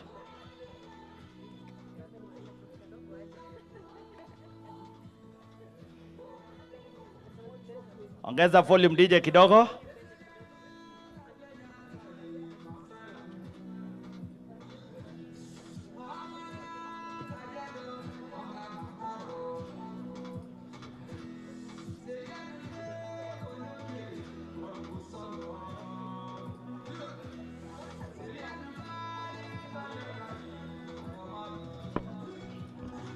Asanteni sana, let us give them a warm round of applause. Kajiado County, and now the first runners-up award for the most consistent county in membership growth and support on membership goes to Bomet County. Watu yangu ya Bomet. Mara ya kwanza Bomet. Neighbors ya Bomet. Wanakunywa. Asante sana, we can go to next. All right, the award for the most consistent county in membership growth and support on membership goes to Kiambu County. Hey, unajibeba aje? May I therefore ask Peter Kitesho, trustee, to come in front.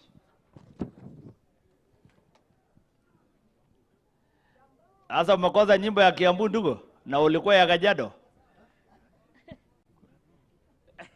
Kura mingi. All right. Our good people from Kiambu, we really want to say thank you so much for the wonderful job you are doing.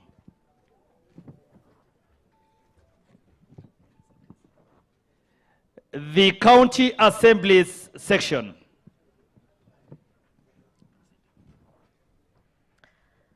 These county assemblies have shown consistency in membership growth and has offered remarkable support to the scheme in its quest to increase and grow membership. The second runners-up award for the most consistent county membership, county assembly in membership growth and support on membership goes to Busia County Assembly. Watu wetu wa ushuru kwa boda. Watu ya Busia? Busia? Omwami wa Busia? Okay. I think we want to recognize Terry, and we want to recognize Bomet is here. Yeah, Bomet. So, Bomet runners up. Can I ask Kaberi? I think Kaberi had done it. Please, just come over here, please. On behalf of Bomet, please. Where is the Bomet?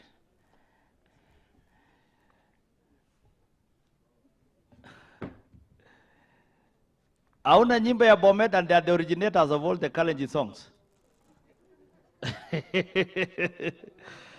Yeah, they are the ones who have composed virtually all the songs. Fantastic. Wonderful. Thank you. Over to you, Terry. All right, and this county assembly has shown consistency in membership growth and has offered remarkable support to the trust and its quest to increase and grow membership. This award for the most consistent county in membership growth and support on membership goes to Siaya County Assembly. Watu yangu ya dala, musiniangushe, amuko. Wadaksum, Siaya, negative. They are busy somewhere there. Next. The award for the most consistent county assembly in membership growth and support on membership goes to Nyeri County Assembly. Nyeri County Assembly. Nyeri County Assembly. Ati wana campaign wachana na maneno yako. Nyeri County Assembly. Thank you. No show. Continue. Special mention category. These are the other organizations that do not fall under county government's nor water companies. They are special in a way that they are small circles, NGOs, and privately sponsored institutions. The first one is? And the first one is Skyline Circle. Skyline Circle, where are you? Thank you. The second? Blink Studio. Blink Studio. Blink Studio. Yena kama ni studio yangu. Wako lunch, eh? The last one. The last one is PEFA Nairobi Northwest District. Wow, PEFA. Kanidha ya gai. Asante sana PEFA. Lakini thank you, wewe kuja tu. Wewe unajua wewe ukipika makofi unachukua hiyo kitu. Na tumekuachia yote. Hata mtu mwenye anataka utampelekea. Karibu sana our sister PEFA Nairobi Northwest District.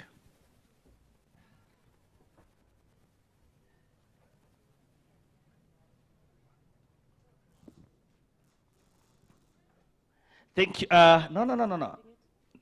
Thank you. No, Wilfred, tafadhali. Wilfred, Mbai, tafadhali. Just come and give out this to PEFA. Huyo ndio Asha alikuwa analeta, si hata makupea. Huyo ndio Asha.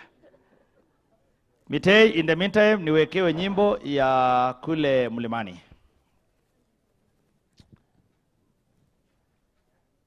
Very good.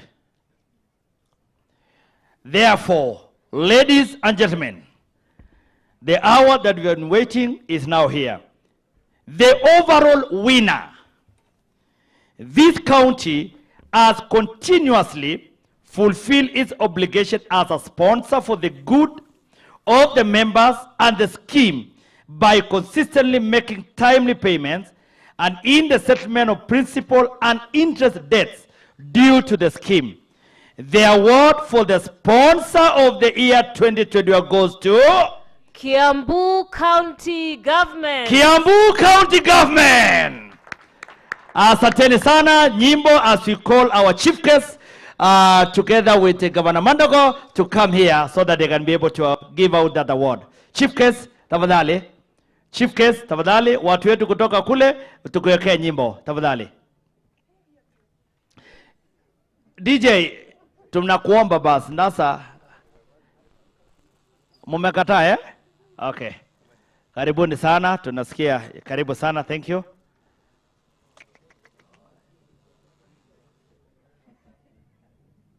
You can stand behind.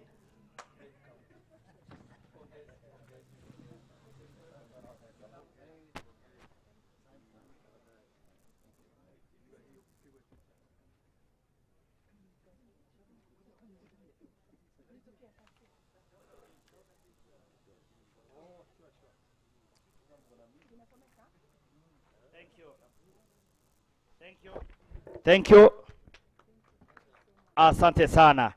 Thank you so much. Now, before we bring the curtain down, may I ask CPF Group Chair Maurice Ndarano to be here?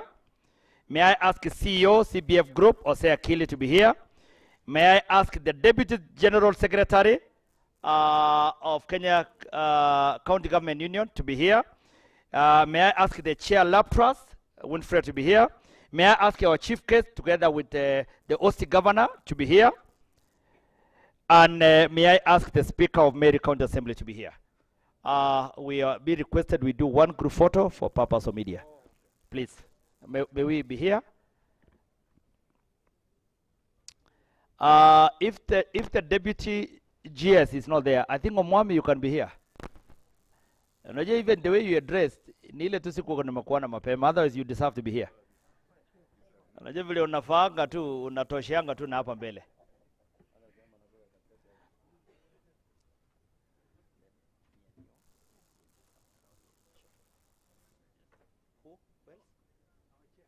Chair. Where is the chair?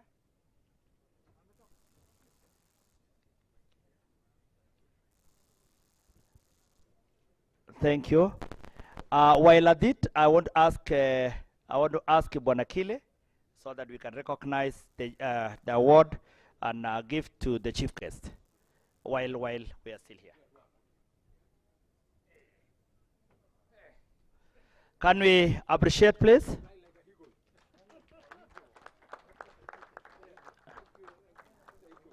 Asante sana. Asante sana. May I request mimi pamoja na Terian hata sisi tunyemelee picha for the purpose yetu sisi wenyewe.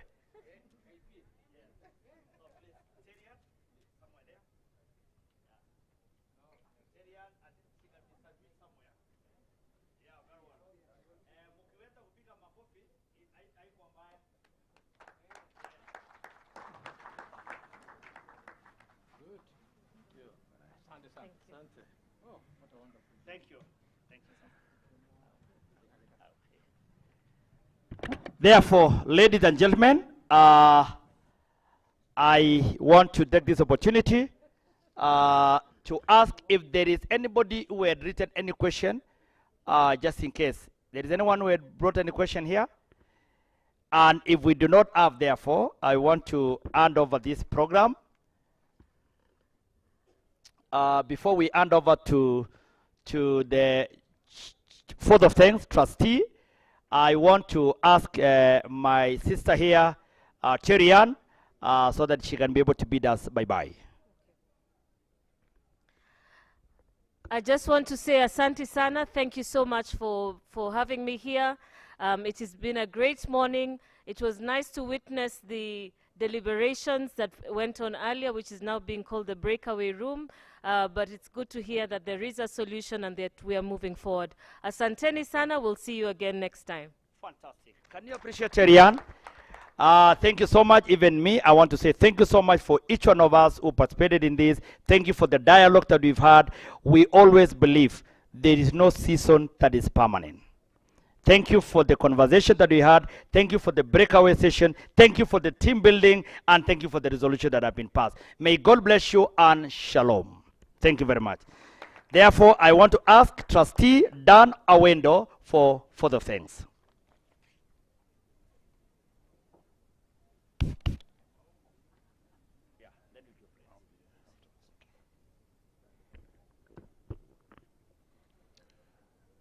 Good afternoon, everyone. Chief guests, Chairman of Council of Governors and Governor of Embu, Your Excellency Martin Wambora, Your Excellency Governor Jackson Mandago, Your Excellency Deputy Governor Daniel Chemno, distinguished speakers and deputy speakers of the various assemblies, including Trustee Dr. Kaberia, and Mr. Chemosong, I think he's still here. Chair of Chairs, Mr. Nduranu, Chairperson of Laptrust Board, Ms. Mbai, Chairperson of IPP and Corporate Schemes, the Board of Trustees in the House, and I think we're mostly here, representatives of the CEO of the RBA, CPF management and staff team, distinguished pensioners, workers and members of our 3 schemes, all the service providers, all invited guests and delegates, members of the press, ladies and gentlemen, good afternoon again.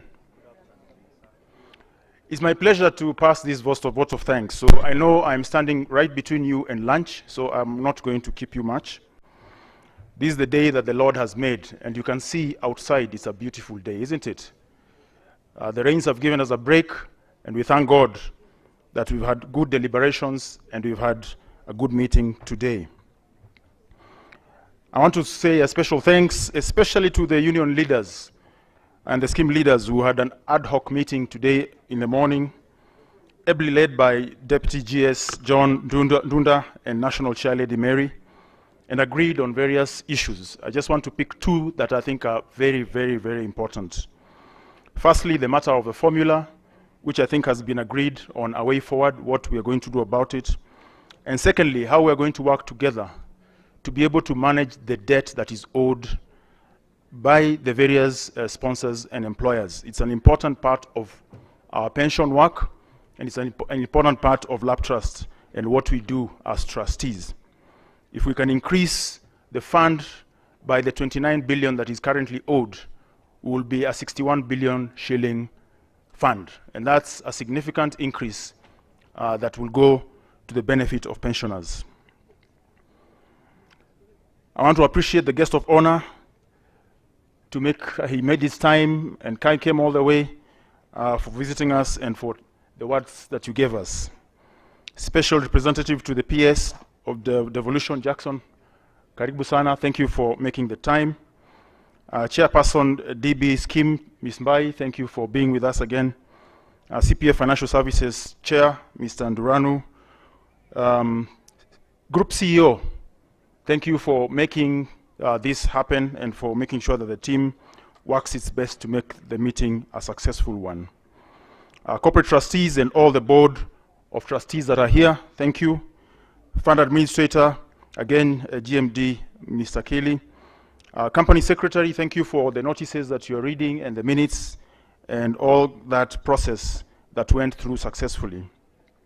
We have custodial reports that were presented from Equity Bank, NCBA, and Standard Chartered Bank. Fund managers, Corp Trust, ICA Lion, and Britam for the representation and for the reports that were presented. We had auditors, Deloitte and PwC, thank you for your representation. And the various scheme stakeholders, some of whom made remarks up on the podium. And finally, obviously, the award winners. It is not easy to win some of these things unless you're dedicated and passionate about what you're doing. I'm a judge myself for the banking awards, and I know it takes a lot of work to be able to win certain awards. Most certainly, I think the organizers of this meeting, the staff especially from CPF, we really want to thank them and appreciate them for the work that they did. The caterers, certainly the MCs, Terry and Albert, thank you for the work that you've done and for making this meeting a very successful meeting. As I conclude, I want to wish us all a very peaceful and successful electioneering period. Please vote wisely. Vote for the leaders who are interested in your families and their well-being, and not those who focus only on their own. And I think some of the examples that have been shown today are excellent examples. Vote for the leaders who will make Kenya great for our children and our future generations, not merely of their own. God bless each and every one of you and your families. God bless Kenya. Thank you. Thank you so much. May I therefore ask that we all be upstanding for a word of prayer. Once we are done with the prayer, you can now proceed for lunch, and you can go for medical checkup, which is a CSR organized by CPF and those other medical institutions. May we pray. Our Father, in the mighty name of our Lord and Savior Jesus Christ, we want to thank you for this wonderful time that you've given to us since morning. Thank you for the deliberation that we've had here. We want to commit each and every part of it before your able hands, and we ask that God, even as we depart this place and we go to our various destinations, we want to ask you for the safe journey mercies. May you take good care of us. In the name of the Father and the Son and the Holy Spirit we pray. Amen. Asanteni sana, and God bless you. We have come to an official end of 2022 AGM. Asanteni sana. Thank you. Lunch is served on my right. Tafadhali, lunches will be served on my right. Lunches will be served on my right. Please make sure that you go and grab something for lunch. Asanteni sana.